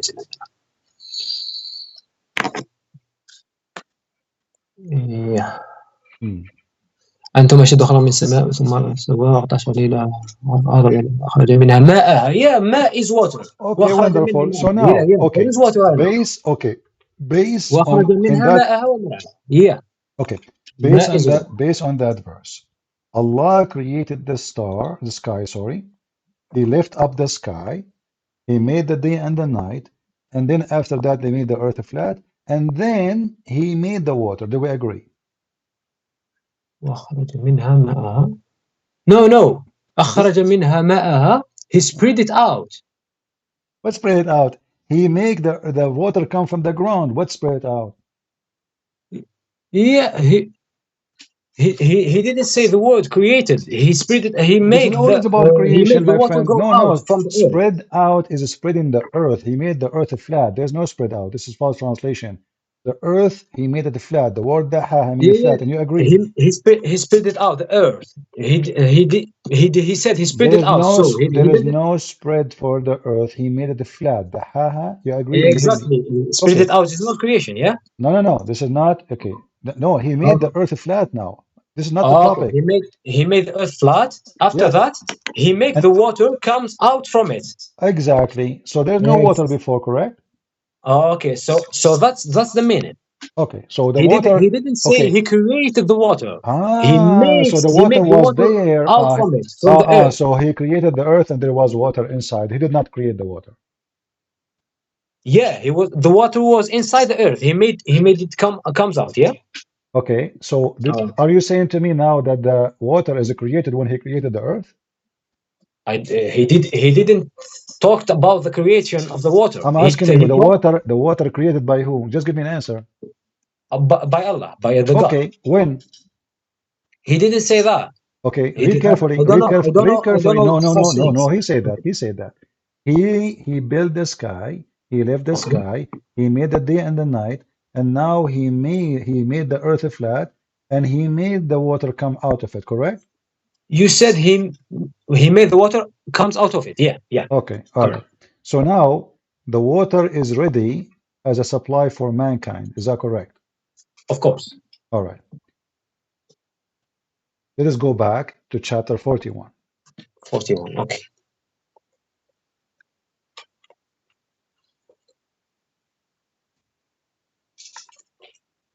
In chapter 41, you said that the word aqwat is not about water, correct? Yeah. Where do you get this from? I'm getting this from the Arabic. Qut is food. Qut. And you agree with me, I think. Aqwataha is all kind of let us say things to consume, maybe? Substance, like, all what we need, correct? We are talking about language. language. We're talking about language. Do Yes, you we're agree talking about with me language. Okay. that quote is food? Is the word aqwat mean all the substance a human being he need? Correct. No, I'm not saying that. I'm What you saying say is another okay. thing. Okay. So what aqwataha mean? What I know is food is food. Tell me what aqwataha mean. Huh? Tell me what aqwataha mean. أقواتهم, according to my knowledge, my small knowledge, is food. أقواتهم is their food. Can you have food without water? There's water in the food. No. There's no water in the food. No, I don't agree. So meat does not have water inside it. Ah, you mean inside the food? Ah, okay. Ah, So I now, don't know. okay, no, hold on. No. There is some So food without trees they are exist, but there's no water. Trees, they are exist, but there's no water. Grass are exist, but there's no water. Animals are exist, but there's no water. Correct? I don't know. This is What do you mean you don't know? supernatural. This is more than my knowledge. Okay. If you told me what's happening next to you, I don't know. Okay, you know the knowledge. But you are trying to escape. Okay. If we go to Ibn Kathir and we try to see if the water is included, do you agree? The water is included. Uh-huh. Where the water is included? In chapter 41. Okay. What do you think? Can we go there and check if it is exist or not? Yeah, of course. All right. So if we go to Ibn Kathir to see, here we go. Let me open it. Chapter 41. And I hope now we will not, play more because, we have to be mature, right? I mean, there's no point of repeating ourselves. If we want to be stubborn, you can be stubborn. It's up to you. So this is Ibn Kathir. I will put it for you. I will give you the link again. Verse number 9, 10. All right, here we go. And let us see what Ibn Kathir he say. All right. This is Ibn Kathir. 41, yeah? Yeah. 41. I will give you the link. You open it from your side, please. Okay. All right. I'm already in the chapter. All right. You open Ibn Kathir on your side? Yeah. 41 verses 9 to 12. All right. So in Ibn Kathir, when he speak about verse number 41, he is connecting it to chapter 79. Do we agree? Yeah. And this is why he mentioned the water. Do we agree? Chapter 79. Yeah. So now he is explaining what Allah created. So in order to explain chapter 41, verse number 10, he is quoting chapter 79, verse 27, 33. Do we agree? Yeah. Did he use the word water there? Yeah, I do. Thank you very much. Welcome. So in order to explain 41, Ibn Kathir, he had to use that chapter to show you that this is about water. So why you keep saying to me, there's no water there? I will tell you why. Because it is an embarrassing, and I understand you are a Muslim trying to defend. But No, I'm not trying to defend. I'm not trying to defend. Yes, you are trying to defend. It's okay. I mean, it's all right. But as you see, your scholars, they are explaining that the word aqwat is including water. I mean, it's really weird that you can say to me, it's food. It's food. The food for mankind, including water, because we cannot live. Isn't it the Quran says, وَجَعَلْنَا مِنَ الْمَاءِ كُلَّ شَيْءٍ حَيٍّ? Yeah, of course. Okay, so every living thing have to be from water. So if there's no water, there's all those living things cannot be exist. Yeah, I do agree with that. All right. So now the water is exist. So now let us go back to zero. Wonderful. So now in chapter 41. No, we are not going back to zero. Why? Why is that? Because simply you keep going around in a circle. So now we go back to zero. In chapter 41, I want you to give me the answer. Now we agree that this is water, correct? Yeah. All right. Okay. So in chapter 41, verse number 10 and verse number 11, which one Allah created first? The water or the stars? So 41, yeah? This is 41. Yeah, the same. I want to read all the.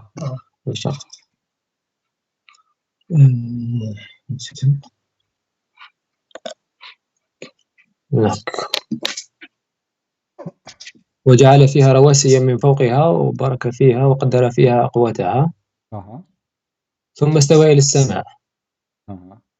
So which one now created before? The water وهي دخان. or the stars? Okay, if you say so, that's the. No, don't tell me if you say so. You say. Yeah, I'm saying if the water is included in the foods in the qut, so the water was created before. Wonderful. Okay, now we will go to chapter 79. Is that fine? All right. Yeah, of course. In chapter 79, it says in verse number 31, and he وأخرج منها ماءها ومرعاها.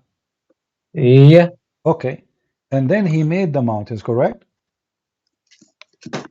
Mountains. Okay. So now the last two things Allah created. The last two things Allah created is the water and the mountain. Now, if you go a little bit, you will see in the same chapter that the heaven created first. He built the heaven, he made the day, he made the night, but the other chapter says the opposite. Already you agreed. No, I don't agree. You did agree. A second ago, you said to me, listen, I said to you a second ago, it's recorded. Which one? You didn't tell me why I don't agree. No, hold on. I asked you, already you gave me the answer. I said to you in chapter 41, verse number 10.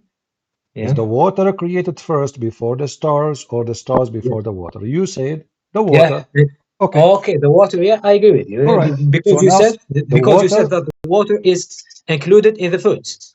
Okay, I agree with you. It's not The water me saying was created that. It's before the the Quran sky. saying that. Okay, and we showed you Ibn Kathir. So now, Okay. chapter 41, verse number 10 and verse number 12 confirm that the water created before the stars. Now, in chapter 79 is the opposite.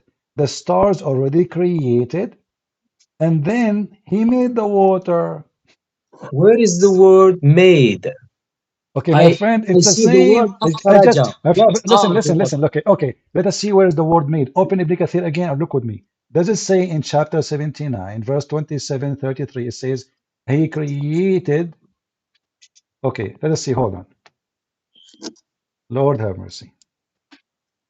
All right. Read with me carefully. When he speak about the water. Yeah. All right. I have it inside. Allah created the earth in 2 days, and then he created the heaven. Then he went to the heaven and he gave it a shape. And he spread the earth, which means he brought forth therefrom its water. It was. Okay. Okay. So let us say it is. Created, okay, my friend, both verses saying the same. Read with me. Read me carefully. It says here, وَأَخْرَجَ مِنْهَا مَاءَهَا. ماءها. It was ماءها. It's water. Okay. Forget. Okay. Let us make the word more clear. Forget about the word created.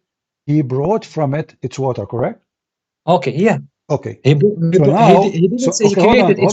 So now, chapter 41 and chapter 79, both they are saying he brought forward the water. Correct? Yeah, exactly. They are saying the same thing. Okay. The water was created he before. brought forward the water before the stars or after the stars? Before the stars. Wonderful. Yeah. So how come here in chapter 79 the water brought forth after the stars? No, where is brought? Yeah, brought forth after the stars. Okay, not created after let me repeat the question. This is different things. Repeat the question. It was already created. He brought forth. I'm not talking about creation now. Forget the creation. Okay, you are talking about the order. Allah He brought forth the water before He created the stars or after He created the stars. Give me the answer. After creating the star, he brought forth, not created. Brought forth. He means he made the oceans. No problem. He made the oceans. This is why brought forth. No problem. Wonderful. So Allah, He brought, okay, Allah, He brought out the water after He created the star. Please confirm. Yeah, that's what I'm reading. Yeah. Thank you very much. Now we go to chapter 41. Okay. Allah, He, here, read with me carefully. Let me see. All right. Which one? قل أئنكم تكفرون بالذي خلق الأرض في يومين وتجعلوا له أندادا ذلك رب العالمين وجعل فيها رواسي من فوقها وبارك فيها وقدر فيها أقواتها في 4 أيام. Which one is coming first? The stars or the water?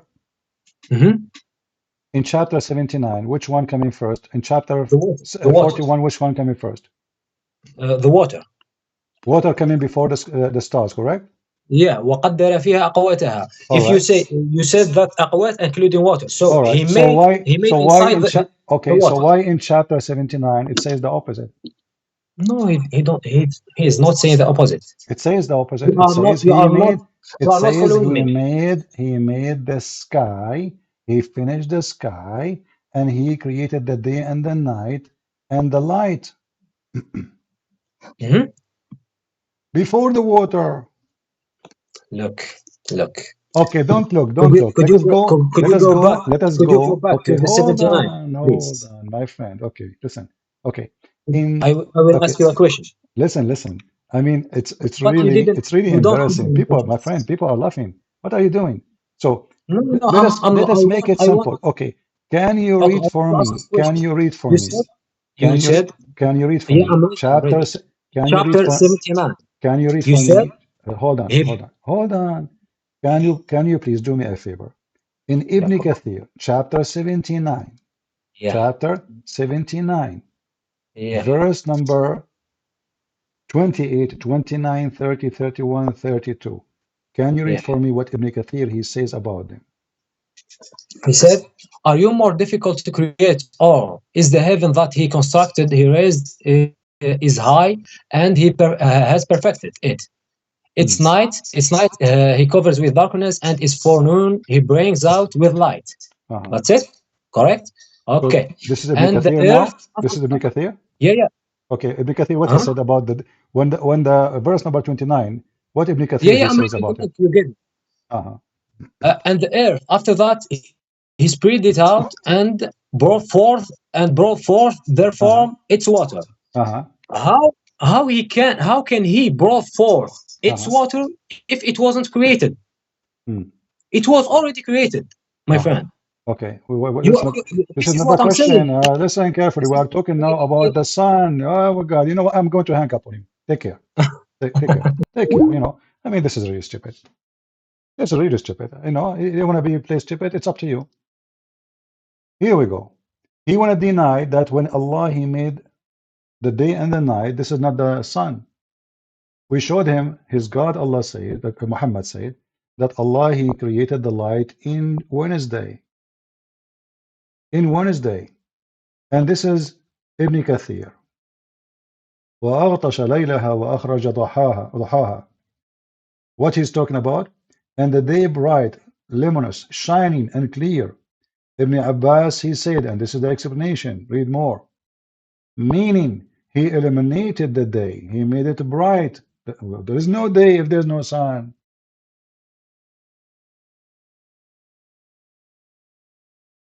You can have the night without having the sun, but you cannot have a day without having the light.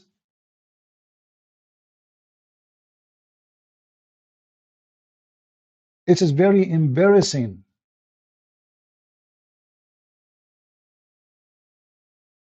He don't want to admit that he's a prophet making a big poo-poo.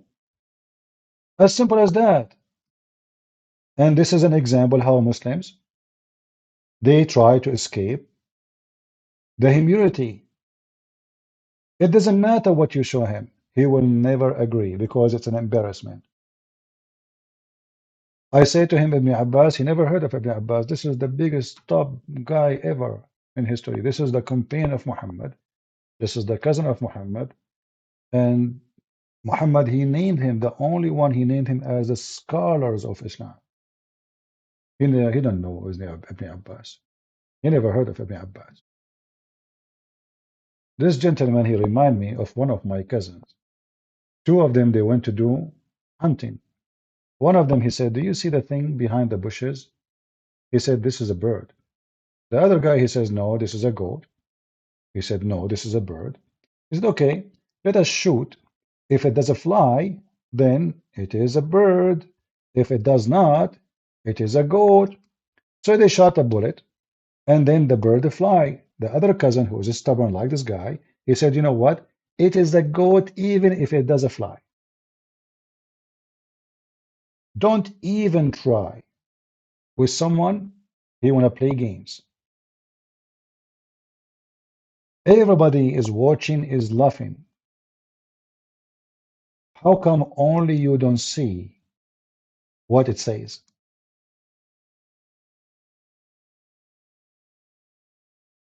First, he claimed there's no water. But every single Islamic interpretation says water. Chapter 41, chapter 79, both are saying the same. Then he said in chapter 41, it doesn't say a star. It says the day and night.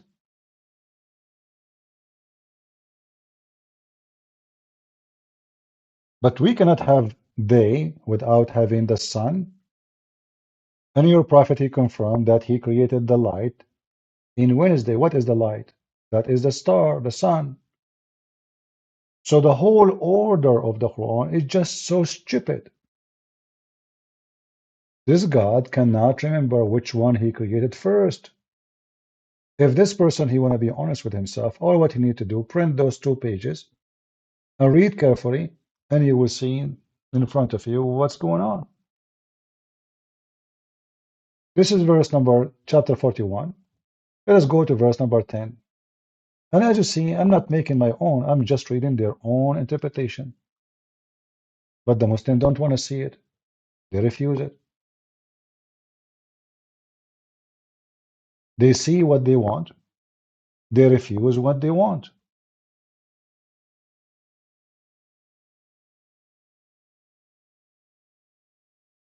It's very funny to say to me, it doesn't say day and night. What's wrong with people?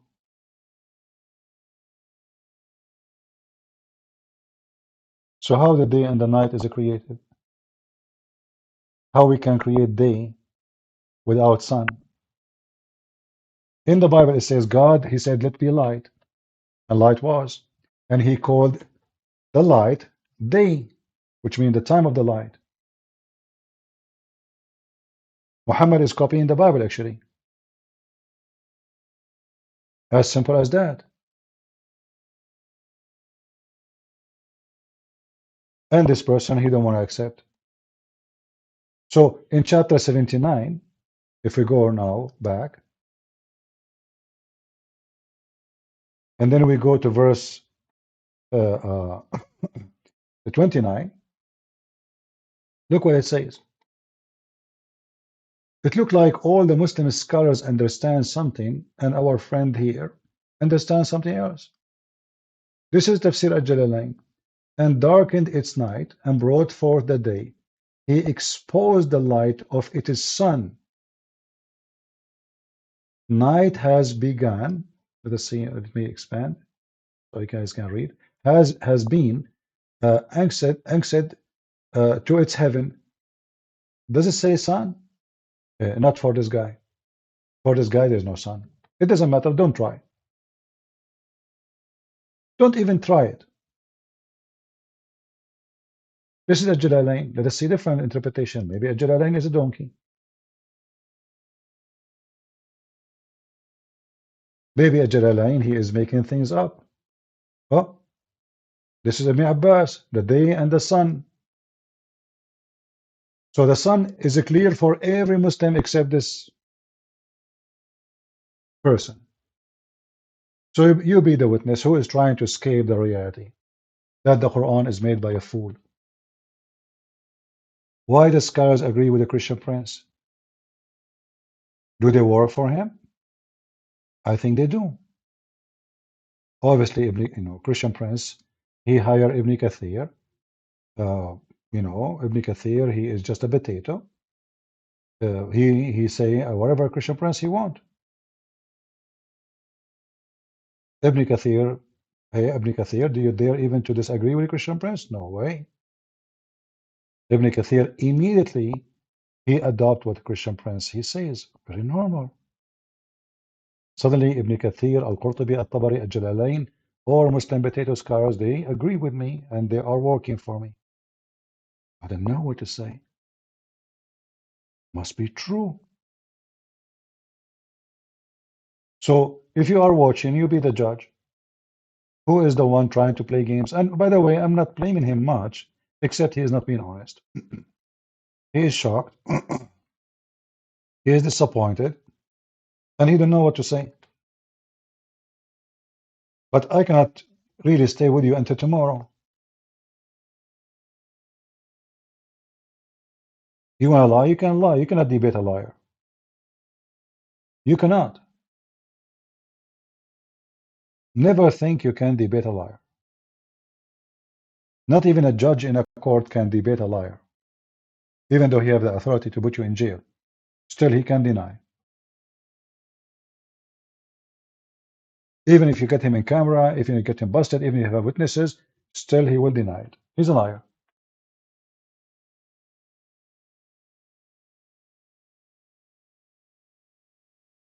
What we can say?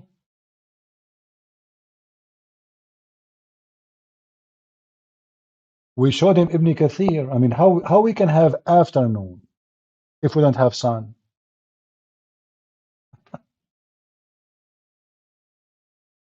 How we can have the day and the night? Hello? Hello? We are wasting our time. I mean, you are not listening. I showed you the interpretation. Does it say sun or I'm making up stories? No, this is not about wasting time. We are taking a conversation, and it's my pleasure to take a conversation with you. But what I'm saying that you didn't answer any question from my friend, questions. I'm just the one who is answering. Let us go back to zero. You deny that it says sun. Does it say in Ibn Abbas and Ibn Jalalain and etc.? Does it say the word sun or I'm adding it up? The word sun in which chapter? Chapter 79, you deny it. I said that it says he may you said it doesn't say it doesn't say sun. So why your scholars say this is the sun? What duha mean? Tell me what duha mean. Let me see. No, tell me what duha mean. Go ahead. Duha for me. You have a prayer. You have a prayer. It's called the prayer of al-duha, correct? Okay, what does that mean? Duha is the light. Okay. Okay. So you pray to the light? No, I pray to Allah, not to the light. Okay, what make the light, the timing, Salatul Duha. Yeah. What is a duha? I'm not scientist or so yeah. isn't it okay? Yeah, what I'm time, telling you what I know. Hold on. The word duha. My friend, what time is Salatul Duha usually? What time Salatul Duha is usually happening in Islam? Morning. Duha is in the morning. So Yeah. is that connected to the sun? Yeah, sunlight. Okay. Yeah. So why you deny it says sun then? Yeah, because you are saying the same thing I'm saying. You are saying that the duha is the time. Okay, hold on. Okay, it's not the duha, it's not the sun. You can use any dictionary. No, you cannot. This is the word duha is coming from the light of the sun, and you the light of the sun. Exactly. Duha is the light of the sun. So now, are you saying to me we have the light of the sun, but we don't have the sun? No. So, do we have the sun? Does the verse mention the sun or not? Yeah. Okay. He didn't mention the sun, but he mentioned duha. Yeah, I agree with you. So the duha is not only the morning; it's when the sun is just coming. Correct? Okay. Right. So it have to be the sun. Okay.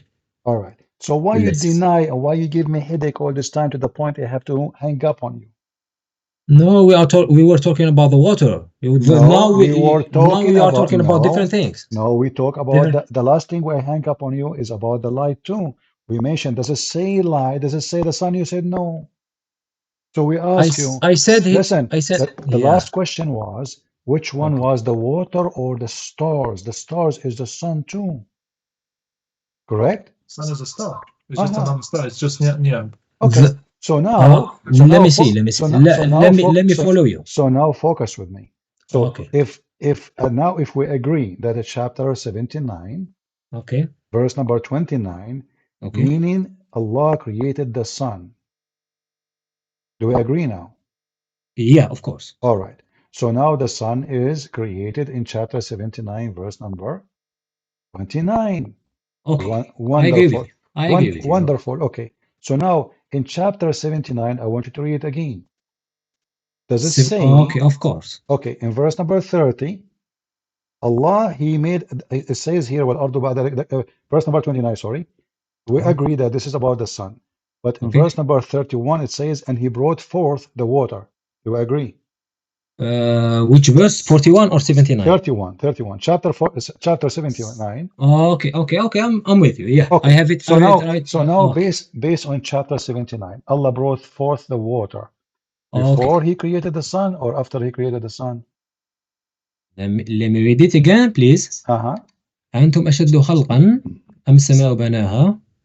He brought forth the water after creating the sun. Thank you very much. Wonderful. Now we go. So guys, take a note, please. Write it in the chat. He created the sun.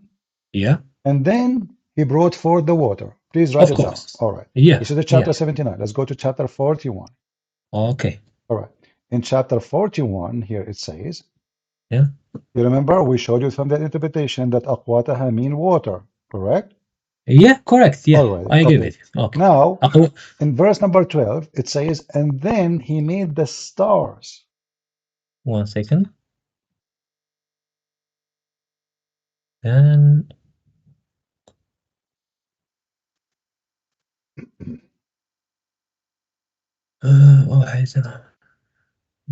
yeah, so okay.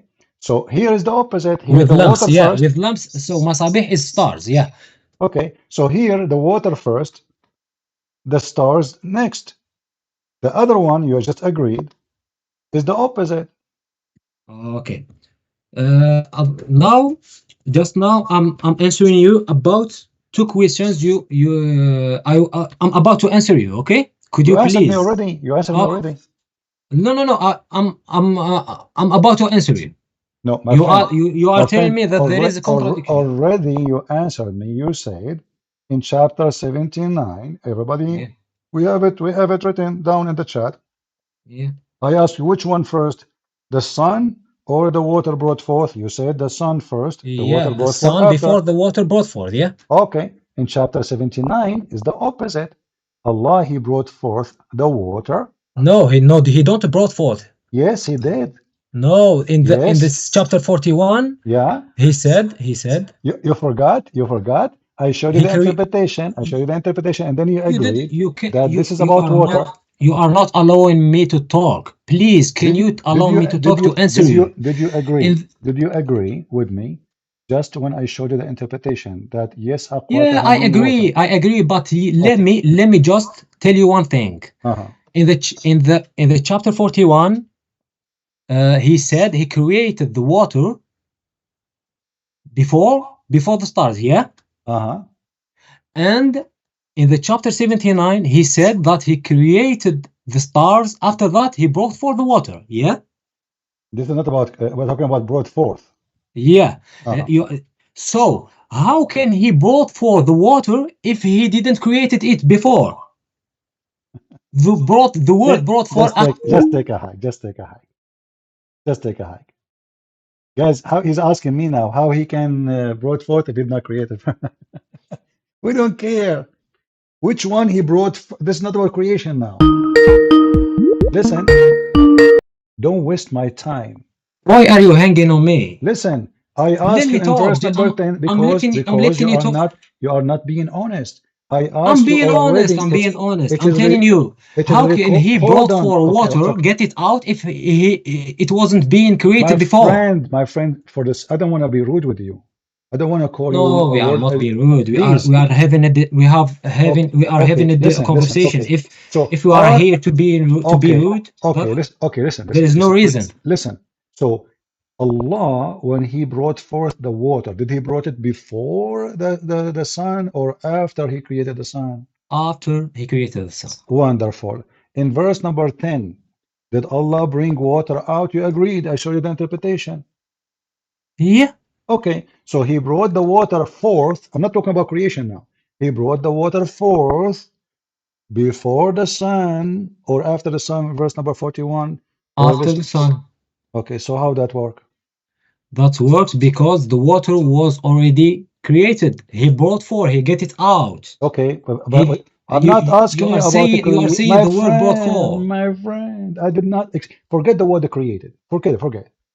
Allah, when He brought the water to a human being, to the animals, in chapter 41, did He brought the water before He created the stars or after?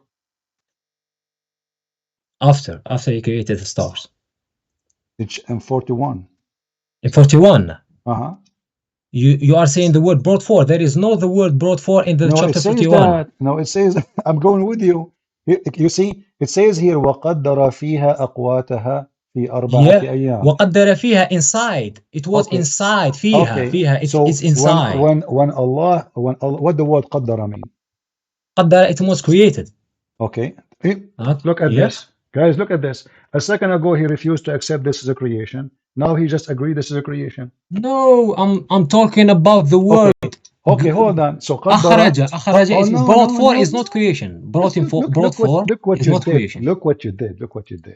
Okay. Okay. When the water came to exist for the dwellers of the earth, before the heaven, the sky, stars, or after? You mean focus. Available. Okay. I'm just going to use a different word.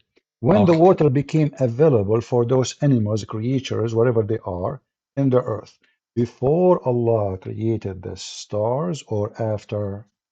You said in the earth, inside, yeah? Available. I don't care where it is. When the water became available, it was available in the earth before. My friend, available for them to drink.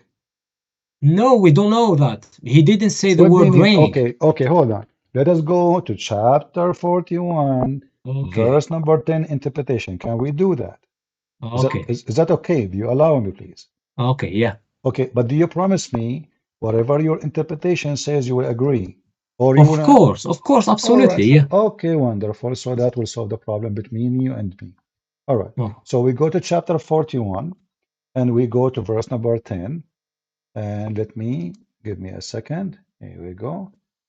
All right. Let us see what it says. All right. I want you to read for me, please. Okay. He placed therein three mountains. No, hold on. I will show you the interpretation. This is not interpretation yet. All right. Okay. Which interpretation you want me to show you? I'm reading the interpretation in your video. No, that's Quran. All right. Okay. So let us go. Let us go. That's the Quran. That's not the interpretation. You said you never heard. Okay. You see here he created and he talked about vegetation, etc. All right. But let us go. This is Ibn Abbas. But you said you do not know Ibn Abbas much. So let us go to Al-Jalalain. Is that okay? Ibn Kathir or Jalalain? I prefer Ibn Kathir. Ibn Kathir. Guys, he prefer Ibn Kathir. No problem. Or Al-Jalalain. Here we go. In front of us, we have Al-Jalalain. And we can go to Ibn Kathir. No problem. Let's go to Ibn Kathir. No problem. You can go with Jalalain. No worries. All right. So, when we read now, do we agree that he brought forth the water, or we don't agree about it? Yeah, I do. All right. So now it says here, he abundance of water. Does it say that? Let me see. Where is it? Where is the place? Maybe he needs to zoom out. I can give you the link. Hold on. Let me send you the link to make it easier. Can you zoom out a bit, please? Just give me a second. Let me give you the link. All right. This way you can read better. And I will put it in front of everybody too. All right. All right. Let us now. I will give the link for everybody too. So this is your scar. And remember, you are the one who promised me you will agree with your scars. You will not Yeah, of deny. course. Okay. You will not deny what it says there. Okay. It says here, this is Tafsir Al-Jalalain. Yeah. All right. He blessed it with abundance of water, crops, stocks, ordained. One second, please. One second, please. Okay. He blessed it. Yeah. Okay. He blessed it with a lot of water. Is that the creation of God or not? Yeah, yeah. Creation, of All right. course. So now we agree, me and you, that in chapter 41, when the verse mention, verse number 10, when the verse mention aqwataha, that include water. Do we agree? Okay, I agree. According to Ibn al-Jalali, I agree. Yeah, yeah, I agree. Absolutely, yeah. Because I've read it right now, yeah. All right. And I want you to continue reading. Here it says, and so then he created. let us read together. Okay. He underlaid therein firm mountains rising above it, and blessed it with abundance of water and stock, and ordained, divided therein various means sustenance for human being and beast for complete in 4 complete days. So now everything in the earth needed for the human being as a supply is created, including water. Do we agree? Yeah, I agree. Okay, and remember, this is a chapter 41, verse number 10, correct? Look, this chapter is talking about the creation, yeah? The creation of all the foods, including water. Remember, you are the one who said to me before, it doesn't say even the word creation. The word, the one. No, listen. The word qaddara is creation. Okay, so now the word... I said the word qaddara is creation. Now yeah? you said that, but before you No, refused. no. What I was saying is about so get it now, out. Is akhraja, is not creation. All right. So the other now, chapter, the other one. No problem. So Allah now, He created the water, but already it is provided to the animal and the beast, correct? Where is the word that is already provided? It was created. It says in front of you. Here we go. It says, blessed with abundance of water, crops and stocks, ordained, divided therein, its various means sustenance for human being and beast in 4 complete days. Yeah, it was created. That's what I'm saying. Okay, no, hold on. It says available right now, correct? Where is the word available in? Okay, it says abundance of water for a human being and beast. Yeah. Okay. Yeah. So is it available or not? Blessed it with an abundance of water. There is water in the earth inside. Don't We all call know me that again. Don't call me again. Don't call me again. That's it. What a cheater you are. So now the water is created for the beast, but there's no beast. Where it says created? Where it says it says they're brought forth. Do you see? Okay, we go back to the mountain. Okay, which one first? Which one? There's mountains there too. I mean, stupidity is amazing. Which one we take? It doesn't matter what you take, you don't see it. We ask him which one first, the mountains or the stars? He play games. In the verse it says mountains. Okay, is the mountains first and the stars second? You need the patience of an angel to speak to those Abdul liars. He's a Moroccan guy, obviously. He have to lie. We showed him the verse saying that the earth created, everything in the earth created before the heaven. Even Ibn Kathir agreed. He said, how the earth can be created if there is no space? I agree. This is the stupid Muhammad. How you can create an earth if there is no space for the earth? But the verses is so clear. Allah created everything in the earth. And then He went to the sky. Everything. Do you know what everything means? Everything. How more we... Now he will say to me, it doesn't say that. Everything, including water.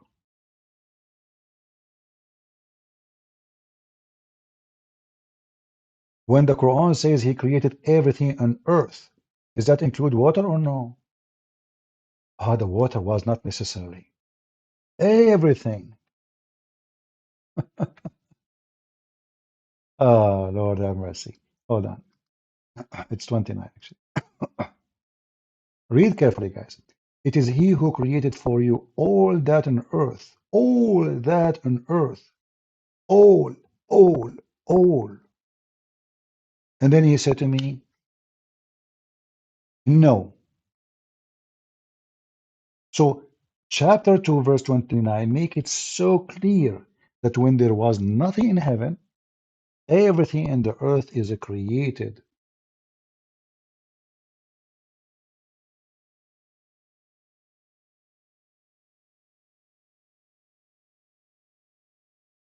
This is Jalalain.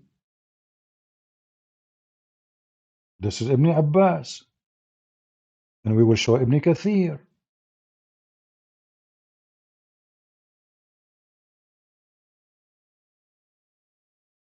All that on earth of beast, plants, and other things blessing from him.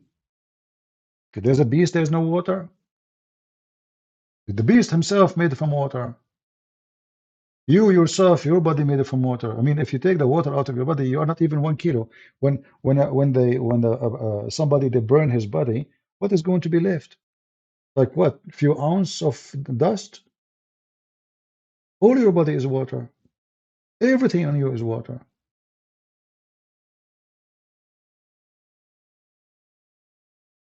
He finished everything in earth. Then he turned his creation into the heaven, and then he made them 7 heaven, and then he made the stars. And then he came back to make the earth flat. He forgot Allah. Oh, I forgot, man. I did not make the earth flat. Let me go back. If we go to Ibn Kathir again, we will die laughing. Ibn Kathir, chapter 2, verse number 29. Ibn Kathir confirmed everything created on earth before anything in heaven. Everything, including water, including trees, including mountains. The Quran is a stupid book. But if somebody wanna deny, well, that's it. You cannot make him say yes. He decided to deny. This is Ibn Kathir. Look like all the Muslim scholars are donkeys, and you are the only one is smart. It is he who created for you all that on earth. I mean, the Quran is so clear. Ibn Kathir, he says, he who created for you that all on earth, then he turned to the sky. This is your Ibn Kathir. The beginning of the creation. This ayah, chapter 22, verse 29, explain in details in Surah As-Sajdah, where Allah he said, and this is another chapter, by the way,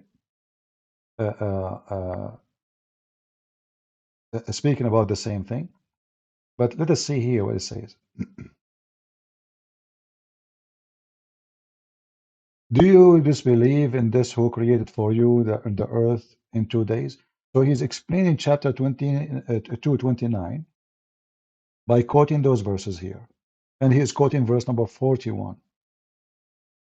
Which one is created before? Read carefully.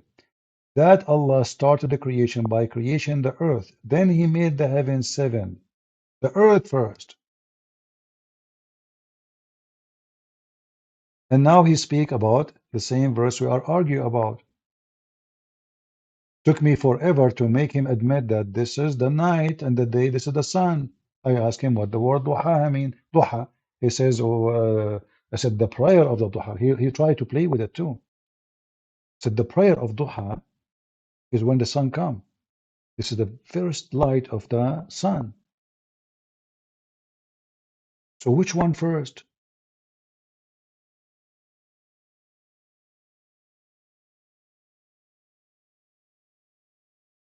It's amazing how they try to defend by lying and denying.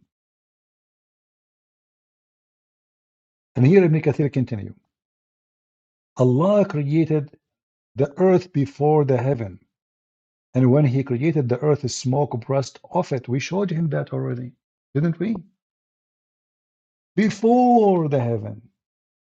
And the verse says, all that on earth. Do you see the word all? Oh no, he doesn't see it. He's blind.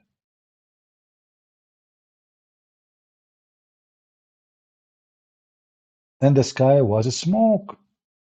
So now, is what is in the earth created before or in heaven or after? The verse says before. Everything in earth, which means even a human, even trees, even water, even grass, everything. A total mess made by Muhammad. And the Muhammadan, they try to fix it. You cannot fix the Quran. It's just a foolish book made by a foolish man. Guys, was I being patient with him? What do you think? How many times I need to repeat the same thing? Don't listen to Christian Prince. I want you to print those pages next to each other, and you be the judge. Which one made first, mountains or stars? Print if you have a printer, or you can open the screen in your computer and place them next to each other. Actually, I can do that right now. Hold on, let us separate the screen. I will separate the browsers. All right. We will separate the browser. So in the left of your screen, this is the chapter 79. In the right of your screen, I don't know if that will be able to capture all. Let us see if that will work. Maybe if we change the ratio.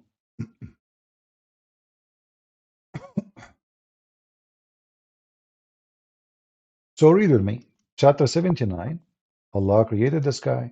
Okay. We go here.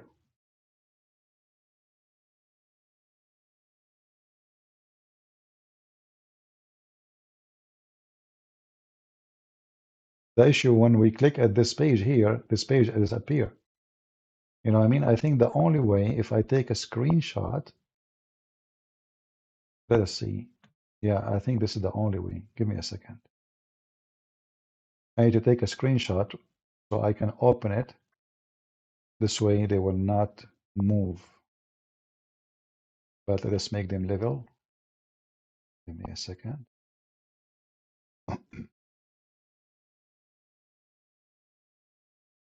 Lord have mercy.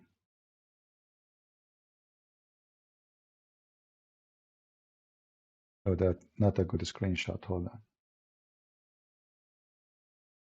Bring it down a little bit. All right. Now we start from here.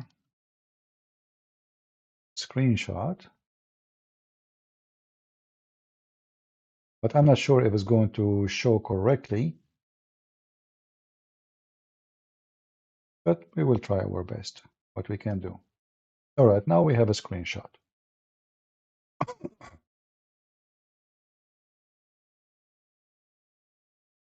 This way we can have both. Oh, this is the first one. Where is the correct one? Here we go. I think this one here. Read with me. Here we go. We have now the two chapters next to each other.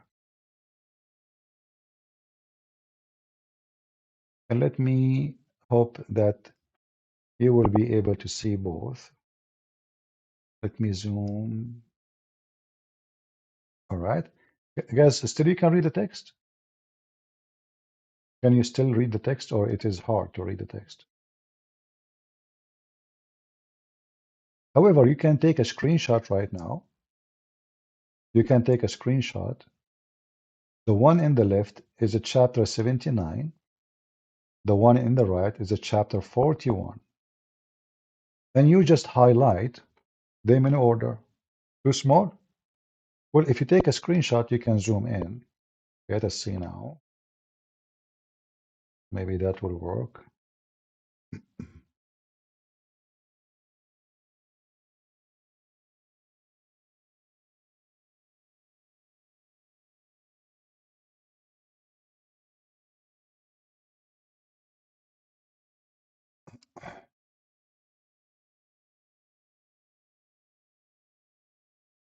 Let us see here.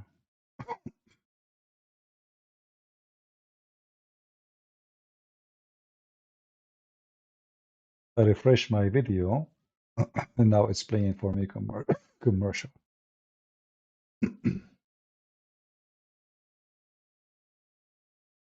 I think it's fine, right? So in the left it says Allah created the heaven, He constructed the heaven. Verse number 28, He raised its masses. Verse number 29, He doomed the night, He brought the day and light, and He agreed that this is about the sun. And then after that, He started working straight in the earth. And then He brought water. And then He made mountains. Let us go to the other side, the opposite. He created the earth in 4 days. Number 2, after He finished the earth in 4 days, He finished everything in the earth in 4 days. After that, He made mountains. You know what? Let me open the screen a pen. Give me a second. So I can draw. I'm losing my voice. All right, that will do better now. Let us zoom out. In.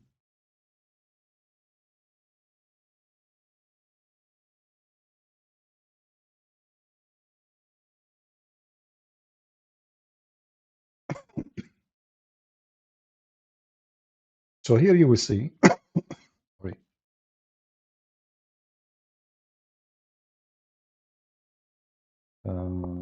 Let's make a line. So here the heaven is created. Verse number 29. The night, this is chapter 79, verse number 29. Allah, He made the light, the stars, the sun. Wonderful.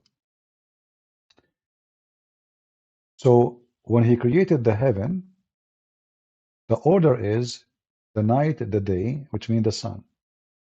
And then after that, He started working in the earth. And then after that, after He made the water and the pasture, He provided it. And then He put the mountains. So the last thing here He did is the mountains. The sky is finished. The sky is completed. We have stars. We have 7 heavens. The last thing in chapter 79 is the mountains. We go to chapter 41. He created the earth in 4 days. He completed everything in the top of the earth in 4 days, as you see in verse number 9. Let us use red color.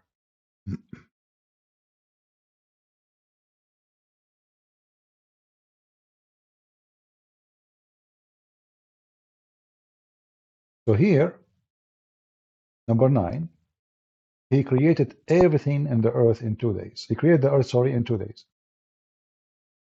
Then it took Him 4 days to bless the earth with all the measurement, everything. You read the interpretation, you will see water, grass, trees, everything, the substance of the earth, in 4 days. And by the way, this is a mistake too, because the Quran keeps saying that Allah created the earth and the heaven in 6 days. Already we have 6 days. 2 days to create the earth, 2 days to create everything in the top of the earth. The Muslims, they try to fix it. They say, oh no, the fourth, including the first 2, doesn't make sense, because why He mentioned the first 2 if it's included? Muhammad made a poo-poo. And then He went to the sky. So when He went to go to work in the sky, after He created everything in the earth, after He made mountains,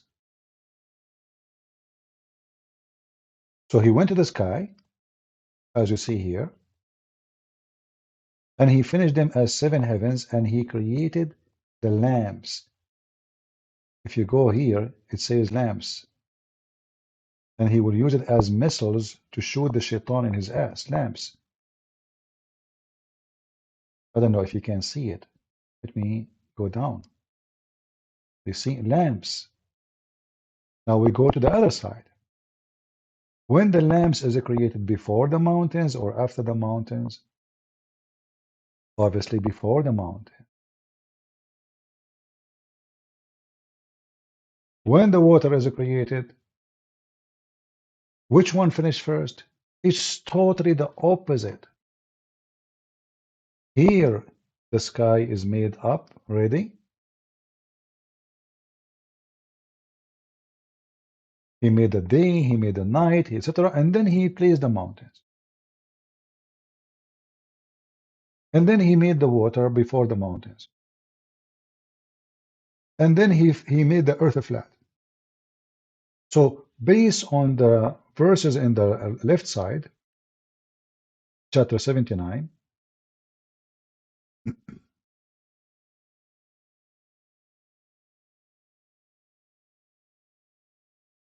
the order as you see, heaven, sky, lamps, earth, water, mountains. And the other one is the opposite.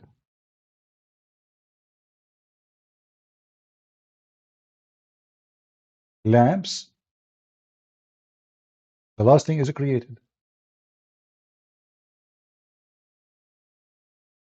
Mountains is the second thing is created.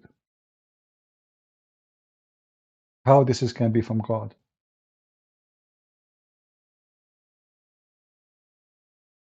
Which one is created first?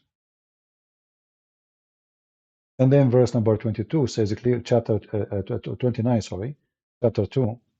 It says clearly, He created everything for you in the earth. You know, is this God knew how to speak Arabic? If He say everything, it means everything. He didn't say some of what is in the earth. So creating in what in the earth is already done. How that will work? What a messed up book. We showed him that hail is coming from mountains. He started making up stories.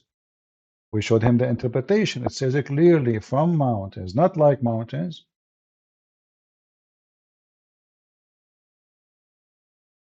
You cannot debate someone who don't want to be honest. So I'm asking this gentleman when he stay alone in his room, think carefully of what you heard and be honest, and you can call me back. But don't waste my time. Don't waste my time. You gave a very great example of how Muslims they play games. You are not honest.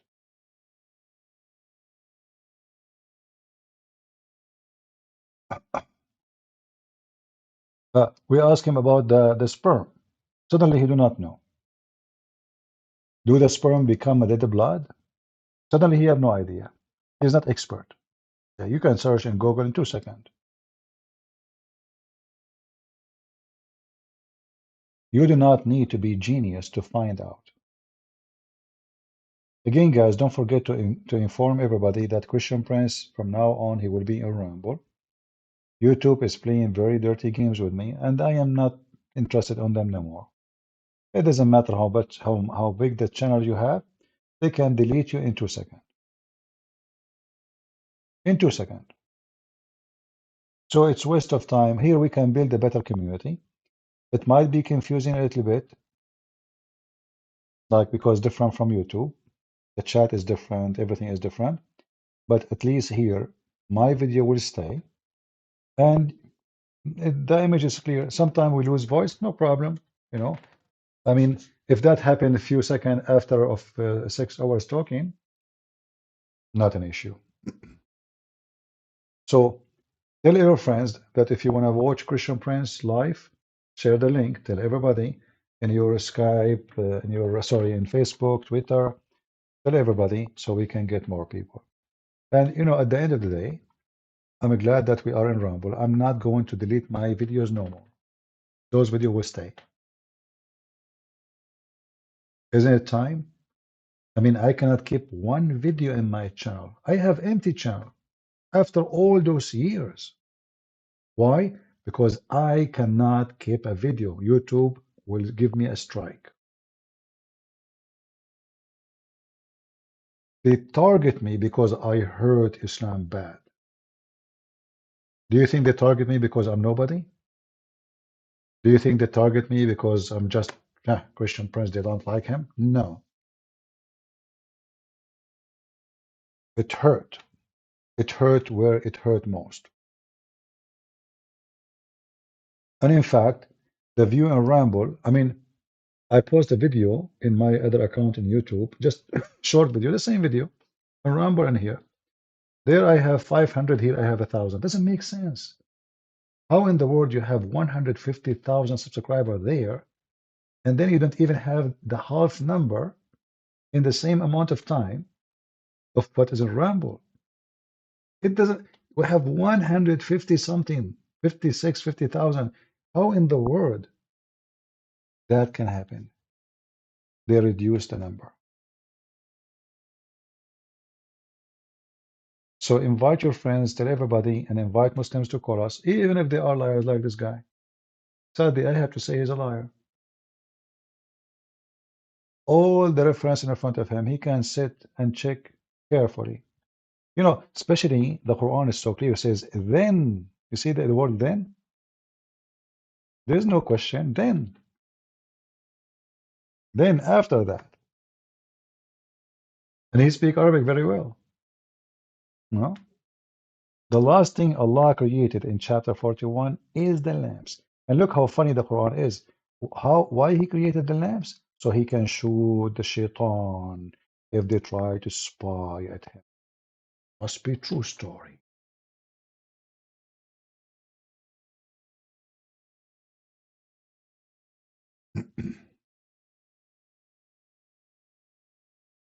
Yeah, actually, I have my account in Rumble for a while, even though here I can receive donation, but I wasn't coming here because this is not our intention.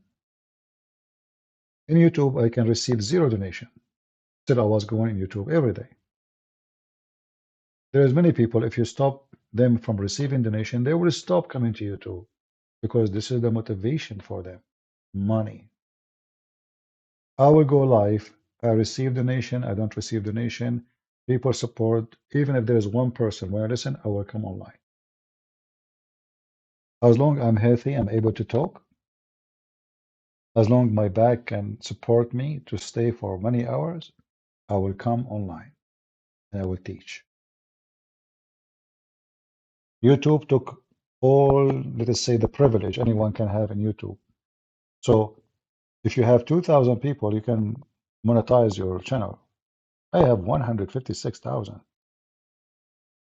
And then they offer me, by the way, they offer me to activate the monetization in my YouTube. I reject, I don't want it. Because the second you are doing that, you will be afraid of their strike. And then what you do? Because now you are a slave of the money, you have to be careful. There's things you can say, and there's things you cannot say. And this is the whole point of the money thing. The one who pay you is the one in control of your mouth. Do we agree? The one who worked for CNN, he speak as CNN want him to say. The one who worked for Fox News, he speak as Fox News want him to say. It's not his mind. You see this Tucker Carlson, he was working for Fox News all these years. He never say a word of his mind. They have to approve it before he go live. All of them. They are not even allowed. They have the word for them in the screen. They have to read a script. They can get out of it with one word, two, but they cannot get out of it. Otherwise, they will fire you. And actually, this is why Tucker Carlson, he was fired. Because he started saying things he should not say, which is not really, I mean, it's not even smart. It's just a stupid things. And cost Fox News a lot of money.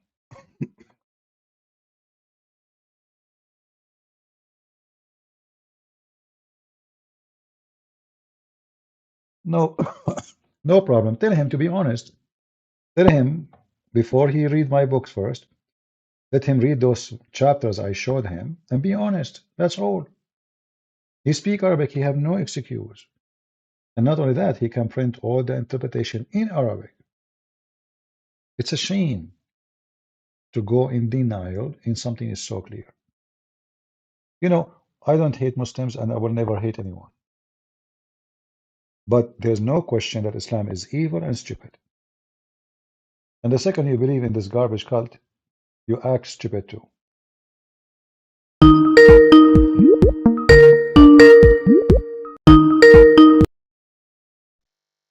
Hello? Oh, hello, my friend. I'm the Christian guy. Okay. Well, yeah. After you hang up, basically he started saying that you didn't want to respond to his questions because he wanted to explain something, and then you were we are talking changing about the from topic same. to topic. We are talking about the same topic for the last 2 hours. And Yeah, now I you wanna understood explain- it. I understood it, and none of you could agree on the things. So he is saying now he have a question for me. Sorry. Well, no. Now we're going to sleep because we're in the UK. It's 12 o'clock here. Do we have a question? Oh, it's getting late. Oh, okay. Yeah. All right. Okay. I need to wake up early. He can But call anyway, me. He thank can you call me. thank you for everything. And the thing is that I gave him this book, The Deception of Allah. I read it first, and he told me he would read it. He said that he'd only read a few pages. And for example, I said, well, let's just discuss one chapter, and I'm here in page 171, Sexuality in Islam. And there is one book, Book of Nuka, Book of the F Word, what Imam al-Qurtubi said. And then in summary, the preceding text says that it is lawful to have sex with your family members in heaven, except with your mother and daughter. And he said that he will research that thing. No problem. Anything he see, he should. Anyone if he say something to you, don't take it blind. It doesn't matter if he's an author. It doesn't matter. Always we have to check reference and see Of if course, it's yeah. true or not. So it's not only about me. I always never trust. Check. Never trust. Check. This is the problem of all mankind. You know, risk can happen to us when we trust. We trust without a check. Like, you know, you trust a person to be the cable guy. He go inside your house, he's a thief. He tell you, I'm a cable guy. He's wearing a uniform. You have an ID. I'm the cable guy. But, oh, my cable is working fine. Oh, no, we are from the company. They send me to do this. You trust the uniform. Now he is inside your bedroom. And God knows what he will take. You trust without verifying. So never trust before verifying. You verify first. You trust Absolutely, second. yeah. So this is what we do here. I never mention anything. Do you think I will write a book and I will put a book name and page number and they are not exist? That would be funny. Well, we will have to call Dr. Zakir Naik to. Yeah, it is them actually who say things is not exist. I know. The thing is that I gave him your book. It was October, I think. So it's been like 3-4 months now. And then he told me at the beginning when they moved into this flat, they said, "Oh, look at Dr. Zakir Naik." And then I started speaking like him, and they started laughing. And I said, "You can open any video about Zakir Naik, and I will explain everything. We can read just the chapter, and you will see that it has nothing to do with what he says." And then they started. They stopped quoting Zakir Naik. Zakir Naik is just an idiot. I mean, this guy, he said things which is really hilarious. You know, people like Zakir Naik, they don't really support Islam. They make a mockery of Islam. But absolutely, but he makes lots of money because he's got thousands of people paying to watch him. Really, you see, in religion these days is a business. Actually, always it was a business. Religion always is a business. Like even in Christianity, you will see a store, you know, of pictures, and you know, it's because now he's not interested in Christ. He's a businessman. He want to sell pictures or books or Christmas things because Christians today they are going to buy things. We have an occasion. So now the religion become a business, but this is not Christianity. Christianity never was a business and it will never be. Islam from the beginning is a business. Even the Quran, if you go in the Quran right now and you type the word tijara, which means commerce, the only one who claimed to be a prophet of a true God, his name is Muhammad, his God is Allah, who called his religion as a business, as a commerce, is Muhammad. Why he want to do that? Because he is a Do, businessman. do you mind sending me the verse, please, and in Spanish if possible? Chapter 2, verse number 16. Chapter 2, verse 282. Chapter 2:16. Okay, well, I'll read it in English, no problem. Chapter 2, verse 16. Chapter 2, verse 282. Chapter 4, verse number 29. Chapter 9, verse 24. It is tijara. It's all about tijara. 29. Chapter 61, verse number 10. Chapter 62, verse number 11. So Muhammad, he did not see in his religion anything except an investment in business. Look what he said in chapter 61, verse number 10. You, O who you believe, shall I guide you to a commerce that will save you from the painful torment? It's a commerce. It's a commerce, yeah. Why a person who is a prophet of God using such a language? Because he's a businessman. Businessman. He's doing business. It's for sale.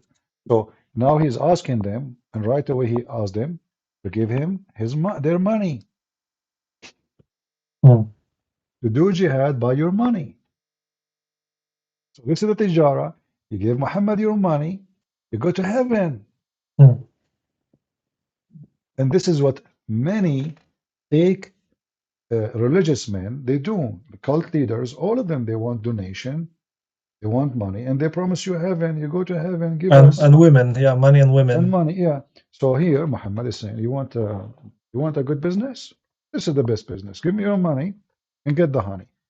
Honey, river of milk, a lot of women, boys, naked women, they are ready for sex. Just give me your money. This cannot be from God. You see, in Christianity, you cannot bribe God. If somebody gave me donation now, it's going to be the most stupid thing ever, Christian friends, to say that if you gave me donation, you go to heaven. That will make me obviously a false teacher. Right? Yeah. You don't go to heaven because you gave a donation to a man. This is not what heaven is about. It's good to help poor people. It's help to be good. It's good to be nice, to give a charity. But that is not what, obviously, Muhammad, he wants your money. And then he come with other things. If the prophet eyes fall into a woman, her husband must divorce her so the prophet can F her. Now we have the money and we have the sex. What else? The privilege in the booty. Muhammad, he take the fifth of every attack. Al-khumsu lillahi wa rasuli. The fifth of every attack will give in to Muhammad. Why Muhammad need, the fifth? Is he special? The Muslim, they keep saying to us, the Prophet was so poor. The guy is taking the fifth of the booty. But poor? 20%. Yeah, and not only that. I mean, imagine when Kadyrov, he entered into Ukraine. He stole all the wheat in that area. Yeah. Hundreds of thousands of tons of wheat. He stole it and he sold it. Imagine if Putin, he take fifth from that.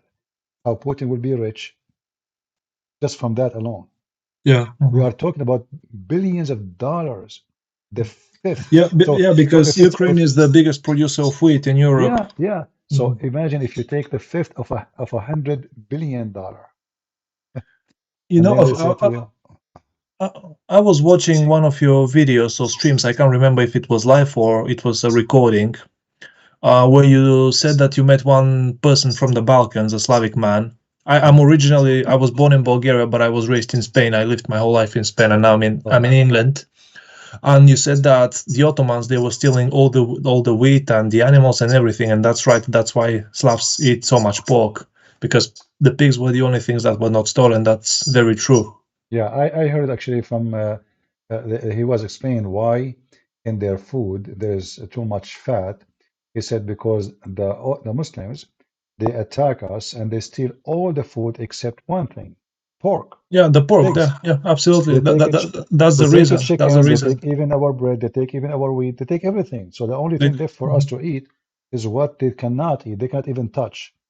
So what they start doing then, they stop growing other animals, and they start growing pigs, because this is the only thing that the thieves will not take. The Muslim thieves. This is what they do for a living. This is Islam. You see, and the thing is that it was not just taxation; they took everything. It's not that they took 10 or 20%; they took absolutely everything, and that's true. Yeah, that's true. Your housemate is from Morocco, right? Algeria. Algeria, yeah. Morocco and Algeria is nations who they themselves occupied by the Arab, enslaved, and they used them as force to attack their neighbors. But because Islam is a wonderful religion, as the Muslim they claim, when they attack Spain, they were stealing non-stop everything in Spain. And then, even after all what they stole, the caliphate in Damascus, he killed the leader of the Muslims. Why? Because he is not giving enough. I mean, they ripped off Spain. Yeah, this is what we studied in school. There were campaigns where the Muslims, they used to enter into the north because they occupied most of the south, basically of the Iberian Peninsula. And we studied in history in high school that in summer when it was warm, they entered the north and they took everything they could. Yeah, but imagine the leader of the invasion, he was slaughtered by the Muslim. He's a Muslim. They slaughter him because he is not sending enough. We don't believe you. Yeah. You should send more. And they say to you, Islam spread, etc. They build palaces, not even built by them. The one who built them, mostly they brought them from Syria and other places. Those are the Phoenician people. So they became so wealthy, the caliphate, each one of them, every Muslim ruler, he have thousands of belly dancers.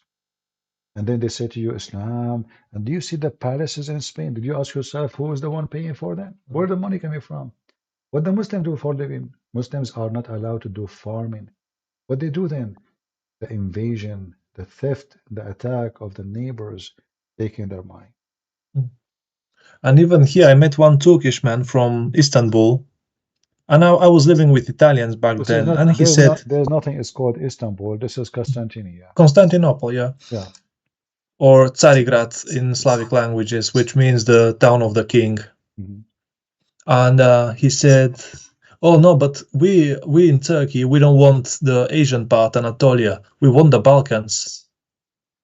Yeah, you can see what kind of scumbag they want that, because the Balkans, the earth is way more productive. It's more fertile. The soil. Yeah, the thieves will come to you again. Just wait. The Turkish are preparing themselves to invade Europe again. And I know. Yeah, the Europeans are asleep. They have no idea what's going on. Erdogan is building a massive army. He is building drones, airplanes, missiles, and he is making a massive industry of war. And the whole idea is to take Romania, to take Bulgaria, to take them as he used to have them before. Take them as slaves, steal their money, their food, and then they live wealthy. So if the people of East of Europe are not aware what's happening, they will be soon. The good thing actually, like Erdogan, he hate the Christians, and he was so excited when the war happened between Ukraine and Russia, because he's a hyena. He feed on the dead body of both the Christians. Yeah. Both are Christian nations. But look what happened now.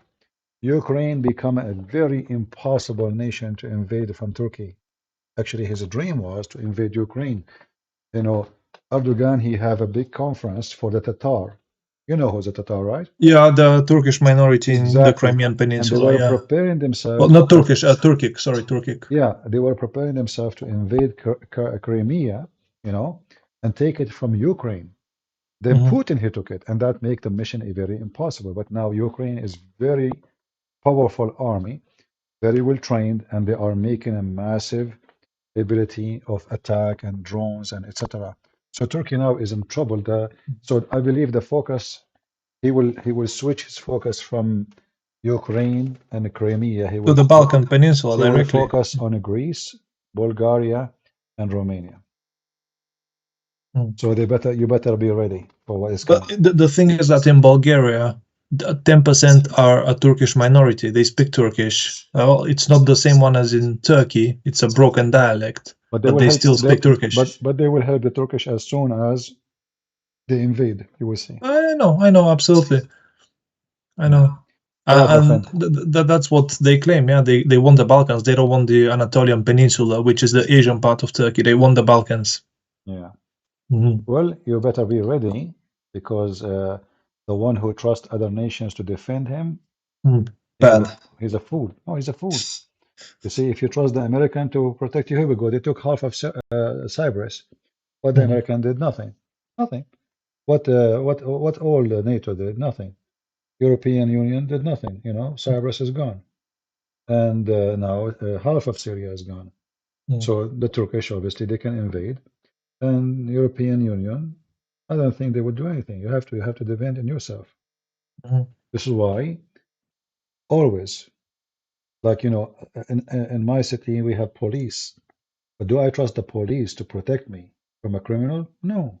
No. By the time the police arrive, the criminal will be he killed me, he took a picture of me, selfie, and he go. The police they come and they take another picture of you. They says, okay, this guy he found him in the floor. He have a bullet in the head, a bullet in the chest, and they put your name in a file and they put you in the shelf. Thank you. This is what the police do. Mhm. So Yeah, yeah. we don't trust your security and safety on the hand of somebody else. Only people who they are foolish, they will do that. Mhm.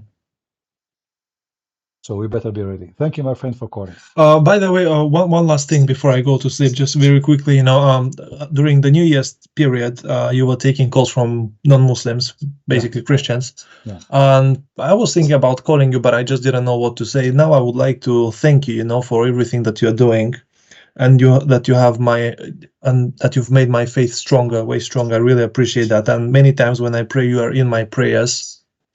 And the thing is that I became a Christian like 2-3 years ago. I was baptized as a kid, but I never believed anything. And I came to faith 2-3 years ago, so I would like to thank you publicly now. Thank you, my friend. You do not need to thank me. I'm not here to receive thanks. I appreciate all people, and I'm happy that I was able to help you. Maybe if I go to Bulgaria, maybe I can meet you. I remember once I was in Bulgaria, actually. I was taking a train from Romania to Greece, and sorry, I'm losing my voice. No worries. They told me in the train, before I go in the train, I asked the people in Romania, do this train have water and food? They said, yeah, don't buy anything. They have a buffet. They have everything. Don't worry. So I went to the train. The train is like from the cave time. Honestly, it's like the train is like it's like a box of sardine, shaking like crazy. Bathroom is blocked full of garbage. I don't want to say the word. No water, no food, and no air condition. Yeah. They told me the coming stop. I asked, they told me the coming stop after 8 hours in Bulgaria. Oh, no, sorry, not 8 hours. Yeah, I think it's almost. So we cross and we stop in the train station in Bulgaria. I was so happy. Finally, it was like 11 p.m. and now I will get water. I need water. I don't care about food. I can stay without food for 2 days, 3 days. Yeah, no problem. But I don't have water. So I went and I found one store open in the station, like in the basement. She have pizza, she have water, she have everything. I said, finally. And then I came to her, this lady, and I told her I want water. She put the water on the table. I said, okay, pizza. She put the pizza on the table. I was like, oh, I cannot wait to just bite. And then I gave her the money. She said, no, no, no, no, no, no, no. What? She don't accept euro. What are you talking about? No, no, no, no, no, no. I said, listen, take more. No, no, no, no, no. Like what? Listen, okay, water. What? Just water. No, no, no, no. I'm going really. I don't know what to do. I mean, I jump on her. I steal the water and run. I'm dying. I need to drink. And she keeps saying to me, no, no, no, no. You know? And you believe it or not, she did not send me anything. She did not send me anything. She refused. She accept only Bulgarian currency. Yeah. And it was a very horrible trip, you know. I mean, I went back to the train, no water, no food, and I continued the journey all the way to Greece with nothing. Nothing. And she refused. And this is why actually sometimes you think you have money, but this is the moment you wish like you know like you notice your money mean nothing. Like I have Yeah. money in my pocket. I can buy many things in this store. Still, I could not get anything, not even the water. And you know, I was saying to her, I'm thirsty, you know, just please, please. I said, please, she don't understand, you know, no, no, no, no. And then she asked me to leave and she closed the door and she like she got scared because I'm getting really angry. You know, Yeah, I need you're I need to making me feel drink. embarrassed now with this story. I absolutely believe you, but you're making me feel embarrassed. No, no, no. I mean, it's not your fault, but this is what happened. Yeah. I just remember what happened. It's my fault actually. I should know that in Bulgaria they don't accept any currency except their currency.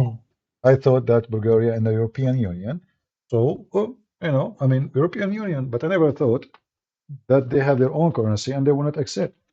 And I think it's not legal maybe for her to accept euro. Maybe I don't know. I mean, I've never heard of anyone unless she could have said, okay, yeah, you can pay me, but pay me a way bigger amount of the actual price, and then would have been her I responsibility. offered her, you know, Yeah, but yeah, you did mention it, yeah. So next time you wait for me in Bulgaria, so you give me water, man. No problem, my friend. All right. All the water you Actually, want. I went to I think it's called the Golden Beach in Golden Bulgaria. Sands, Golden Sands. Golden Sand. Yeah, but there's no gold there. The Ottomans, they took it. All right. They stayed there for 400 years. They took it. Yeah. Yeah. All right, my friend. Thank you for calling. Okay, All the thank best. you. Have a lovely evening. Thank you. Thanks. God bless. Bye-bye. Take care. Bye-bye. Thank you for the one who made donation thing to me. Thank you. Adayatek. I don't know if I'm reading your name correctly. Yeah, you know, that day reading was really embarrassing. And, you know, I'm not the kind who go around and beg for food or water. I will never do so. So I stayed the whole journey without water, without food. I could not even go to the bathroom. There's no bathroom. Then at the end of the journey, almost there, a short guy from the middle of nowhere in the train. He walked by and he's carrying a big box of water. You know, I don't know what he was saying, but obviously he is selling water. But I was almost there. Yeah, and Serbia, you take euro. Okay. I wish I can visit all those countries. And you know, we as a Christian, we should be united because the danger face all of us. And those evil ones, they will hunt on us one by one. They hunt on us because we are not united. See, when European Union established, it was a good thing, like as an idea. But European Union until now, they don't have an army. They don't. If you uh, if you remember when Erdogan he started threatening Greece, Greece is no match for Turkey. Greece is just a small, tiny country as a population. Turkey is almost 100 million. We are talking about a massive number of population. So how Greece is going to fight Turkey? No way. And then the French and other countries, they supported Greece. And that made Erdogan cool down his language. They are cowards. They don't respect you. They fear you. If Erdogan he knew he can take Greece today, he will never hesitate. So that's why you have to be ready. Like today, the Greek people they were lucky that the French president he stood with them when the Turkish they were threatened. But maybe the coming president of France will not care. Never know. The German are selling even submarine to Erdogan. The Spanish, they are teaching the Turkish how to make massive weapon. So even the Christian countries, sadly, they are helping the enemy of Greece to conquer Greece. This is why the Greek people, they have to be ready. Guys, are you trying to force me by giving donation to say thank you? Is that the purpose? I can play blind and I act as if I saw nothing. Anyway, thank you for the donation, LH. But guys, don't do that to me. Let us see. United, you win. Divided, you know, you are a loser. It's very simple. You see, if this stupid Putin, he did not attack Ukraine, and if the Christians, Ukraine, Russia, Bulgaria, Romania, I mean all the Christian countries, they support, who dare even to touch you? Nobody. But the sad is that we have evil, very evil leaders in the West. You know, I used to defend Putin, but before the war on Ukraine. The reason is, you know, Putin, he sounds like more decent than the rest of them. He's a dictator, yes, but he sounds way more decent than the rest. But then even this man, who we thought he is a good guy, he could not stop his greed. Russia is the biggest country in this earth. Taking more land doesn't make any difference for Russia. I mean, your land is massive, it's empty. Why you want to go for war and kill many Christians, and now those people will hate you forever? What was the benefit? What is the accomplishment of after 2 years of war? Nothing. Totally nothing. We as a Christian, we should learn from this war. That war between us is nothing but a shame. It is a shame.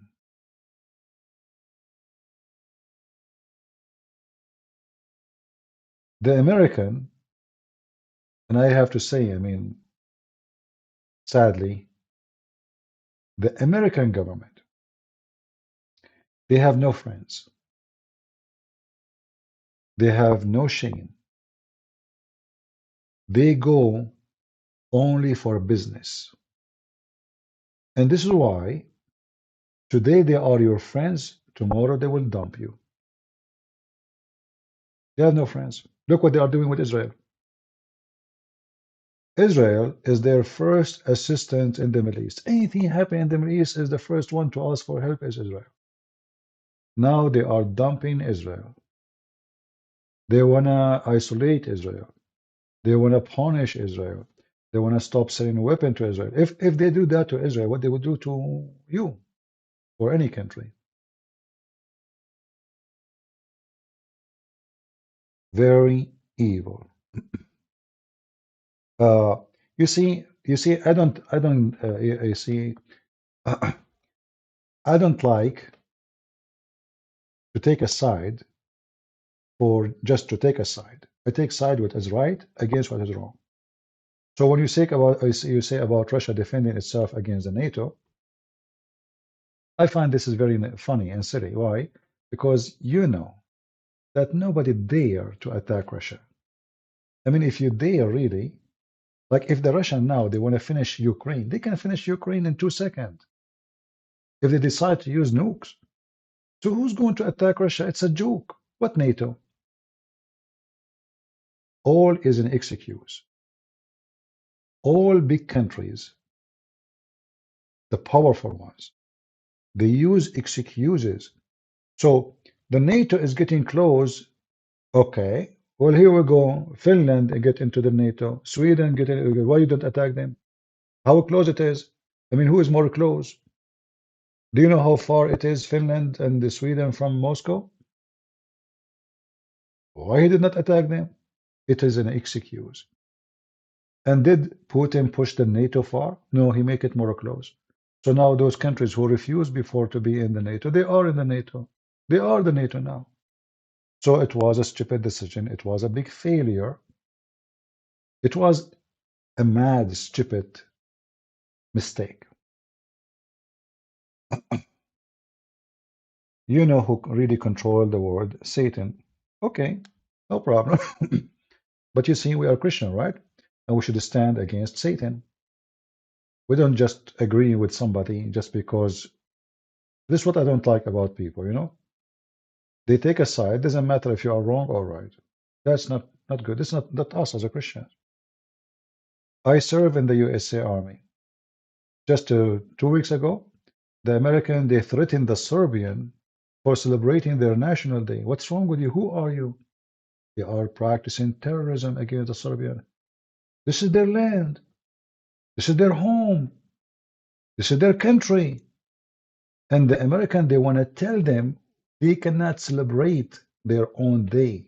What a shame. Imagine the Serbian, they send airplanes to tell the American you cannot celebrate the 4th of July. Do you see when you are a beast and proud and powerful, what do? You don't see how evil what you are doing because you can't do it. And who can stop you? But the American in front of Erdogan, they are chicken. Literally chickens. When they attack Saddam Hussein, Erdogan, he says, I'm not going to let you use my land. What they did? Did they kick him out from the NATO? No. He took Cyprus. What they did? Nothing. He invaded Syria. What they did? Nothing. He have good relationship with Russia. He bought a weapon. He exchanged weapon with them. What they did? Nothing. So the heroes of America, they are heroes in front of the little ones. Serbia. They are chicken in front of Turkey. Why? Because we need Turkey. I mean, who cares about Serbia?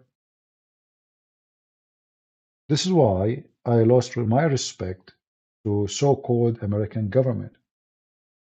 It doesn't matter who is in the office. Democrat, Republic is the same garbage. It is the conclusion is, you know, one coin, two faces. They have no friends. Do you think a president will change the US behavior? But maybe. But you know, a president in America, he cannot do nothing. It's a mafia. You see the way the system is made, supported for democracy purpose. So Congress, senators, president. So in order to change everything, you have to change everything. If you have one of them, the rest they can do nothing. And that is impossible.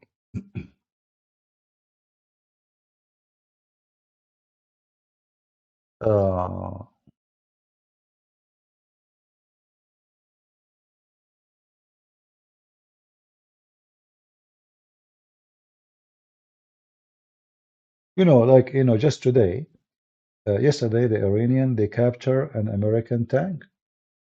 What Biden, he did nothing. I mean, they took it literally. If a real president is in the office, he will make, I mean, he will make the Iranian have poop between their legs. But the Iranian, they knew this guy is going for election. The same as Trump. You know, when Trump, he killed this guy, Soleimani, the Iranian, they start shooting. They even destroy one of our massive drones. Trump, he did nothing.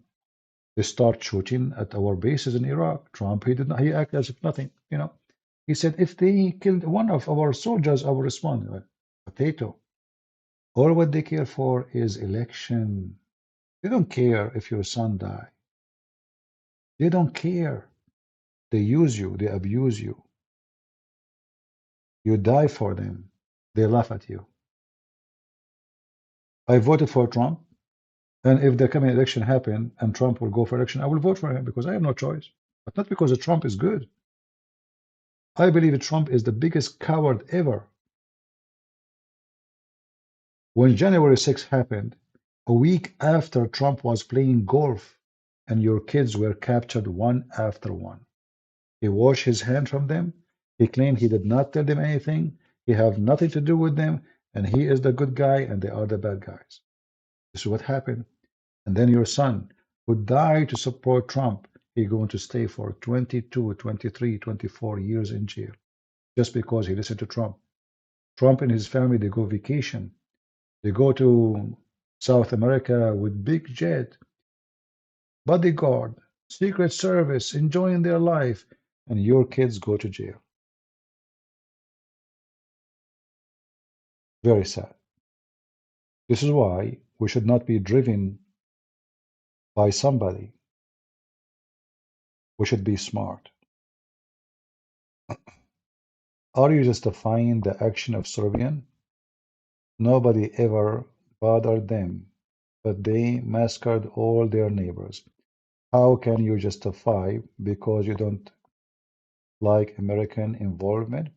First of all, I can justify nothing. I'm not justifying. The land is the land of the Serb. And what happened? That when the Soviet Union collapsed, the West start biting the cake. They want to take those lands to their land. They don't care about you. So what they did? Yugoslavia was not in the West, it was not in the East. It was from the group, it's called Don't Take a Side. I don't know what they call it in English. So now the Russians are weak. The Serbian is alone. So it's a great opportunity to destroy Serbia, to slice it pieces, and make those people hate each other, divide and conquer. So now they created issues between them, so they can go in civil war, and that will make them divided forever. And immediately, they said to Croatia, you can join European Union. They want Albania too, you know? But Albania, like Kosovo, is the heart of Serbia. The first king of Serbian is there, is born there. So my friend, it's not about them justifying. It's you, how you can justify what you did. How the American, they bomb a country. It's independent. Let us say there's a war. There's a war. Croatian, they are Christians, right? Serbian, they are Christians. Albanian, they are Muslims, most of them. How the Americans justify their involvement? They want to stop massacre, but did you see what the Muslims did to the Christians too? How come you don't bomb the people of Kosovo? How come you don't bomb the others? The whole idea is how to make Serbia is close to Russia. That is the whole story. Russia is the target. Same they did in Ukraine. Russia is the target. They made the Ukrainian enemy to the Russian so they can kill each other, and the war will suck the blood of both of them. They will be in debt. The Russian will be weak. Ukrainian will be weak, will be in debt to America forever, and the Russian, they lose their power. All is about being evil, not about being good. You know, if you remember, the American, they start doing the same in Georgia. Georgia is a Christian country. They told the Georgian democracy, we are here, we will support you, we will make you join European Union, blah, blah, blah, blah. When the Russian invade Georgia, the Georgian president, he called, I think at that time it was George Bush. They cannot find George Bush anywhere. He hid, he disappeared. They promised them they will protect them. They disappear. And this is what they did with Ukraine. In fact, in case you don't remember, the video is there. Joe Biden, he went in TV. He says, let us make it clear. We will not involve in any conflict with Russia. Am I lying? So what he did, in fact, he's encouraging the Russian to attack Ukraine. When you say to them, Putin is watching, oh, the American just told me they were never involved. The NATO just told me. Go ahead. Not only that, they cleaned every single embassy in Ukraine, even from papers. Do you know what papers mean? Papers, not only employees. The American embassy is empty. The British embassy is empty. The French embassy is empty. The German embassy is empty. They are inviting Putin to attack. They told him attack. And not only that, the American, they told the president of Ukraine, we offer you refugee. You and your family, run. Do you see how they fool the Ukrainian? In the month of August, at that time, me, myself, I was in Ukraine. If you remember, I have a video posted of me in Odessa and other places. I was doing seminar and I saw the NATO there. And the first question I said to myself, why in the world they are here? What for?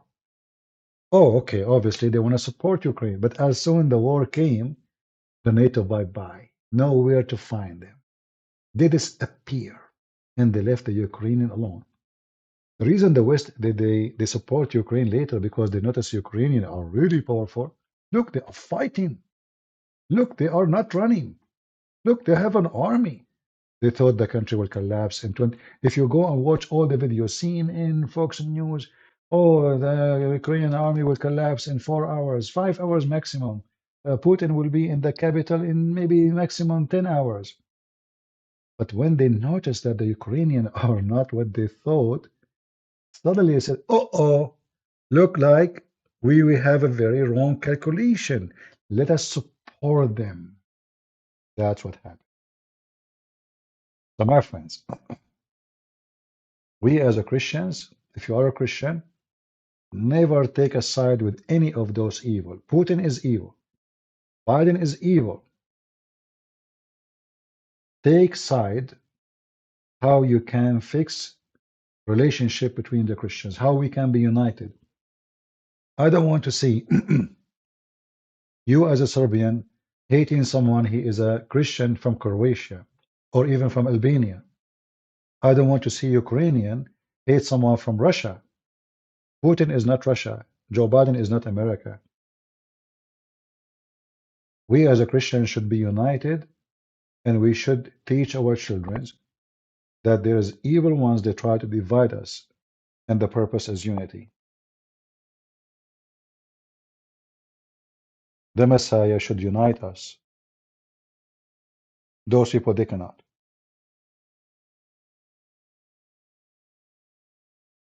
Do you understand me? When something wrong happened to a Christian nation, it's happening to you. This is how I feel.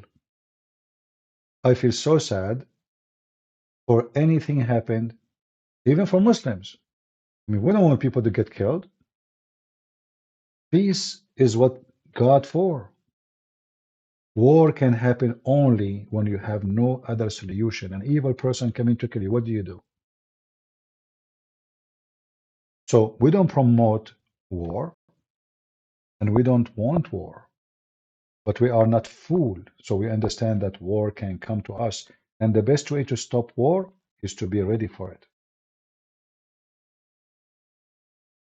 Do we agree? You cannot stop war by saying there's no need for weapon. You're a fool. Your enemy will attack you as soon as he notices that you are asleep and you have no weapon with you. Your enemy will be in peace with you always, as much he think that you can destroy him if he attack. That is the truth.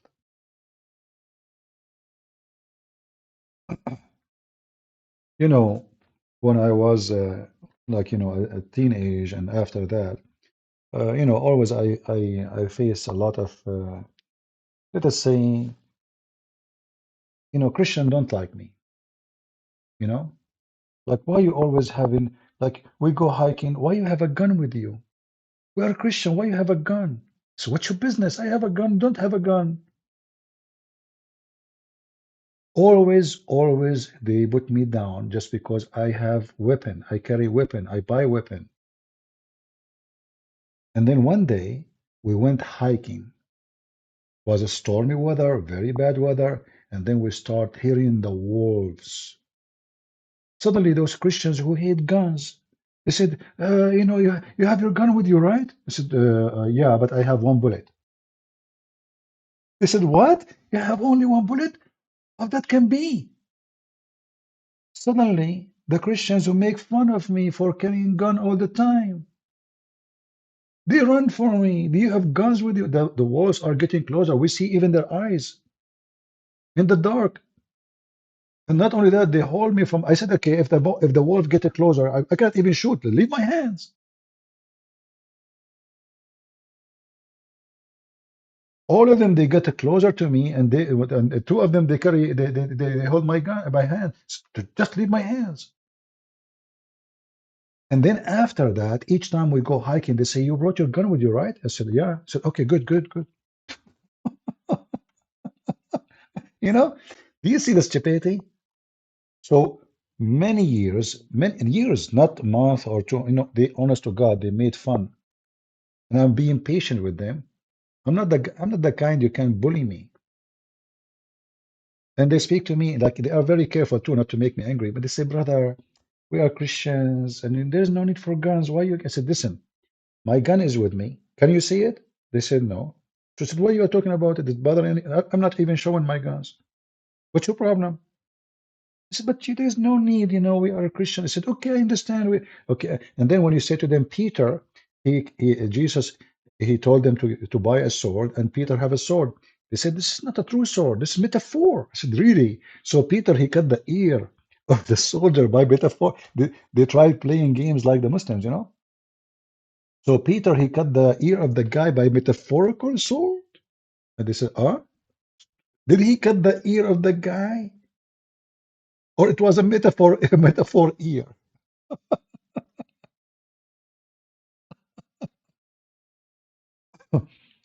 So teach your children to be brave, to love their family, and to love their own people. And teach them how to be loyal, so that at the point they can give their life to protect the one they love. A coward son is not even your son. When risk comes to you, he might push you in the front and hide. A brave son, he will be willing to die for anyone in the family. He will be loyal. He will be willing to do whatever he can. Don't teach your kids to be potatoes, cowards. Teach your daughters to be females, respecting their family. Know how to grow kids, how to teach them. They are the first teachers. Teach them how to be wise, a wise mother. She is the future mother. Teach your son how to become a man, not how to put makeup in his eyes and eyelashes and the stupid things we see today. When you see your son start acting weird, trying to follow some idiot in the West, tell him this is not how men can be respected. It's not by a fashion here of a style. When a thief, he come to you and he have a knife in his hand, in fact, he will target you more because of your fashion. He will look at you down. He will not see you scary, intimidating, and then you will be intimidated. And if you don't believe that evil ones are exist, just go out. Turn your TV if you don't believe me. Rapists, thieves, criminals, kidnappers, all child molesters. The world is full of them. You have to tell your son, your family, teach them, educate them how to stand for themselves. Like in the other day, one of you, he asked me about, he have a brother, younger brother, and they bully him. Do you know why they bully somebody? Why somebody bullies somebody? Because that person, his family did not teach him to stand to defend for himself. He's always afraid. And there is somebody, is a bully. He noticed that this person is weak. Oh, we got our chicken. We got our victim. Let us go and bully him. They can bully only the one who accepted to be bullied. When you stand for your rights, nobody can bully you. Nobody can take advantage of you. And this can happen even inside the house. A man who is not confident, a man who is weak in character, his wife can bully him. Even the wife can bully the husband. Same, the opposite. A woman, she is, very submissive and she don't have a character. She don't speak for her mind and what is right, what's wrong. A husband who is a fool, he can bully her. A brother, he can bully his own brother. Inside the family. So the real reason for bullying, and this is even goes for countries, like the American now, they are bullying many just because they are massive and powerful. The Iranian, they are bullying all the Arab countries around them because they are very powerful compared to them. So when you start seeing that you have muscles, the first thing as an arrogant person you do, you bully the one who is weaker than you. Because your justice, your ethic is zero. So you bully everybody. So as an example, in America, we have the right to do things other nations don't have. We can police people. We can tell them what to do. We can tell them how to vote. We can tell them more democracy, but nobody can tell us.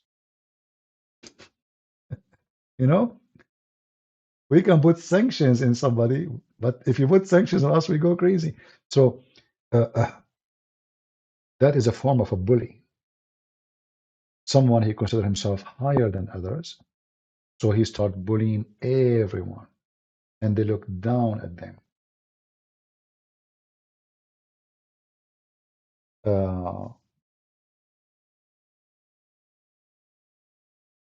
Well, I'm just saying what I believe. I don't sugarcoat, and forgive me if my English is not helping me to explain what I'm trying to say. Sometimes, you feel limited with your language skills.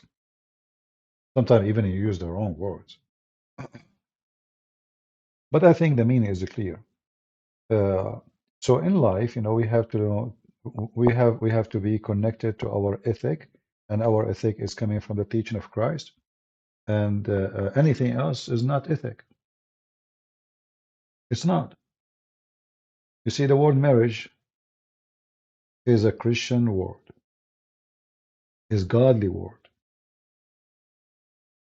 The word decency. I mean, why I want to be decent anyway? If I can make more money from not being decent. Simply because I'm a believer and I believe decency is the right thing, not because I'm being forced to. Loyalty. Why the wife, she will be loyal to her husband and the husband will be loyal to his wife? Because you are Christian. And family cannot be built, a kingdom cannot be built if there is no loyalty. Imagine the king, he don't trust his God. Just imagine. And your wife is your guardian angel, actually. She can kill you when you're asleep. She can put for you a drop of rat poison in your food and you're dead. She is your guardian, and the same for you. The woman, her husband is her guardian. He is her bodyguard, who protect her when she need him, who provide her. So in Christianity, all the value come together. The family, the country, the children's, all values will make us the people of God. Without it, we are not even people. The word people is what? It's about a group of people living together. If all of us, we hate each other, we cannot even live together. Can we? We cannot. Imagine we live in one building and everyone, every door, he hate the one in front of him or the one up him or the one downstairs of him. And this is what happened in this earth.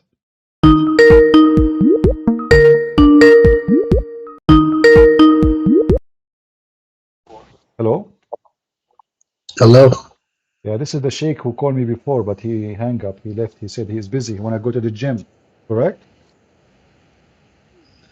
No, I didn't say I wanted to go to gym. No, you said you want to go to the gym. No, So I where was you busy. so where you went? No, I remember you said gym. Anyway, why you are calling, my friend? Go ahead, Mr. Sheikh Muslim Abdul Hamid. Yeah, I wanted to salam alaikum to all my Muslim. You are saying assalamu alaikum to all Muslims? Yeah, Why you don't say shalom to the Christians and the Jews? Why? we're not supposed to. Not supposed to. And we don't care anyway. You say assalamu alaikum or not, we will get you busted.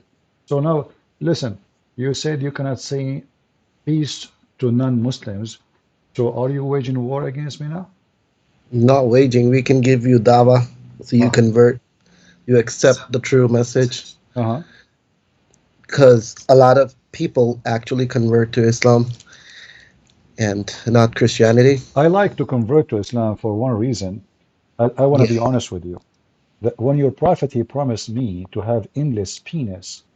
And then I look at the one I have, I say to myself, I mean, this is really the good deal.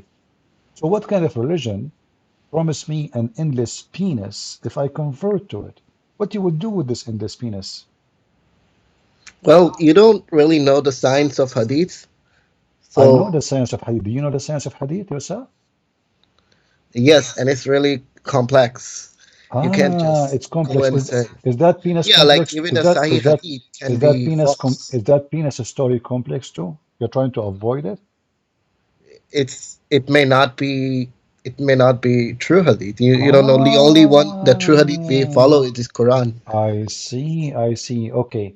So I want to ask you then, uh, for me, there's a miracle happened to me, and this is what is keeping me to be Christian, to be honest with you. I have my grandfather, and he died, you know. But when he died, he was standing and he was holding a stick, and he stayed like this for a year.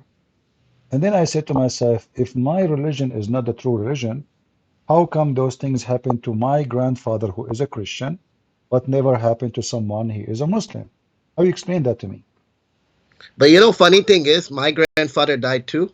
But True. it was funny he died because his hair was cut. Can you Uh, imagine that? no, I'm asking you really. He died standing, and he was standing for a year, and nobody noticed that he is dead. So how you explain to me such a miracle happened in Christianity, but those miracles never happen in Islam? I know you're talking about the Solomon who was Ah, okay. So what do you think about such a story? Is that a Sahih hadith or this is a fabrication? So Solomon, he oh, died and he was standing holding a stick, and nobody noticed that he is dead until the termite, they ate his stick. yeah, that's the miracle of, well, I mean, Allah, What of is the course. miracle? The termite, they win. The termite, they destroy the stick of Solomon, and then everybody noticed that he is dead. Yeah, yeah. What do you I mean? What do you mean, mean? Yeah, yeah. that's how Allah planned for it. Like, I mean, you know the story of in Bible, the guy who had his hair cut, he died because, Uh-huh.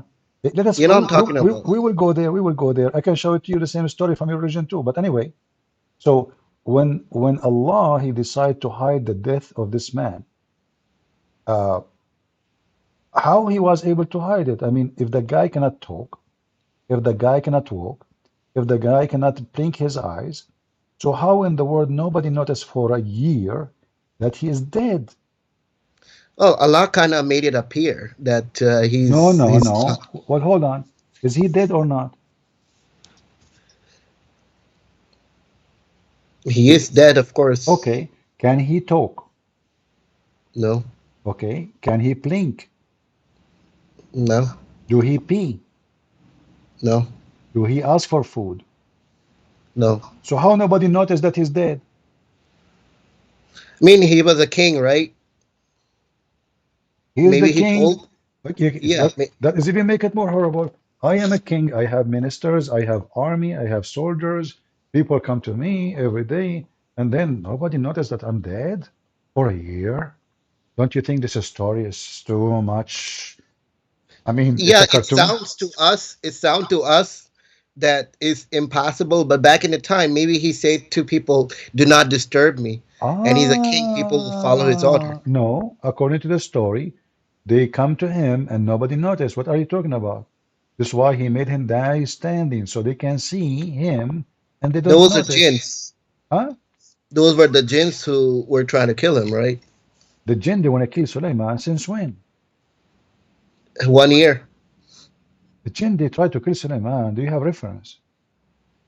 I mean, you can see it. The jinns were the. No, you can read it. don't make up stories. The jinn, they cannot control Suleiman because Suleiman, he have the ring which is given by Allah to him. The ring which Suleiman he found inside the fish, which he was trying to make a dish. So Suleiman, if you remember, Suleiman, he had this ring given to him by Allah. It's like the Lord of the Ring movie. He went to his bathroom, and it's haram. It's haram to take the ring with you to the bathroom, correct? Yeah. Okay. So he gave the ring to his wife, correct? Okay. Yeah. And they slept with his wife, the jinn. Then Shaitan, he come to his wife, and her name is Jarada. The Shaitan, he come to the wife, and he looked like Suleiman, correct? Yeah. And then he told her, look, I'm Suleiman, give me the ring. So she gave him the ring. This is stupid wife. Unbelievable. You cannot even trust those women, you know? So she gave the ring to the Shaitan who looked like Suleiman. He wore the ring and he became the king. And then when Suleiman came out from the bathroom, the wife, she looked like, what the heck? We have two Suleiman now. He told her this is a fake Suleiman, and they throw him out of the palace. Is that correct? Yeah. All right. So now Shaitan, he took the ring, he became the king. And is it true in the story says that Shaitan, he start effing the wives of Suleiman non-stop, like he have a gun, like He didn't say in that detail, but yeah, he was being intimate with his wife. No, it says clearly that the wife, actually, in fact, they noticed that this cannot be Suleiman because he was so good in bed. You don't take a break. Correct? Yeah, read the detail. I did read the details, my what friend. are you? So get listen. to the point. What are you trying to? Okay, so now your God Allah, he respect his prophet to the point he made Shaitan if his wives. Correct? Yeah.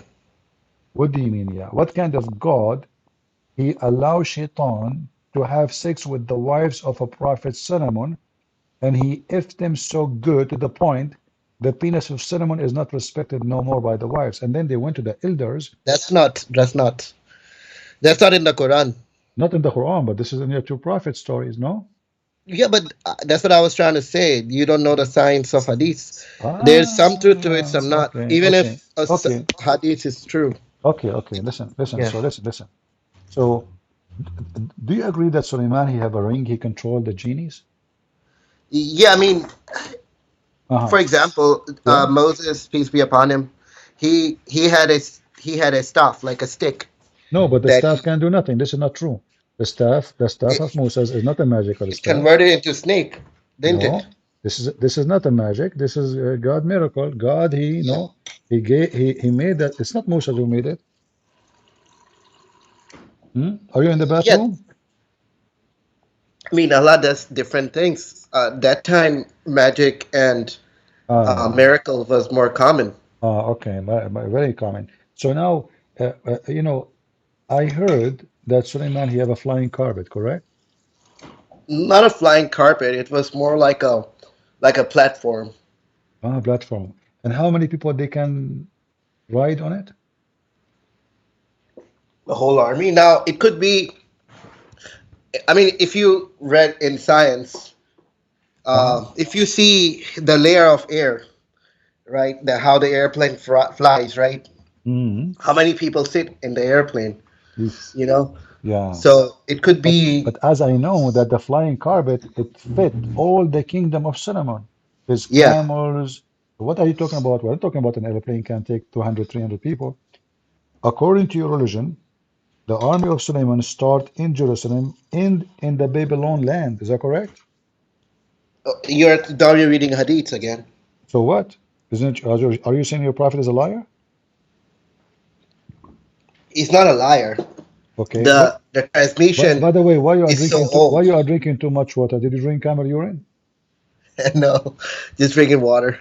But you are drinking too much, my friend. Be careful. The camel urine. You should not drink water. You should drink camel urine. So listen. So when camel urine one is also in a hadith, like I said, the translation could have been lost. It wasn't properly translated. There's a lot of things that can happen. It's not Uh, protected by God. okay, but if the army of Suleiman is included genie and the human and birds, correct? Yeah, yeah. Okay, how many genies were in the army of Suleiman? They were like All, I mean, all, all the genies, correct? All the genie in the world.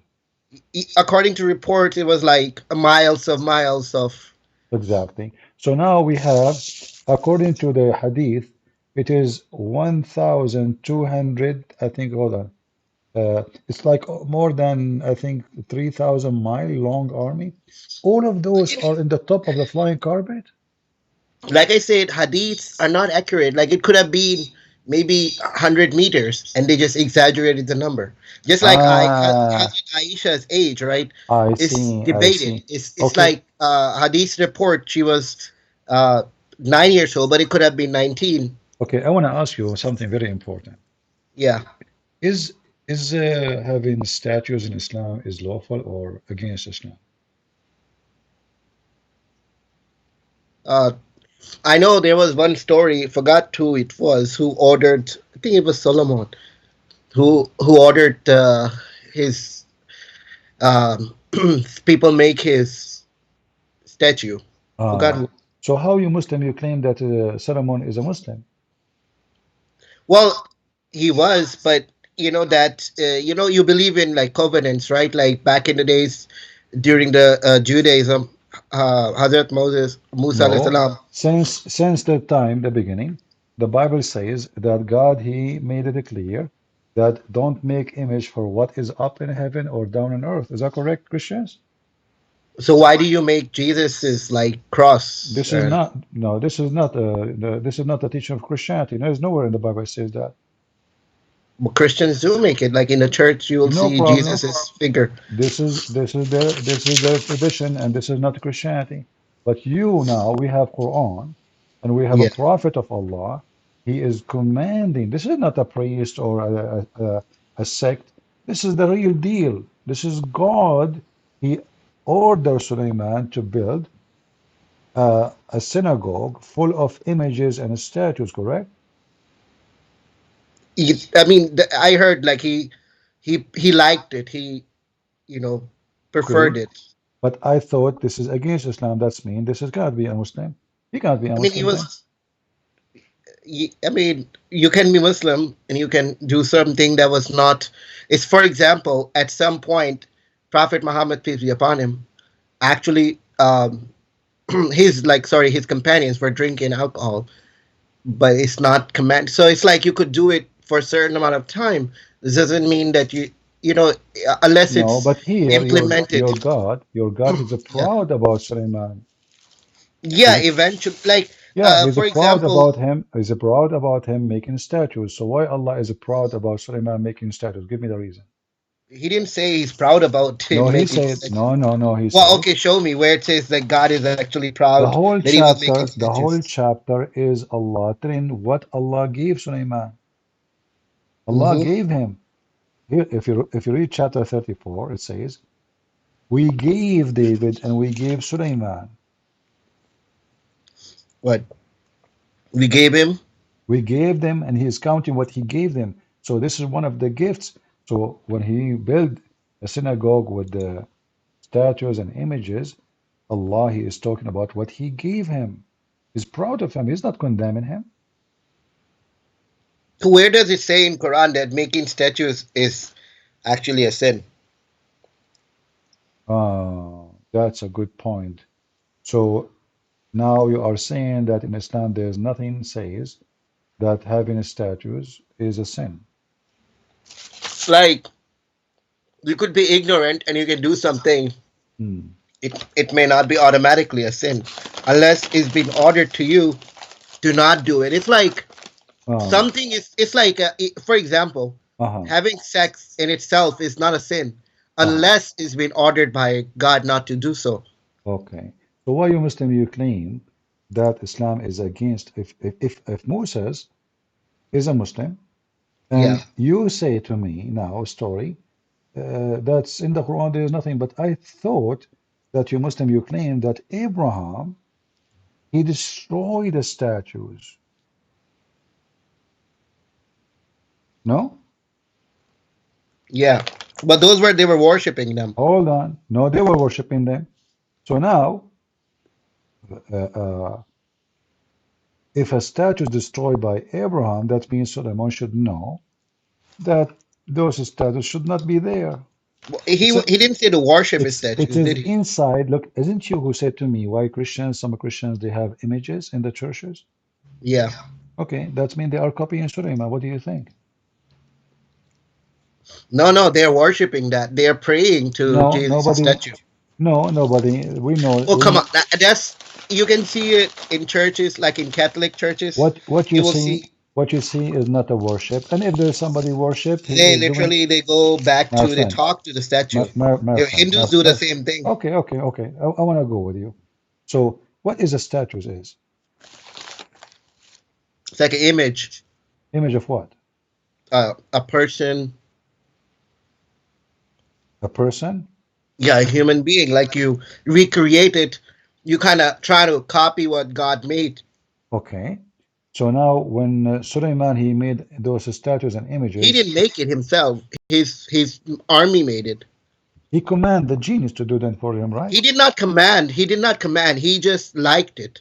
No, he commanded them. Okay, show me in Quran where it says he commanded that. Well, it's in the front of you. Don't you know how to read? Where is it saying it? And That he they made commanded for to him. make it. They made for him what he willed. Where is it? Chapter 34, verse number 13. Okay, 34:13. Uh-huh.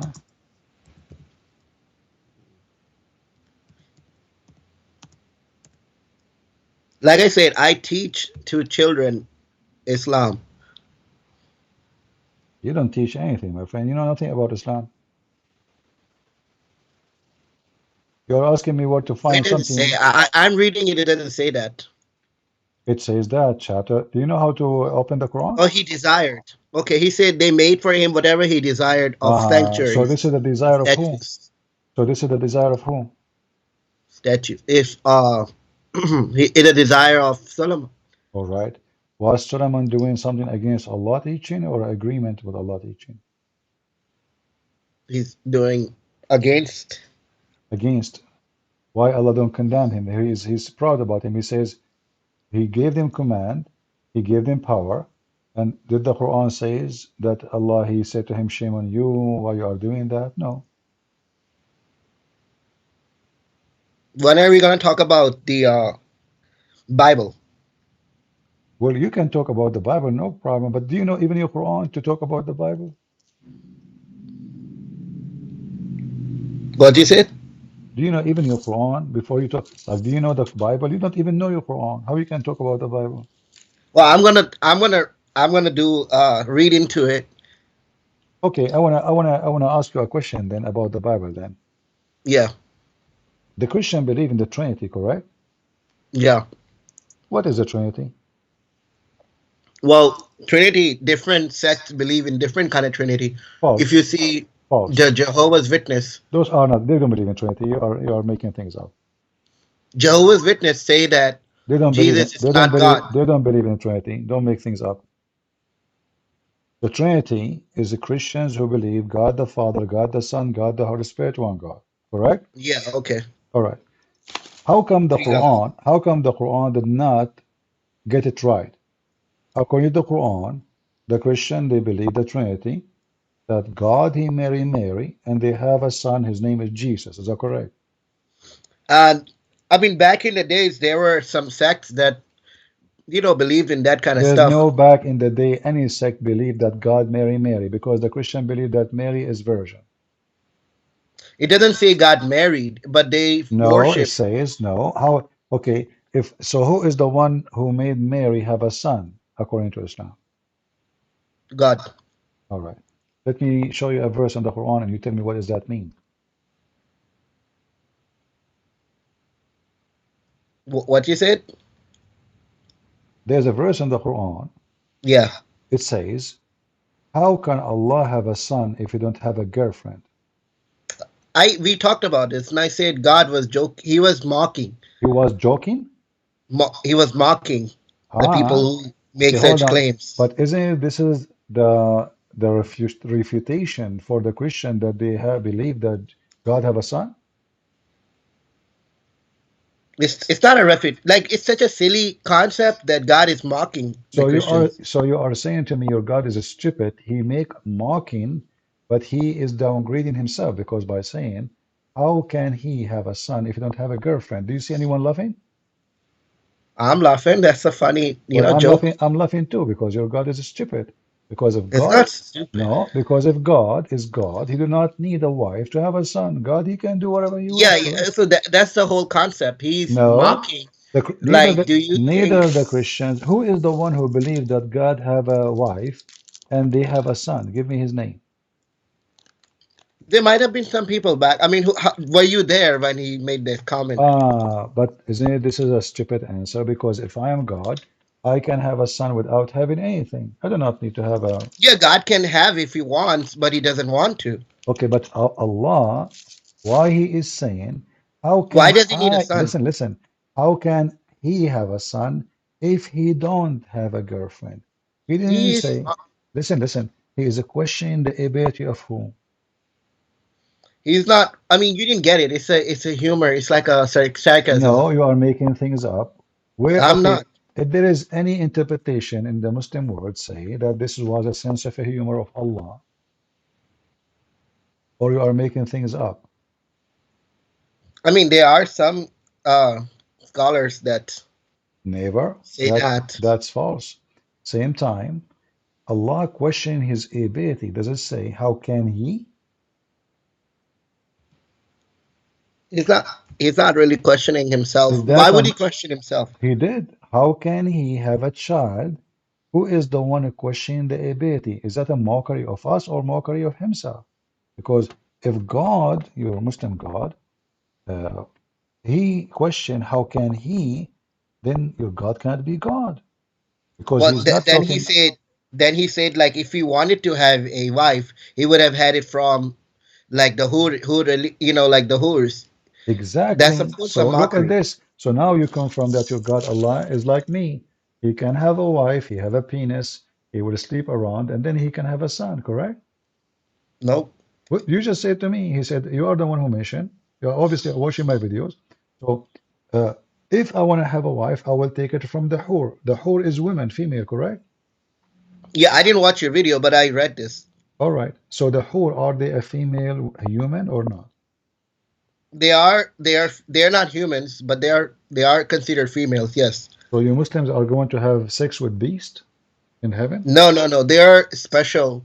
They're not like So let me repeat humans the like in question on Earth. again. Are they human or not? You will have sex with animals? No, no. So what are they?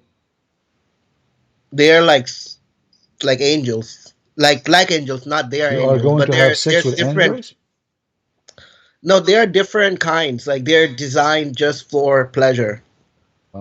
I mean, I don't Designed want to for go in detail pleasure. because that's more like uh, um, metaphysical stuff that we don't really know about. Why? Hmm? Why? Well, your I mean, prophet, because we will.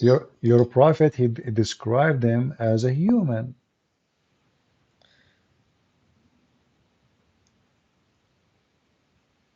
Did your prophet describe him as a human or no? I mean, you're referring to hadiths again. Okay, let us go on together. So, Uh-huh. do the women, this whore, have a vagina or she don't? We don't know. We will see when we die. So you will have sex with their what? Their mouth? So, excuse my language. We don't know. We will see What do you when mean we we don't know? die. Isn't it? I just mentioned to you that your prophet, he says you will have endless penis, and those females will have a farjun yasa Yeah. udalik. They will have a vagina fit for that. Let's stick to the Quran. Okay, hold on. It's like if you're talking about Christianity, I'm not gonna go to the books that are you discard, like what you call those books, the infancy gospel and all that. No, So let's not go to hadith. I'm not talking about infancy. I'm talking about something you believe in. We don't have to believe in hadiths. Okay, hold on. Do those women Did the Quran promise you that those women, they will never bleed? Never what? They will never bleed when you have intercourse with them.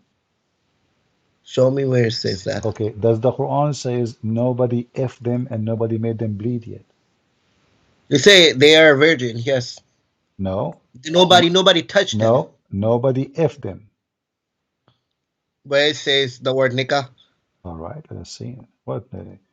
So guys, did you hear? He said where it says the word nikah. I said where the F them. He agreed that the word nikah mean F them. No, I mean in like modern Arabic, the word nikah. The modern Arabic.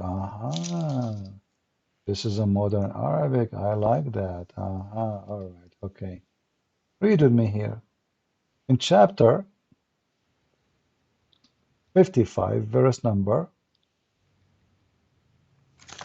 74.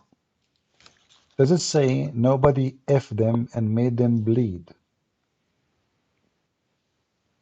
Can you repeat that? Nobody F them and made them bleed.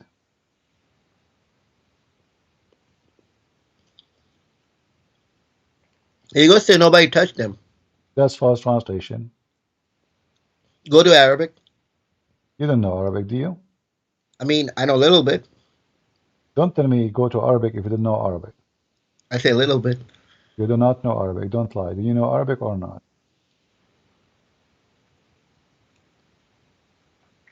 Where does it say nobody F them and made them bleed? Read it. I just change the translator to Hilali and Muhammad Khan. But that's in bracket. Those are from your country, from Pakistan. How do you know I'm Pakistani? Because you are drinking too much water. That means you are drinking too much camel urine. No, I don't drink camel urine. That means you spend the whole night watching Bachabazi. I don't watch Bachabazi. That's Afghanistan, anyways. Why you change your habit? What happened? That's Afghanistan. Afghanistan. No, I can show you. In Pakistan, they do watch Bachabazi. Listen, whom no man or jinn yatmuthahunna. What yatmuthahunna mean? What? Yet. You claim that you teach Arabic and you are a sheikh. I don't teach Arabic. I teach you Islam. teach Islam. Yeah, you are a sheikh. I saw you. You have a big office. You have a microphone. You are a big shot, man. So now. Yeah, I teach Islam to kids. So what yatmuthuhunna mean? To have like sexual intercourse.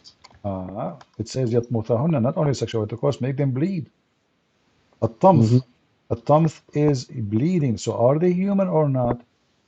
Like did nobody open their hymens? But it says yatmuthuhunna, which means make them bleed by opening that. So now are they human or they are not? They appear like humans. All right, thank you very much. So now we go back to zero. You said, Allah, if you want to have a wife, He will have a wife from the hur. I said, well, aren't they human? You said there's no proof they are human. Now I confirm, and you confirm with me, obviously they are human.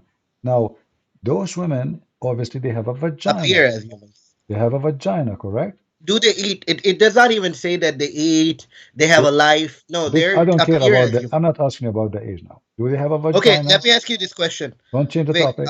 Do they have a vagina? I'm not changing the topic. I'm just saying to clarify. Do they have a vagina or not?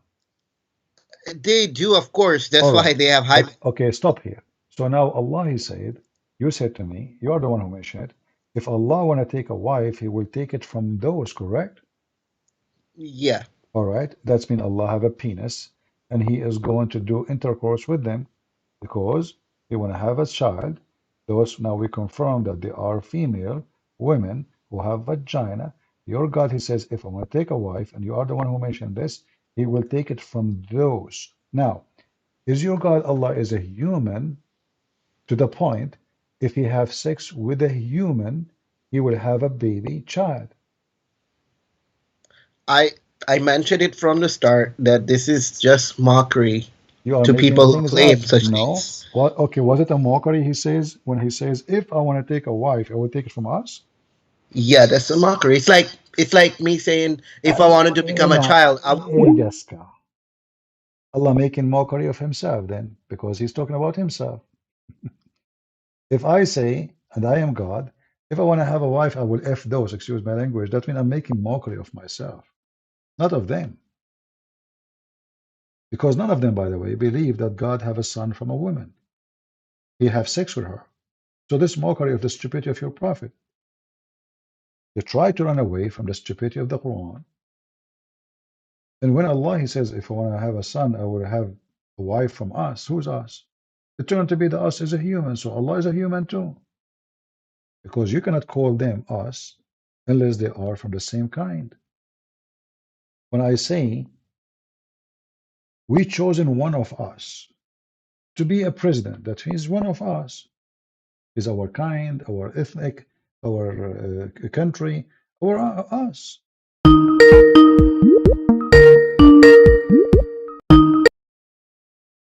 Don't waste my time. Don't make things up. If you Well, say we didn't talk about Samson like if you you said we're say gonna talk about it. listen, if you repeat the word mockery one time, you have to prove it. Can you give me a reference that says it's a mockery? Okay, let's say I accept my defeat, but let's go to Samson, okay? You accept your defeat in what? I did not defeat you yet. Allah has been defeated. You are just agreeing that your prophet is going to have sex with us. Is Allah is a human? No, he's not. I mean, I still So stand. why That's he my understanding. so why he called those females us if he is not one of them? Like I said, it's my understanding, but I cannot. Maybe people who did study Islam understood it differently. But let's go to Samson, okay? Okay, go to Samson. Go ahead. All right. So Samson, like you make mockery of Solomon holding a stick and dying, but what about Samson who died, who had like a power in his hair? Like, what kind of stupid thing is that? This is not about the power in the hair of Samson. This is about him when he disobeyed God. When he did cut the hair, simply he disobeyed the pagan person who He is. didn't cut the hair. That was the army. This is They what figured what? out. This was what?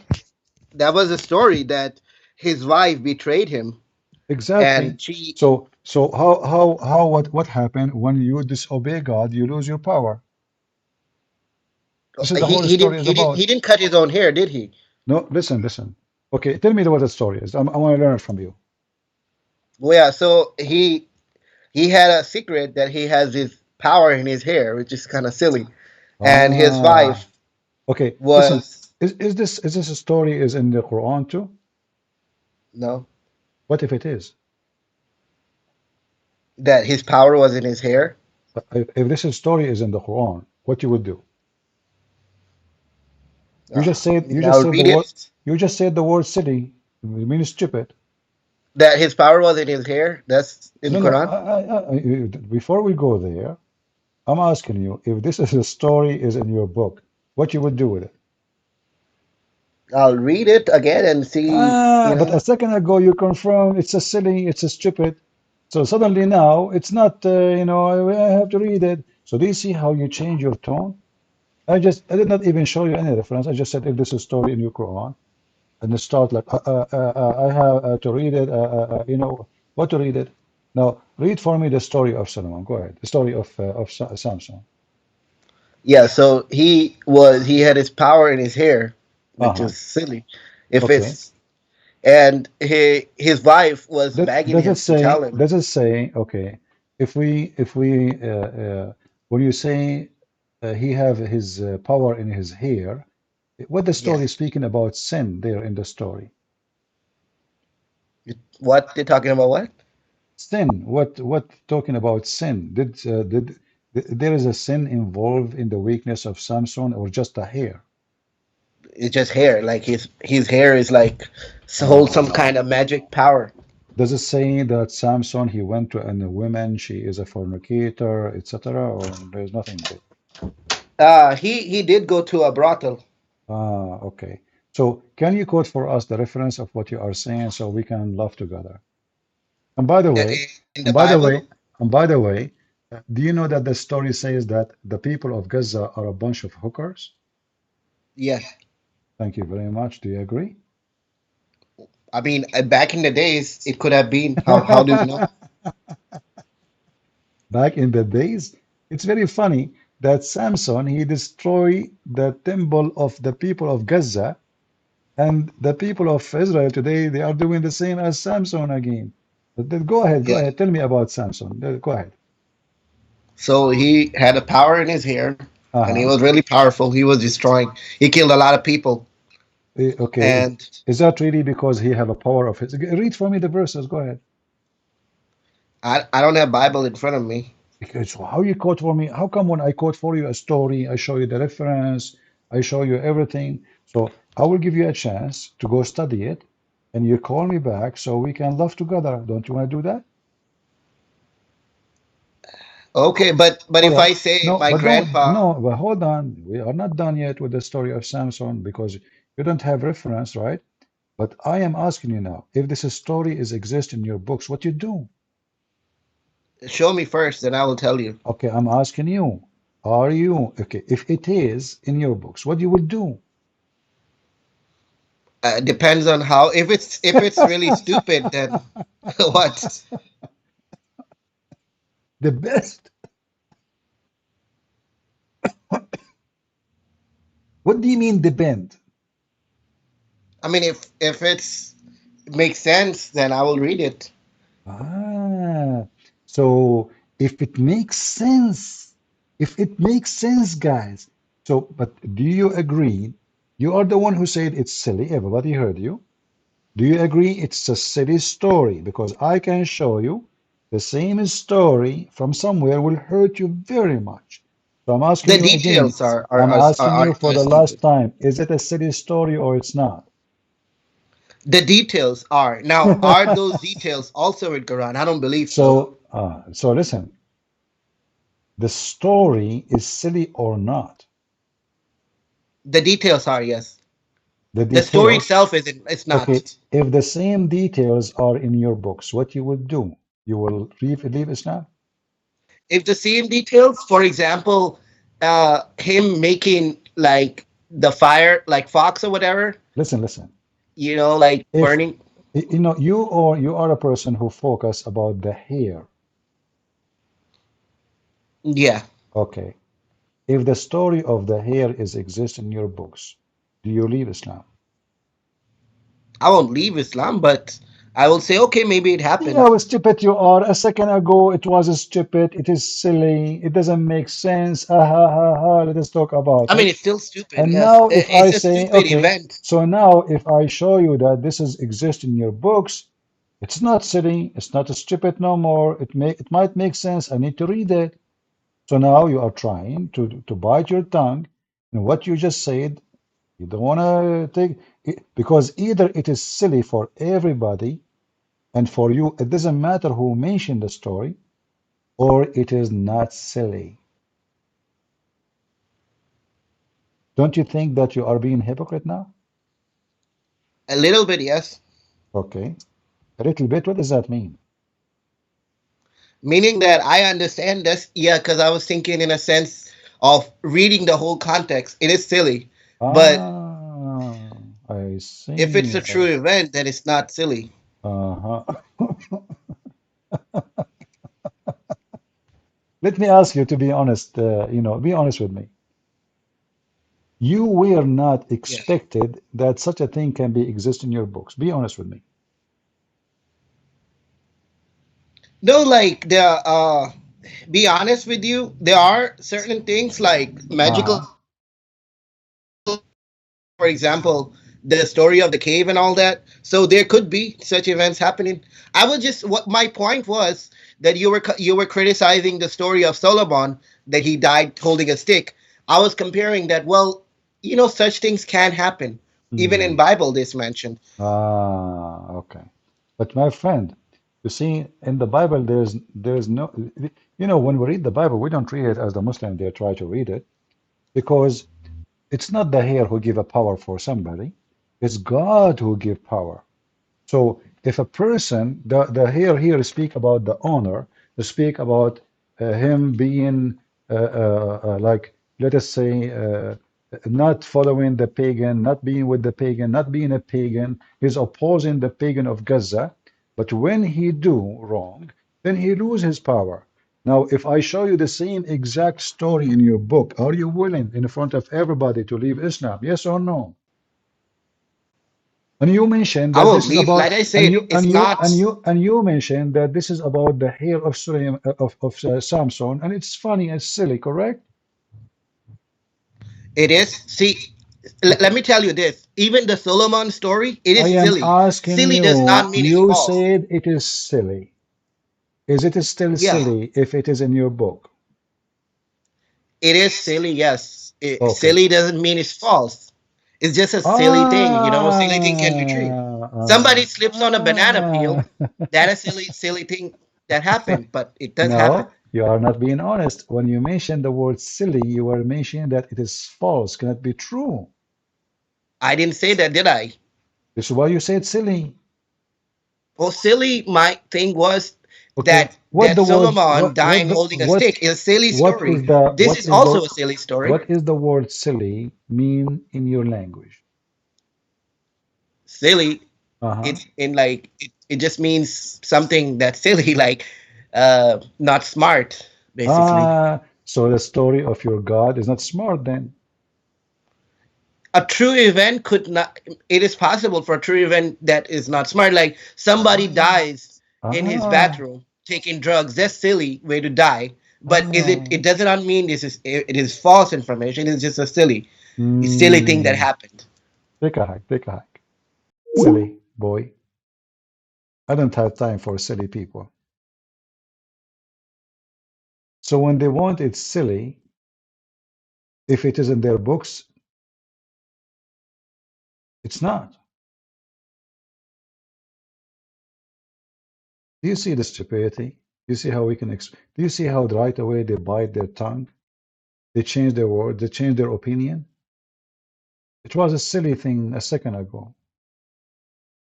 It's not a silly thing a minute after because simply I cannot make fun of my book. And now he tried to give justification for the word silly. Suddenly the word silly does not mean stupid, doesn't mean wrong. It's just silly, you know? Like, yeah, well, silly. You know what silly mean?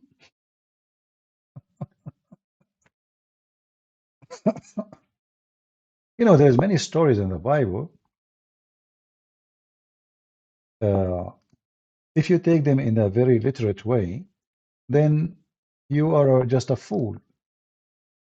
Uh, but for us, we don't. There is time when you can take things literally, and there is time when you don't.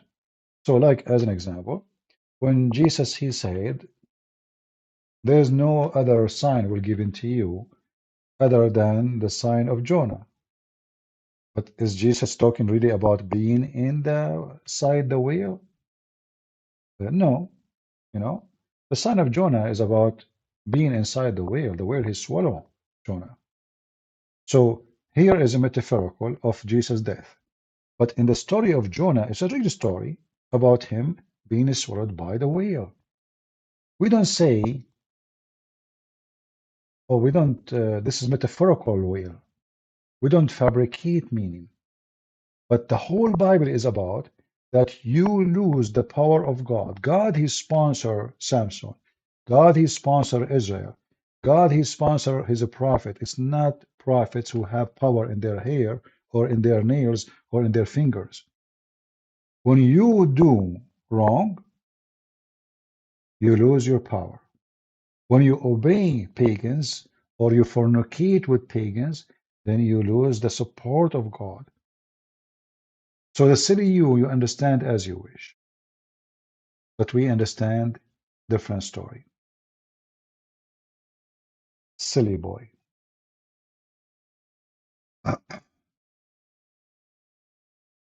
I advise you to go and read Al-Qurtubi and laugh at yourself. But too bad. You're just a silly boy. Uh,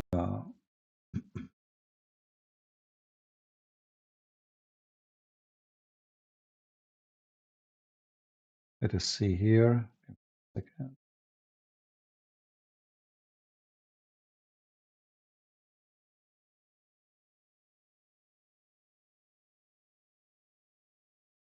One of the practice of Muslims, uh, they make fun of you in your book, as long what the story is he's making fun of is not in his book. The second you prove to them that it's in their book, suddenly the story is respected. Suddenly the story is a good story. There's nothing even wrong with the story. You know, if we say to the Muslims,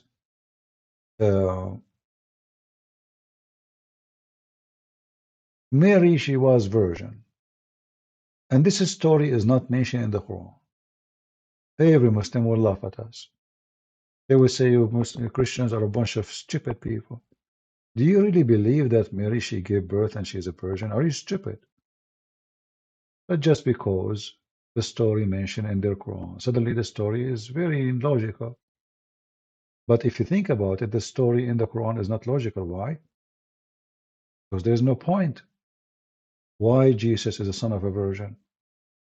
It doesn't make any difference anyway in Islam. He's just a prophet. It makes sense only in Christianity. In Christianity, Jesus is the Son of God. He's the son of no man. He's born of a virgin, of a prophecy speaking of him, that the virgin, the young virgin, will give birth.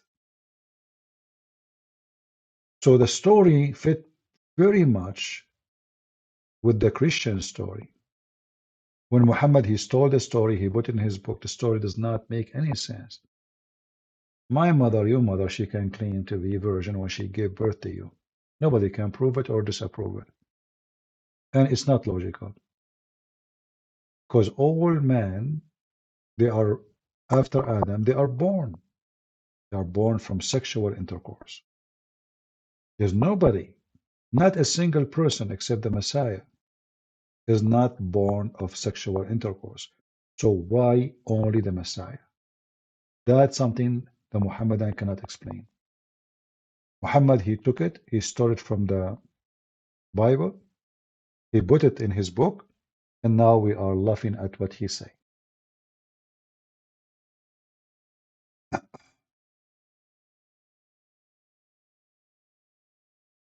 Uh,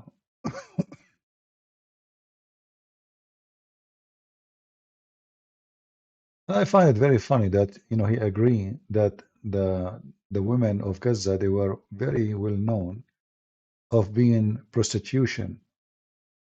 It's amazing. He acknowledged that. And it's amazing that the story of Samson happened with the people of Gaza. They are always pagan. They never change.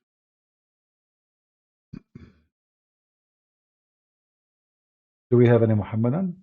How many hours I'm here? And this guy, he claimed to be a sheikh. All right, guys, I'm losing my voice. So I apologize. I better keep going. I want to say thank you. I better say those few words before I lose totally my voice. I want to say thank you for being with us. I hope we have a good time. Please tell your friends that we are in Ramble. We will stay in Ramble. And YouTube is not our place no more. Yeah, I will make some tea. We will see. But my throat is dry. So as you see, remember always,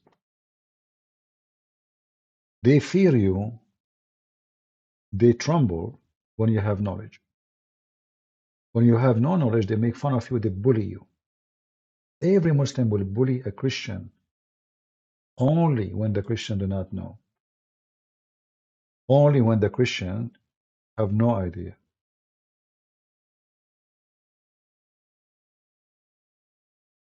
And remember one thing, that all the stories of Islam is stolen from somebody.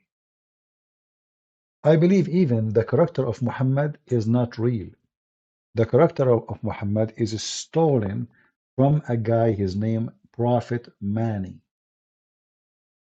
Prophet Mani is Muhammad. Muhammad never existed. He never was there. The story of the Virgin, the story of Jibreel, all these stories is coming from the story of Mani. Mani, he was a person trying to replace Jesus. Even his sect, they try to draw him look like Jesus. So if you go and search right now, actually even they have a book for him until now. And there's a groups in America, they follow him, Prophet Mani. So if you go to the story of Mani, you will see how much similarity between, look at this, how much similarity between the story of Muhammad and Mani. Mani is a person who was trying to replace Jesus and trying to copy Jesus. Look at this. This is a prophet Mani.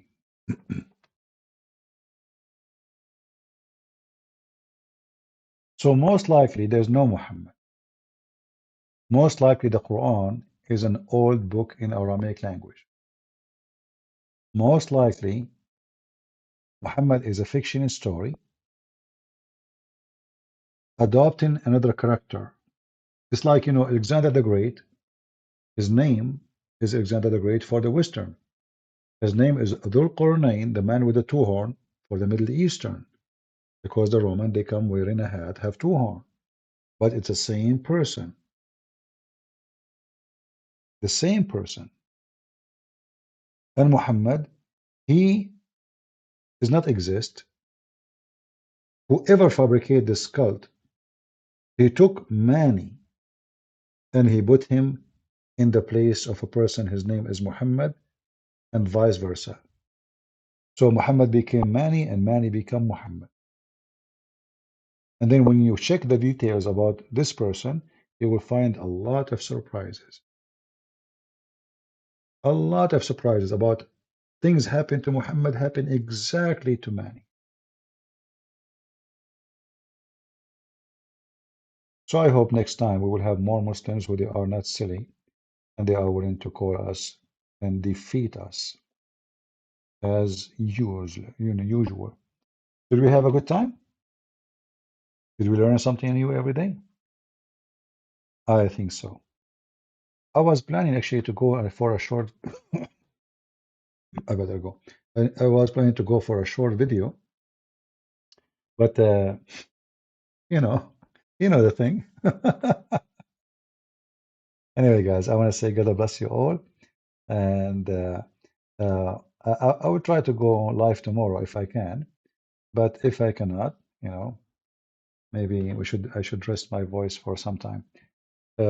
Please share the link with everybody. Tell everybody you want to fight the Christian Prince. This is where you can find him. And we showed you that we have a code. You can scan it and you can find me. If you go to Patreon, you can find the code. Thank you all for being here. May the Lord bless you. God is good. So is Jesus.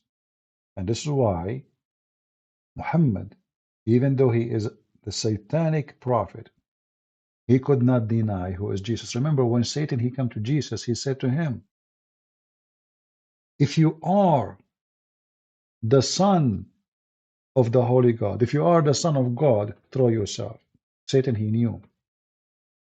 When the demon inside the man, they said to him, Jesus, the son of the Holy One, the Great One, what do you want from us? Even demon, they knew and they recognized who is Jesus. So Muhammad is nothing but a satanic spirit, satanic person.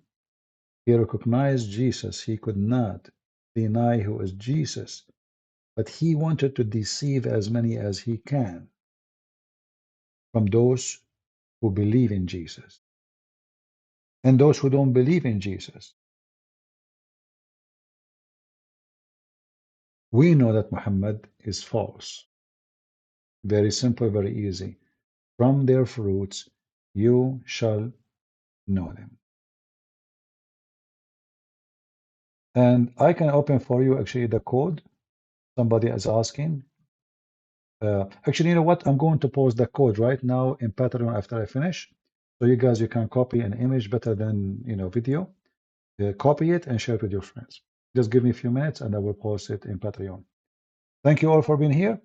Otherwise, we will never finish. God is good. So is Jesus. See you soon. Bye-bye.